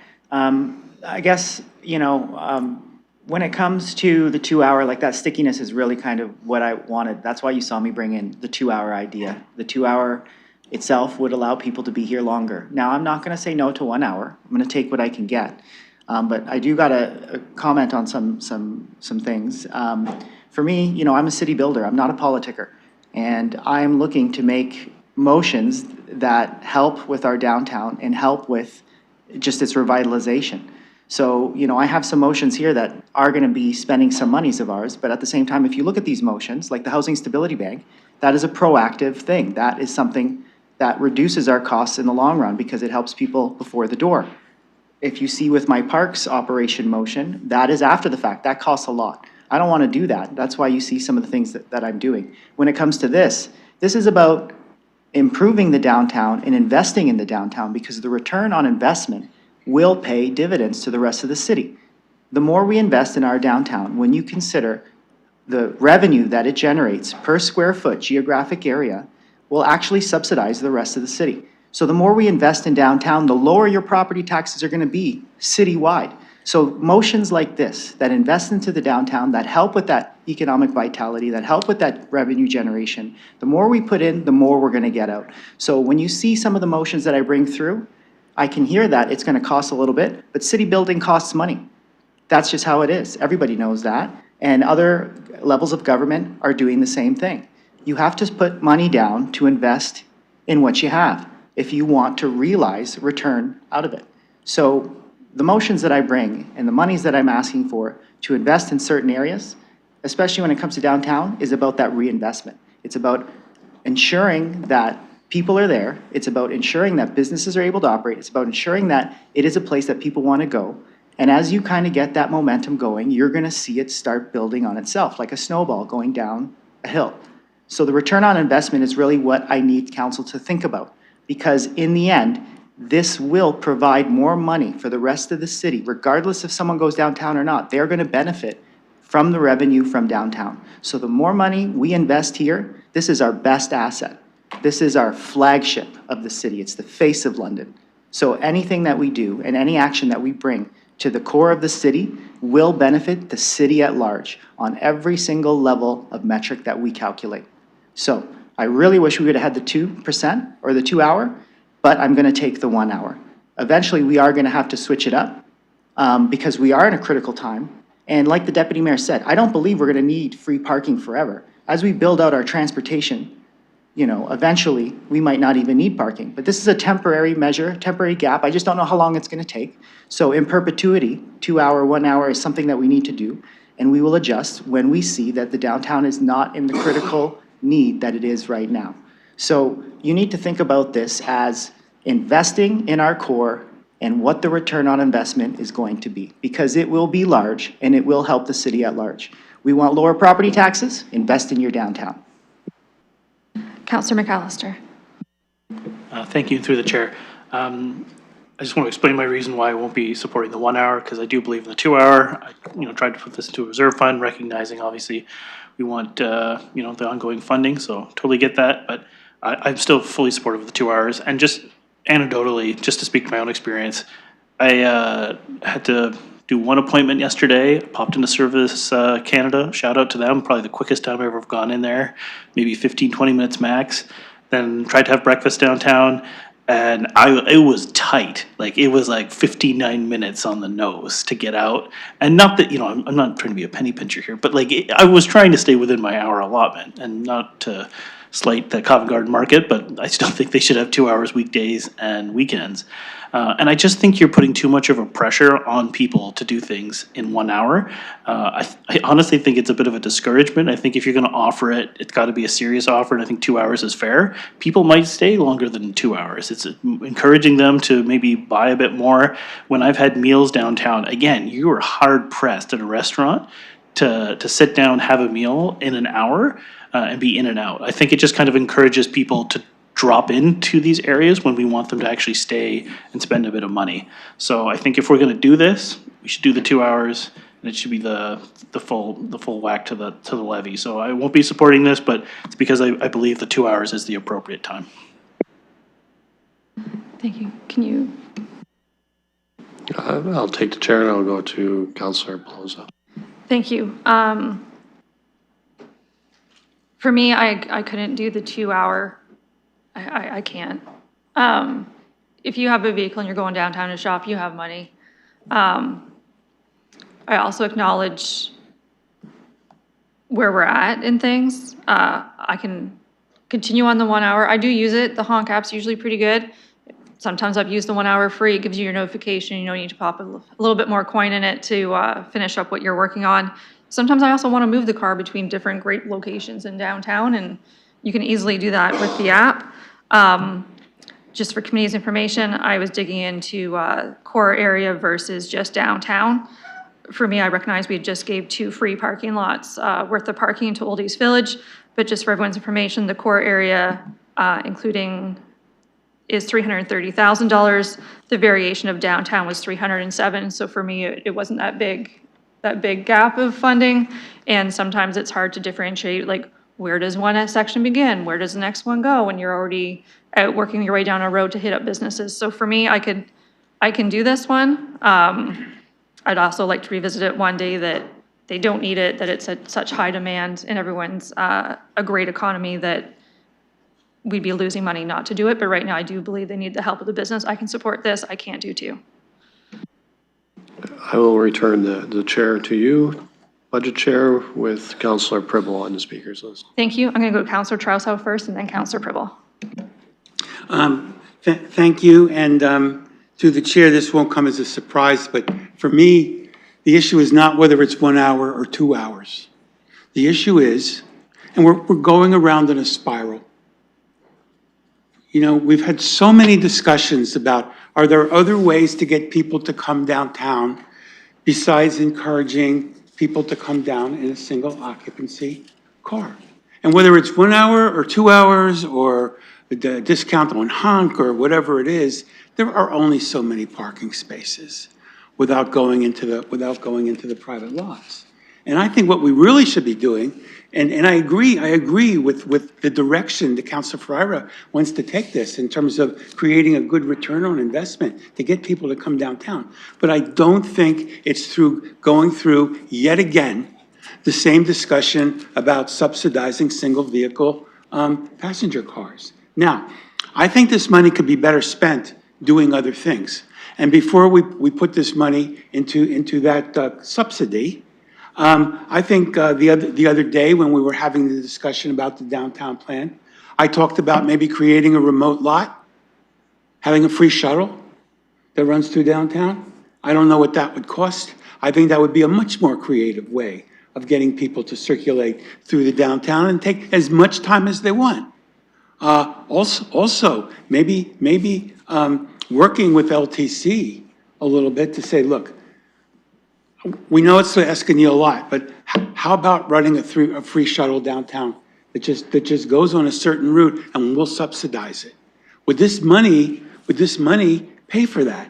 So again, I totally agree with the downtown councilor that I want to create transit opportunities for people to be able to go downtown and spend as much time as they want instead of having to like have their mind on the clock while they're trying to eat their, I'll just say sandwich. I won't talk about how expensive it is. But let's try to think out of the box a little bit and talk about other ways of getting people to come downtown and not have to park right in front of the store that they're going into. Because in all likelihood, that parking space isn't going to be there anyway.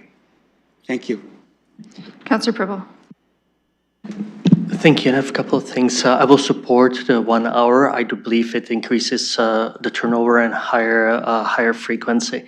And I think especially when we look at on-site parking, I think it's to the benefits to the stores. And so bottom line is I do support the 1 hour. I do want to ask staff though for the calculation, because we added core area and we decreased it by 1 hour, which is in front of us. And when I look what was for 2 hours, which was only for downtown Oldies Village, it's kind of more than half. So if you can clarify the amounts for me, please. Not sure if that's a Mr. Mathers.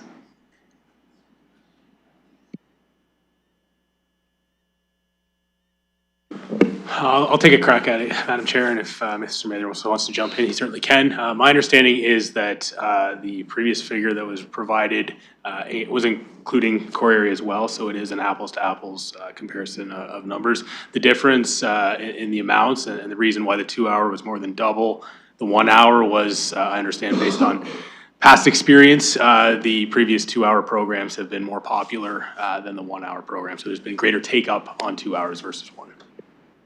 Councillor Purple. Okay, thank you for that. And in addition, I just want to say that we will have, I do think there's a good benefit. Thank you for introducing it. But I do think that we will have a lot of additional pressures to invest more money downtown. When we look at the downtown plan, economic plan, so I really think there's a very positive start. We are continuing on it. It's going to be on a continued basis, but there will be, I believe, much more valuable things. And if I look at right now, difference of 350 or so 400,000, I do believe the 400,000 will be able to spend for some quick actions that will be more beneficial to downtown than the additional hour. And bottom line, it will bring more people downtown. Thank you, and I'm supporting the 1 hour. Thank you, Deputy Mayor Lewis, and then Councillor Roman. Thank you. So I do want to finish today, so I'm going to try and be really brief. Listen, if you can't support 2, please support 1.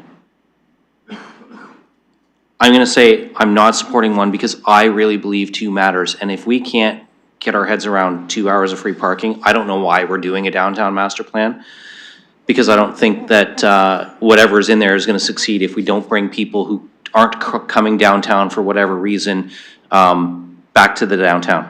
And one of the reasons they tell us that they go to the suburbs, that they go to the big box malls, is the free parking. Pure and simple. We have bike lanes that come to the downtown that very, very few people use. We have good transit service that comes downtown that a lot of people are, no matter how much we talk it up, if they have a car, they're not going to take the bus, especially if they've got kids in tow, if they're going to make a big purchase, especially of some specialty items at a place like Jill's Table. They're not carrying that home on the bus. That's just the reality. So I'm going to be no to 1 because I want to support 2. But please, please, if you're not going to support 2, then at least support the 1, because we do need this. I agree fully with Councillor Ferreira on this, but I want to do 2. I think the downtown needs the 2. Councillor Roman. Thank you, and through you. Does staff have available the 2024 amount for the 1 hour? How much we actually spent somewhere? I thought I had 150,000 that we had spent in 2024 Let's for ask. that. Staff need a minute. Through the chair, I'll just need a minute, so that's from a previous Okay. report Would you that like to keep was. speaking while he digs? Pull what I can. Yes, thank you. So, you know, we just received the downtown master plan background study, and in it were some itemized things around what we should be doing on Quick Start. I do realize that part of the Quick Start discussion did have some parking in it as well, but that was really just till the end of December. I guess I was anticipating that there is going to be a future request for additional Quick Start dollars, which I assumed would come out of ECDEV Reserve Fund. So I do see these as different because this is coming now out of the tax base. I personally find that the 1 hour doesn't do much for people. I do think that the 2 hours, if somebody's coming downtown from my ward, they're looking for 2 hours of parking and not 1. So if I was supporting it, I would be supporting 2 hours. But I do think this is something where we've got the funding right now until the end of the year. I understand about making this permanent. I understand the concerns around using reserve fund again. And all those things, but I really want to see what else the consultants come back with before I make decisions on long-term spending on downtown, and I want to see what they tell us we should be prioritizing. Thank you. Mr. Mathers, are you still digging, or do you have the number? Through the chair, so the program as it sits right now began in April 2025, because that's when it was changed to the 1 hour program. So we currently, that $330,000 was based on that current program and what we've seen in 2025. So if you need information on the previous program that had, it's a little bit more difficult to slice and dice, but the values that we provided for the 2 hour program were based on 2023 values. And those values were then taken, that program included both the on-street parking and the parking lots. So we've removed the parking lots portion, but that was the basis for the estimate that we provided for the 2 hour parking. Councillor Roman, are you? Thank you. Councillor Frank. Thank you. I'll just speak to the amendment. I will support it, but then when we go back to the main motion, I'm going to vote against it, and I will explain why at that point. Thank you. Councillor Ferrer, I've mistimed you along the way at some point, so I'm going to recognize you again. I'll be very quick. For this one, I do see a little bit of redundancy in the language. I'd like to clean it up and make an amendment. If we're gonna have core area downtown and Old East Village, it would only be wise to include Midtown in that, because I know they would appreciate that. So I'd put an amendment to stick Midtown right between core area and downtown.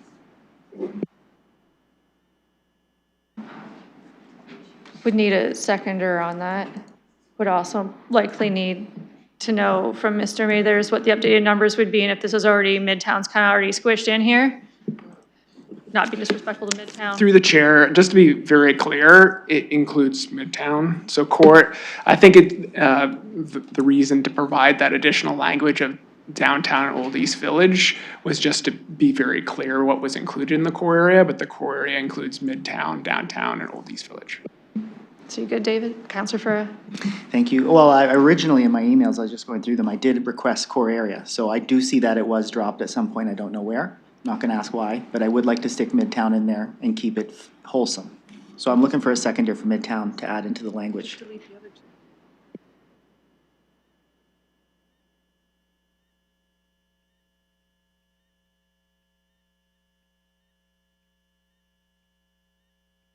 Okay, so I'm hearing from staff, it's already included. It seems to be a request from the councillor that it's just written in Midtown for clarification. Administratively, the clerk said they could do that administratively. Does anyone on council have an issue with them just administratively adding the word that's already included being Midtown? Okay, I see no objections. So you don't need amendment administratively, they're just outlining that that is encompassed and the numbers are already given for Midtown. Okay, is that the end of your speaking? Just one more thing. The background study of the downtown plan does say that some items are urgently required to bring it through. Maybe not in that language, but it does have that in certain areas throughout the document itself. So regardless if it's parking, regardless if it's any other quick start actions, I do know that we have our staff recommended quick start actions, which are separate from the ones that were in appendix, I forget what appendix, at the end of the report. And we are going to be reviewing that as well. But there is very clear calls throughout the document that anything that council can provide to help with anything with downtown with respect to parking, with respect to land acquisition or property planning or anything like that, we should do. So this is very well in line with the background study as it is. Sorry, Counselor, you're good? Okay, further question or comments before we call the question? Okay, opening the vote.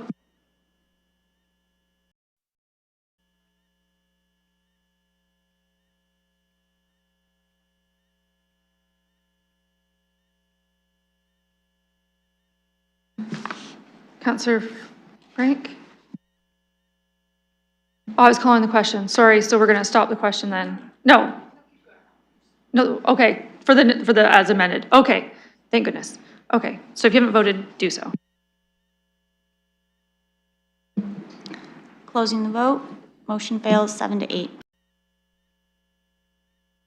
Okay, so we're back to the original one. Just looking for whatever speakers list that was. Counselor Frank, we'll start with you. Yeah, okay, so the clerks are also doing that administrative change of putting Midtown in here just for be really descriptive that they are already numerically included in that number. Counselor Lehman, can I have you come sit in the nice chair? Sure. Or you could do it from there too. Yeah, I'm just- going to ask for double pay for this. I'll get you an extra brownie. Sorry, I just need to step Right, out for yeah. a moment. Nice try. And then you can time on your phone and the clerks are also Please, back. Counselor Pelosi. Oh, no, I'm not speaking. You're running this for a moment and you're recognizing Counselor Frank. That's why I offered you the big chair. Could you tell me why I'm chair? While you're chairing? Yeah. I need to step out for a minute. I need to use Okay, the thank you. I didn't hear that. Yeah, I didn't. Yeah, Thank you. Thank you. Any further details? It being noted that you're cheeky today, Counselor Frank is next on your list and you're back to the motion. Okay, I'm The the chair. original one Counselor is Frank, failed. please go ahead. Thank you, yes. I just wanted to make a couple comments, and I'm sure it will come as a shock to no one. I won't be supporting this. I see this as tax subsidized parking, not free parking. And I already see lots of tax subsidized parking in downtown on the side streets. Covent Garden Market has 1 hour free during the week, 2 hour free on weekend if you get it validated. And I understand the rationale that some folks are given, although I think maybe we disagree on the reality. I'm using a bit of air quotes there. I see tons of people in the bike lane on bikes, including myself and many friends that I chat with on my way to work. I also see many families on buses, including myself and my child. And I actually find that we spend more time downtown because it takes longer to get back. So we spend tons of time hanging out. There's no 2 hour cutoff or 1 hour cutoff for parking. So if we're trying to bring people downtown to hang out for long, sticky periods of time, then having people take bus and bikes actually makes people stay a little bit longer. So I'd be more amenable to seeing $700,000 spent on more bus service downtown. There's more people can fit on a bus, so if we're talking about trying to get volumes of people downtown for long periods of time, the bus is definitely the best ROI. I also heard that there is a return on investment, but really this is non-existent for folks who don't drive. So we're taking taxpayer dollars from everyone across London, but folks who don't have a car or don't drive do not benefit. So no walkers would benefit, cyclists, bus riders, they're paying for other people to go and park downtown. And additionally, the downtown master plan, the quick start actions have been referenced a few times. I'll highlight that in that they only recommended 1 hour, not 2. Additionally, if you read the parking section on page 22 with map 4, it highlights the extensive supply of parking facilities, the consultant words, not mine, which support London's reliance on private automobiles. And the prevalence of parking has important spatial and urban design implications for the downtown. Large surface lots and on-street parking consume considerable amounts of valuable land in the core, interrupting the continuity of the built fabric and reducing opportunities for more active and intense land uses. While they provide convenience for drivers and support downtown businesses, they also reinforce car dependency and limit the area's ability to fully realize its potential as a compact, lively, and urban environment. So based on what the consultants are saying that we're paying and my reality of seeing lots of people using the bikes and buses, I will not be supporting this. Thank you, Counselor. I'll go to Counselor Frere and then Counselor Rahman. Thank you, Presiding Officer. Thank you, Councilor Frank, for that. The return on investment, you don't even have to come downtown. It helps with property tax reduction because we subsidize property taxes citywide. So the more investment we put into downtown, regardless if you're visiting or not, you benefit. So I just need to clarify that. Also, it's on-street parking. I agree with the downtown plans, background studies, items that they have highlighted with the surface level parking lots and how to change that land, change that area to make it more, just activate it and program it better. I agree with that, but this is on-street parking that we're talking about. So I just wanted to make some of those clarifications for that. Thank you, Councilor Rahman. Thank you, and I was just trying to flag your attention to get Councillor Ferrer on the speakers list as well, but I will say thank you to Councillor Frank for reminding me of what was in that report on the background study. This is just not something I will support right now. It's something I haven't consistently supported either, although I do see the benefit of 2 hours versus 1 for consistency and people having more time to do things downtown if they are driving downtown. I do know that majority of people that are coming down aren't able to find on-street parking if there is a large-scale event anyways. So with that, I will not be supporting it. I will look forward to those quick start actions that do not involve parking to support the downtown. Councilor Purble. Thank you. I hope, colleagues, that you will support this because downtown still does need help. Having said that, I hope in future we will listen more to the advisors, consulting companies that we hire because the 1 hour was recommended by them and it was based also on the frequency and also on the higher turnover. If I look again, we are making a decision, again, it's going to be paid by tax levy, taxpayer, and we are spending additional $450,000 that could have been spent potentially, that if we waited a few months, we could have come up with something that's going to be more beneficial to downtown London. We haven't done that. I hope it does pass. And there was also one of my colleagues stated that is one issue, but the second issue is in terms of the private parking lots because the rates are very high. We cannot control that, but again, it goes to supply and demand. And I do think that, and I hope in both plans, economic one and downtown, there's going to be, together with our staff, bigger picture, our parking future plan. And that does mean both for residential, when our residences are trying to rent units, point 1, and point 2 for visitors to London. So again, I would have preferred the 1 hour, would make more sense to me. It is 2, that's what's in front of us. I do ask you to support it because downtown still does need help. Thank you. I'll return the chair to the budget chair. I don't have anybody on the speakers list. Thank you. Looking for further speakers? Councilor Purble, you just had your turn. I just finished, but I just wanted to make sure. I kept saying downtown, downtown. I mean the core area, all these villages. Yes, thank you in Midtown, yes. Thank you. I'll recognize Councilor Lehman. Thank you. I originally wasn't, to be honest with you, I wasn't going to support this. There are many businesses downtown with their own private parking lots that have further customers and their staff. However, considerable amount that do not have that. And especially now that this includes Old East and the core and downtown, all the way downtown, all over the area. I was impressed by the arguments by Councilor Ferrer. I think he's right on. And we're looking at making a clear effort to revitalize downtown. We've made some important steps with public safety, I believe, but we have to continue that. And I think the comments by the deputy mayor is bang on. There's free parking at the malls and other areas around the outside of the suburbs. And people perceive that. When I hear, why do you don't come downtown? One of the reasons is, well, there's no free parking. Well, there is at certain business establishments and retail shops, many don't have that. So I want to see downtown revived. I think it's an important heartbeat of the city. And I think coming out of COVID, there's a far way we have to go to get folks to come back downtown to shop and do their business. So I will be supporting this. Further speakers? Seeing none, calling the question.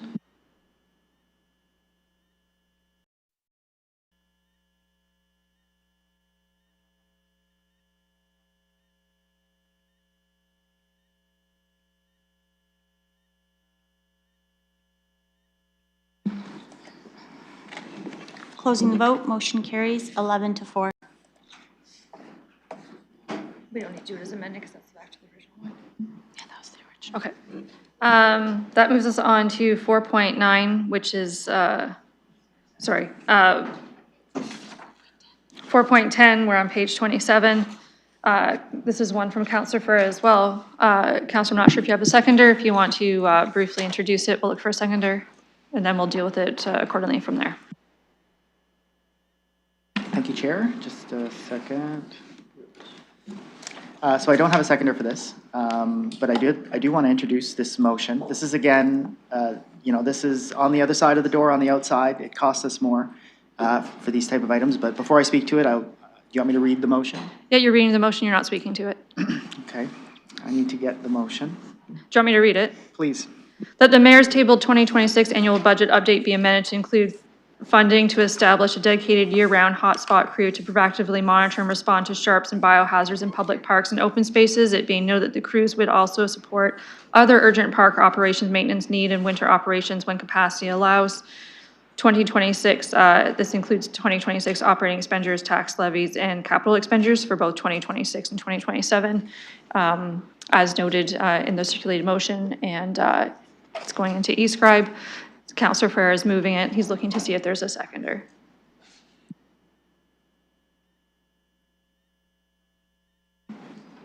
I don't see anyone at this time. So at this time, I would look to see if you want to move a motion to receive your correspondence, and then I would look for a seconder for that. I will do that. Okay, so we have a motion to receive the correspondence moved by Councillor Ferrer, seconded by Councillor Cuddy. Comments are in order, or we just call the question? Okay, Colin. I have comments, but Okay. I won't. Just receive and just leave it like that. You're opening it? Okay, the vote is open.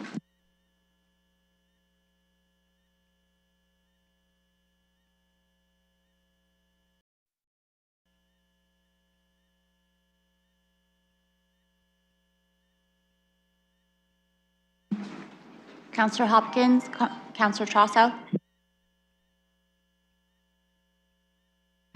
I vote yes.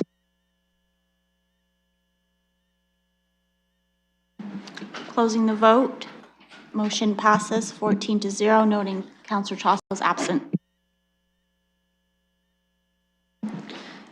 Thank you. That moves us on to 4.11 of the added. This is a communication from Mayor Morgan, also noting that a business case is recommend. I think P25 is in there. I'll look to the mayor to speak to the motion, and then we would need a seconder. If he has one, he's welcome to identify it.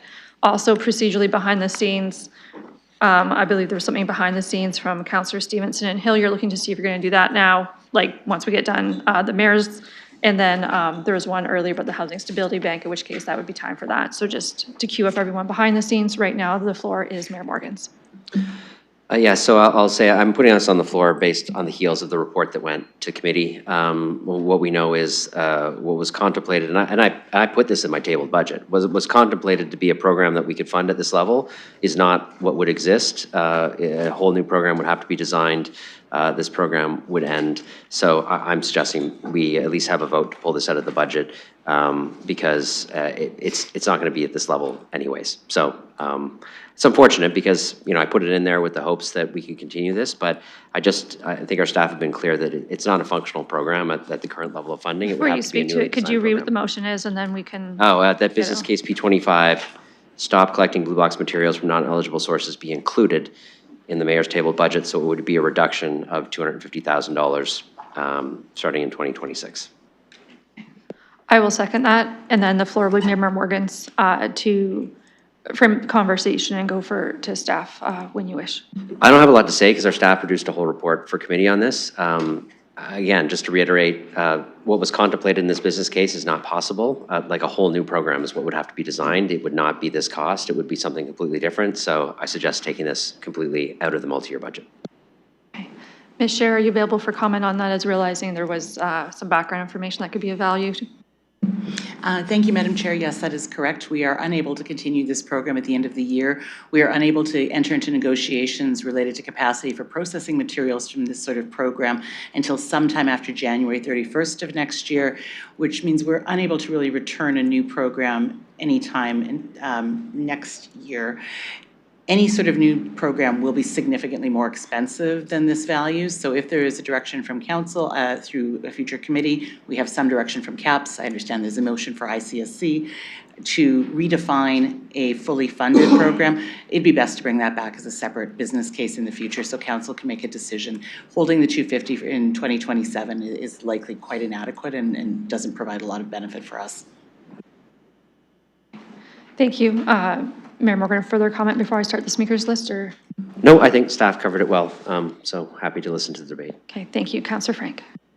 Thank you. Yes, I understand where this is coming from. I've had numerous discussions with staff, so thank you for answering my questions. I do have one. So I am working on something as some stopgap measures for next year that would likely be under, let's say, $50,000. I'm wondering, given this is being taken out, and I was hoping to use some of this money that was going to be floating there because we're not using it to be able to pay for that. I'm just wondering procedurally then, are we able to bring forward something, let's say in January, to provide some stopgap services for businesses and nonprofits? By then, this budget committee business will be wrapped up, turning to Ms. Scher and her team of hearing that, and if we release the funds, of what that process would look like.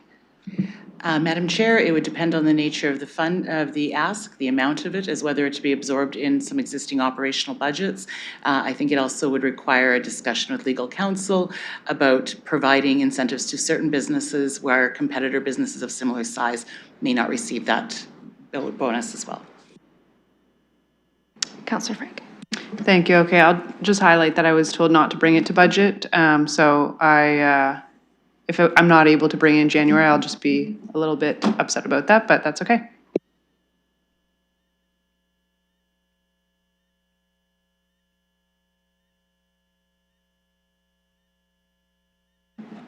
Councillor Trousseau. Thank you, and through the chair, to follow up on what was just said by Councillor Frank, I would very much like to keep open,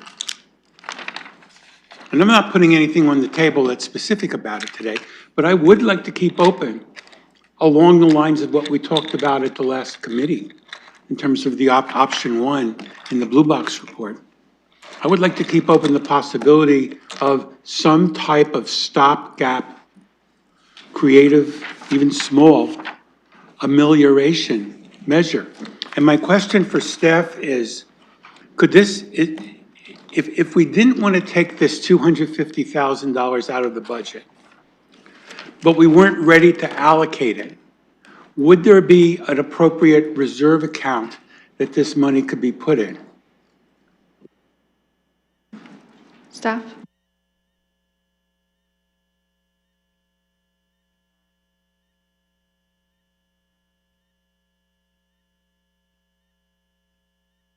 And you're welcome to share the speaking time.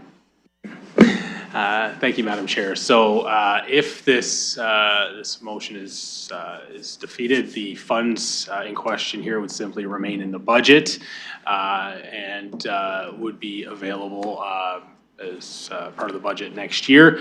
If those funds were ultimately unspent next year, then they would flow through our year-end surplus process and be allocated according to the surplus deficit policy, unless council directs otherwise.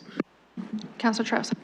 If I understand the answer to that, then when you say unspent by next year, you mean by the end of 2026? Mr. Murray? That is correct. Okay, so I was thinking of putting an amendment on the table to put this into a particular reserve account, but based on what you just said, I think it would be more direct for me to just vote no on this and I would urge people to vote this down. And I appreciate the intention here to sort of save money on something that we really can't spend based on the provincial situation, but things are so fluid right now. And I think the public is looking, especially the nonprofits, the churches, the small businesses, they are looking for some type of minor relief. So I'm going to vote no on this, in all due respect, and ask others to vote no, just in the interest of keeping that money in the budget to not forestall our ability to come up with some other stopgap amelioration measure. Thank you.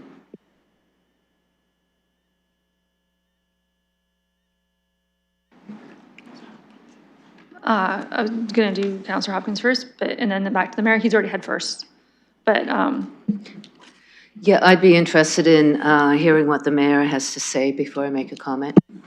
thank you, Mayor Morgan. Yes, so I don't want to have a debate outside of the budget cycle here, but Councillor Frank and I have written a letter to a future meeting with some stopgap measures to try to address some of the need in the short term. I feel we can deal with that either within existing budgets or a small draw from a reserve fund, like, say, the Community Investment Reserve Fund, which we just said had extra money in it. We didn't spend it today. But I think we can do this and create some stopgap measures that might not solve every problem, but again, this isn't the place to have that debate, but Councillor Frank have already submitted a motion to a future committee to try to deal with this in the short term. Counselor Hopkins.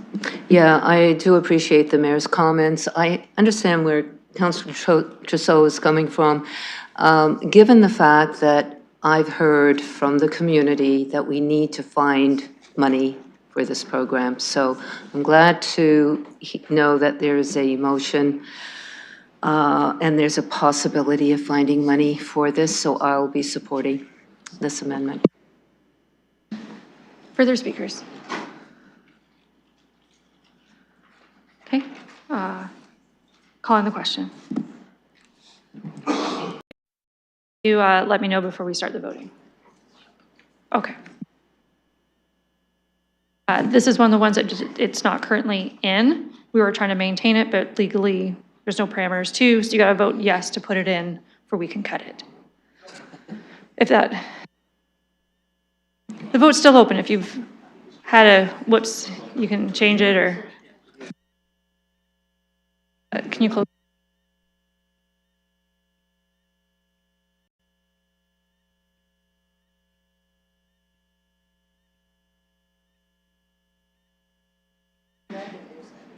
Yeah, so this was one that the mayor was trying to maintain, but legally we can't with provincial guidelines right now, so we need to vote yes to put it in to make the cut. You have to vote yes to keep the money in the account or to take it out of the account? Yeah. Yes means we get the money to go against the levy that we can't spend anyway. No means we want to not give the money back and the money's going to end up in the surplus.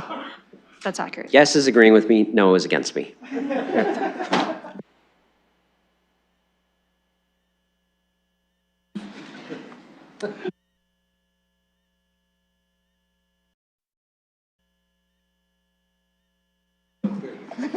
Closing the vote. Motion carries 13-2. Thank you. Yeah, okay, so we're good. That is the ones that were pretty strictly on the agenda. As I said, behind the scenes was anticipating 2 more. The next one up would be, we're just finishing with the words of it.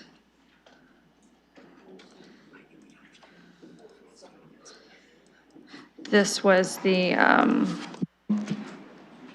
P24?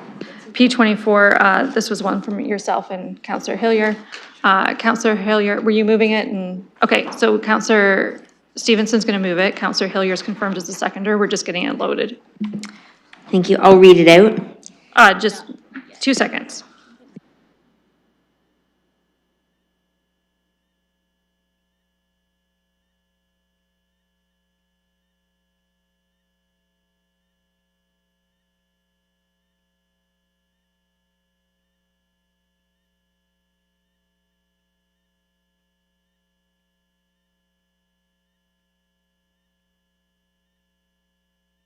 These are under. Counselor Stevenson, if you want to read it out, we're still loading at AnyScribe, but we can do that. Thank you, yes. The business case P24, eliminate climate change reserve fund contribution, be included in the mayor's tabled 2026 annual budget update. 2026 operating expenditures reduced 192,000, 2026 tax levy reduced 192,000, 2027 operating expenditures reduced 192,000, and 2027 tax levy reduced 192,000. I believe Mr. Murray got those numbers for you. He did. Okay, thank you. So just as waiting for that to load, anyone following along, this is on page 230 of your budget duotang.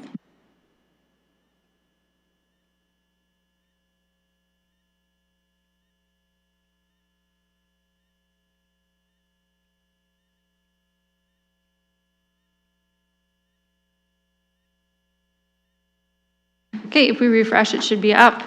I will start my speakers list in a moment with either Councillor Hillier or Stevenson if you want, and if not, I could go to others, but as it was your motion. Like I said, page 230.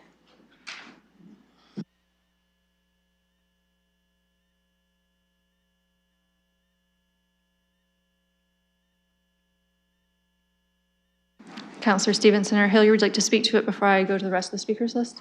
No? Okay. I will start with Councillor Frank.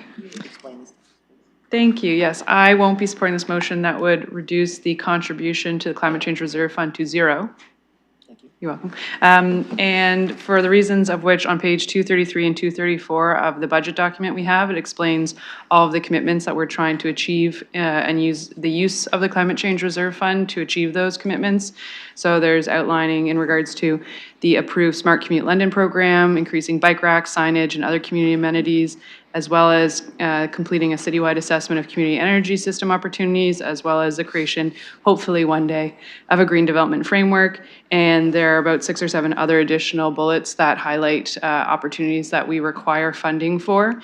Additionally, I think having this fund set aside allows for staff to do better planning, for long-term planning, in order to leverage this funding from places like the Green Municipal Fund, because then they have access to funding that is set aside for this purpose. And I also think additionally, we are actually not putting enough in, but I would like to at least keep our meager contribution of $192,000 a year, demonstrating that this council is planning for the climate impacts and trying to plan for projects to address it. So I won't be supporting this reduction, which would take us down to $0 being contributed. Thank you. Further speakers? Councillor Hopkins. Yeah, I won't be supporting this. We've already reduced this fund by about 80%. And we know it's important to have something in the fund to meet our targets. I'm always amazed when, especially young people, when we have the public participation meeting, when I speak to residents in my ward, be them young or old, this is important to Londoners, so I won't be supporting this. Thank you. Further speakers? Councillor Stevenson. Thank you. I'm just going to say this was a business case presented here for our consideration, that there is $1,200,000 in the fund with some projects planned, so it's not that work won't continue. And I think given the prioritization that I hear from residents around reducing tax rates, I'm hoping for council support here. Further speakers? Mayor Morgan. Just briefly, I'm opposed to putting this in. I didn't put it in the budget. I'll say we've really shrunk the contributions quite a bit. But we need to have at least some money going into the fund because there is leveraging opportunities. FCM's Green Municipal Fund, other places often requires some level of contribution from the municipality. So I think I want to keep a little bit in there at the very least, even though it's not a very large contribution, so that we can leverage it for other available opportunities at mainly the federal level at this time, but future provincial and federal opportunities. Again, there's already some projects allocated with the existing funds. Those could continue, but I think some level of inflow will allow us to continue to leverage in the future, and I think that's good for London taxpayers. So you will be clicking no in eScribe when this comes open, just to help clarification as we go. Further speakers? I'm seeing none. Last call. Calling the question.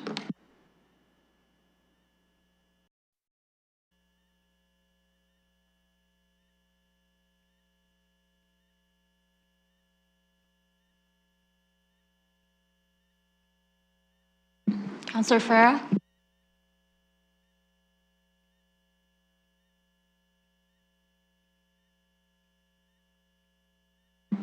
Closing the vote. Motion fails 4-11. So I need a motion to receive.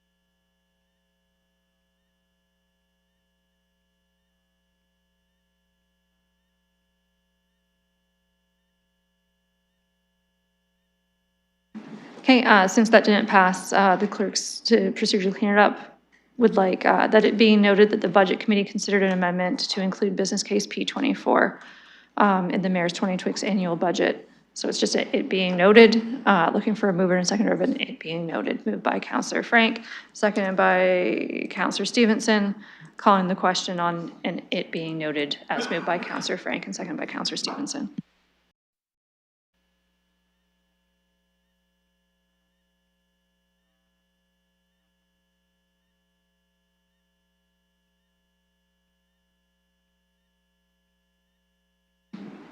Counselor Hopkins, Counselor Van Miergen.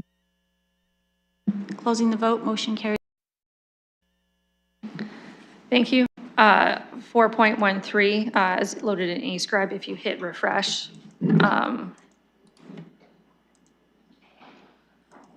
this was captured from comments made earlier.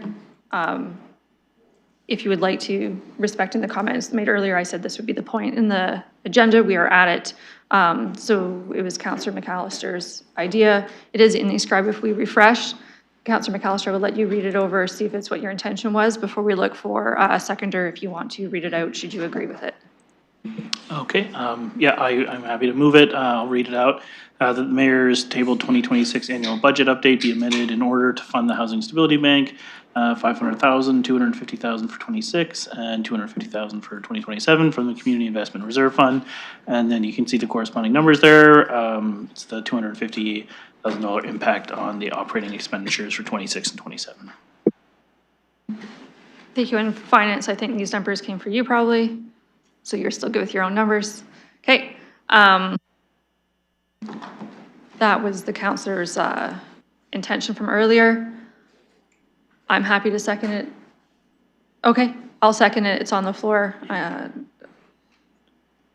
Looking for discussion. I know we had a bit of a discussion earlier, then we backed it off. I'll also pause. Does anyone else have anything in the background that they're contemplating to do after this one? I have 5 more. Make it 4 and you have a deal. Okay, if there's anything, just let me know. Just text me. If you have something, just or email it to the clerk. She's got the eScribe powers today. So it's moved and seconded, it's on the floor. I will start timing, but I will give the opportunity to Councillor McAllister to speak to it first, and then I'll build up my speakers list from there. Thank you through the chair. Appreciate the opportunity for this to come back. I do think it probably, better suited kind of as its own thing because it's not tied to a business or a budget case. I do think, again, there's still value in adding more money into this, just recognizing the reality we're facing. Again, with the provincial legislation, I think adding more pressure in terms of tenants. Again, we had this discussion earlier, don't love having to be in damage control for decisions made Queen's Park, but unfortunately, that's the reality. And I honestly think keeping people housed with a program like this in the long run will still save us money, because I'd rather keep people housed than have them on the streets, which we know is still an ongoing issue. This is, I think, still a modest amount. It's coming from a reserve fund. I think this is, again, something that we need to come back and look at in the next multi-year budget, have those discussions with Salvation Army to ensure that it's at an appropriate level. But for right now, I really do think we need these added dollars, because I just think it is unfortunately going to get tougher for people out there. So I'm happy to have a discussion here right now in terms of what people think is an appropriate amount, but I think based on what staff have told us and the amount in the reserve account, that this is an adequate starting point for now. So happy to hear what my colleagues have to say, but I will be supporting this. Okay, I believe I saw Deputy Mayor Lewis's hand go up as well. Okay, and then building up my speakers list. Yeah, so I'm not going to reiterate everything I said before. I stand by the earlier comments. I'm not adding money to expand this program. We didn't cut it. We just didn't approve an expansion in the multi-year budget. And I am fine with that decision. I'm going to reiterate all the other projects we're working on around homelessness and housing. We can only do so much, and especially pulling from a reserve fund, what's going to create the expectation when the reserve fund runs out is that they're going to be knocking on the door saying you need to make this permanent. So I'm going to be a no on drawing from the reserve fund for this. Also, should the surplus not come in as high as it is, it will actually still potentially drop the investment reserve fund below the $1 million threshold. And as much as I'm not a fan of the London Community Grants, that was a program that council voted to keep in the multi-year budget. While I didn't support that, I'm respecting the will of council on that, and so I'm not going to draw money from a fund that may potentially drop it below that threshold. Thank you. Further questions or comments on the motion on the floor? Councillor Farrer, a comment on the motion.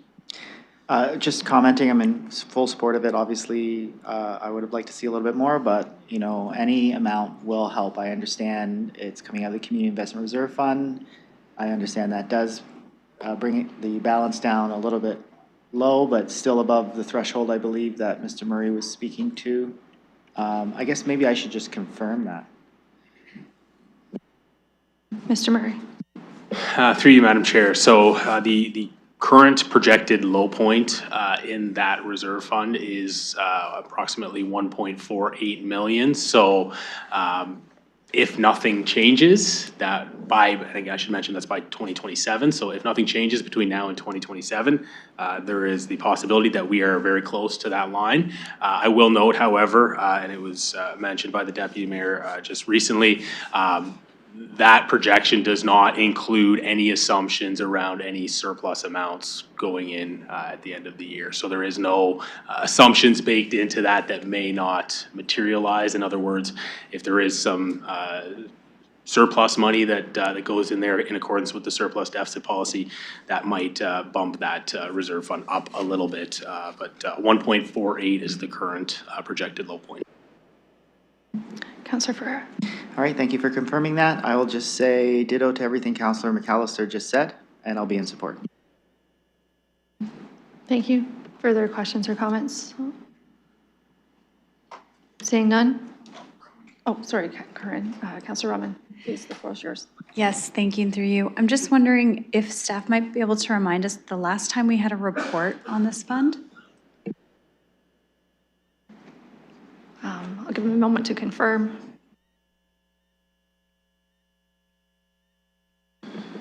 Through you, Madam Budget Chair, I would have to dig back through our reporting cycles to see when the last time an HSB report came forward. We do know through our regular monitoring on the civic administration side that this is a well-used fund, and in 2025, they've had to close their application 7 out of the 10 months year to date. Councillor Rahman. Thank you. Do you happen to know if there's any plans for review of the program? Mr. Dickens? Through you, Madam Budget Chair, we would need to check with Salvation Army to see if there's any planned reviews on their end of the program. We do regular reviews when we get our reports on a monthly basis. Councillor Rahman. Thank you.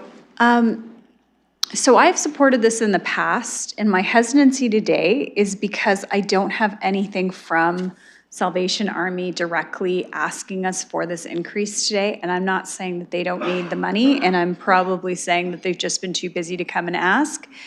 But I would prefer to make a decision like this, having received some information from the organization that's delivering this service directly. I also would prefer to have some correspondence with how they're using it right now. I agree that the 7 out of 10 months is very helpful in terms of understanding the level of usage, but I mean, I would like to have a little bit more information. So I may not support this now. I might support it if it comes back up at council, but I'm not prepared to without further communication at this point. Thank you. Anything further? Call on the question.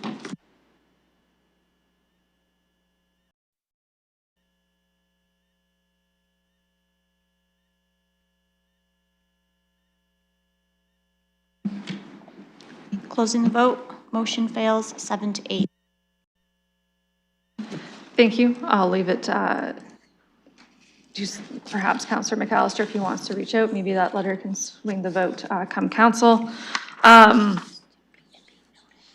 So we're going to do that, it being noted clause of discussion was had to hold that placeholder in the council agenda. So looking for I can read it out if I can see your screen. It being noted that the Budget Committee considered an amendment to the Mayor's 2026 annual budget update to fund the Housing Stability Bank program for $250,000 in 2026 and then $100,000 in 2027 from the Community Infrastructure Reserve Fund. A mover and a seconder of the receipt of it being noted. Moved by Councillor Stevenson, seconded by myself. Calling the question.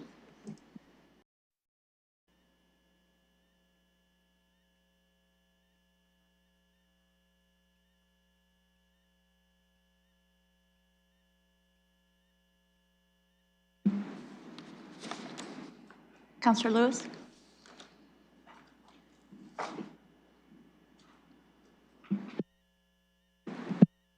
Sorry, my e-scribe seems to be stuck on the previous vote. It's not, like, I still have the Housing Stability Bank amendment up, so I'll vote yes on the receive. If you just refresh.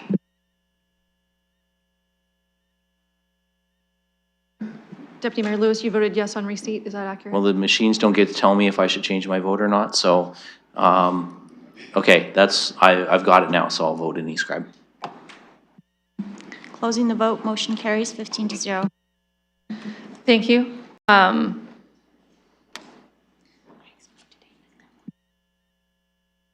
There was a question, just for everyone's information, of voting separately on some things that weren't discussed today. As I reiterated at the beginning, and I'll do it again, that the mayor's budget is the budget, and we are amending it if we wish. So if there was something already in there that you don't like, it would be changed through an amendment to remove it and or put it in. That is the step of the process that we're at, and procedurally how this process works. So we had exhausted the published agenda. There was 2 things behind the scenes that have been dealt with, looking to see if there was anything else that we were aware of that needs to be dealt with today. Deputy Mayor Lewis. I'm going to move a motion to adjourn. Okay, I appreciate that we're trying to go. I'm just trying to make sure that there's nothing somebody's sitting on that to save time at council. Okay, I will note that next week you have the enjoyment of 2 council meetings. There's the normal Tuesday council meeting, and then this budget is passed at a special meeting of council on Wednesday, November 26th at 1 p.m. So anything further needs to be in prior to there, should you have something. So we have a motion to so I appreciate your motion to adjourn, but we're not deferred matters and additional business. Mayor Morgan, you had a deferred matter? I'm happy to get the meeting over with because I think it's gone quite well, but given we did some ups and downs, I just Yep. could we Yep. end the day with knowing Yeah, where we it actually can. landed? So Deputy Mayor Lewis, we'll get to you in a moment. If the finance team can make their projections of the screen of where we started, where we're at. Thank you, Madam Chair. So we have put the graph up on screen. You'll recall we started the day today at a 3.6% increase for 2026. That has since been reduced to 3.4%. We started the day for 2027 at 4.7%. That is unchanged. The four-year average has been reduced from 6.1% to 6%.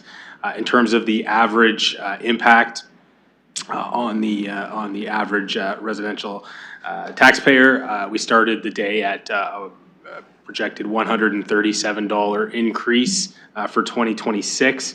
That now stands at $130. Okay, looking to committee to see if they need any clarifications or expansion of that information. Okay, I see none. Thank you for that. I do love the visual. Deferred matters and additional business, I am not aware of any. Confidential, we have none. Adjournment, we had a mover in Deputy Mayor Lewis. We have a seconder in Councillor Van Merbergen. A hand vote is adequate of those for adjournment. Any opposed? Motion carries.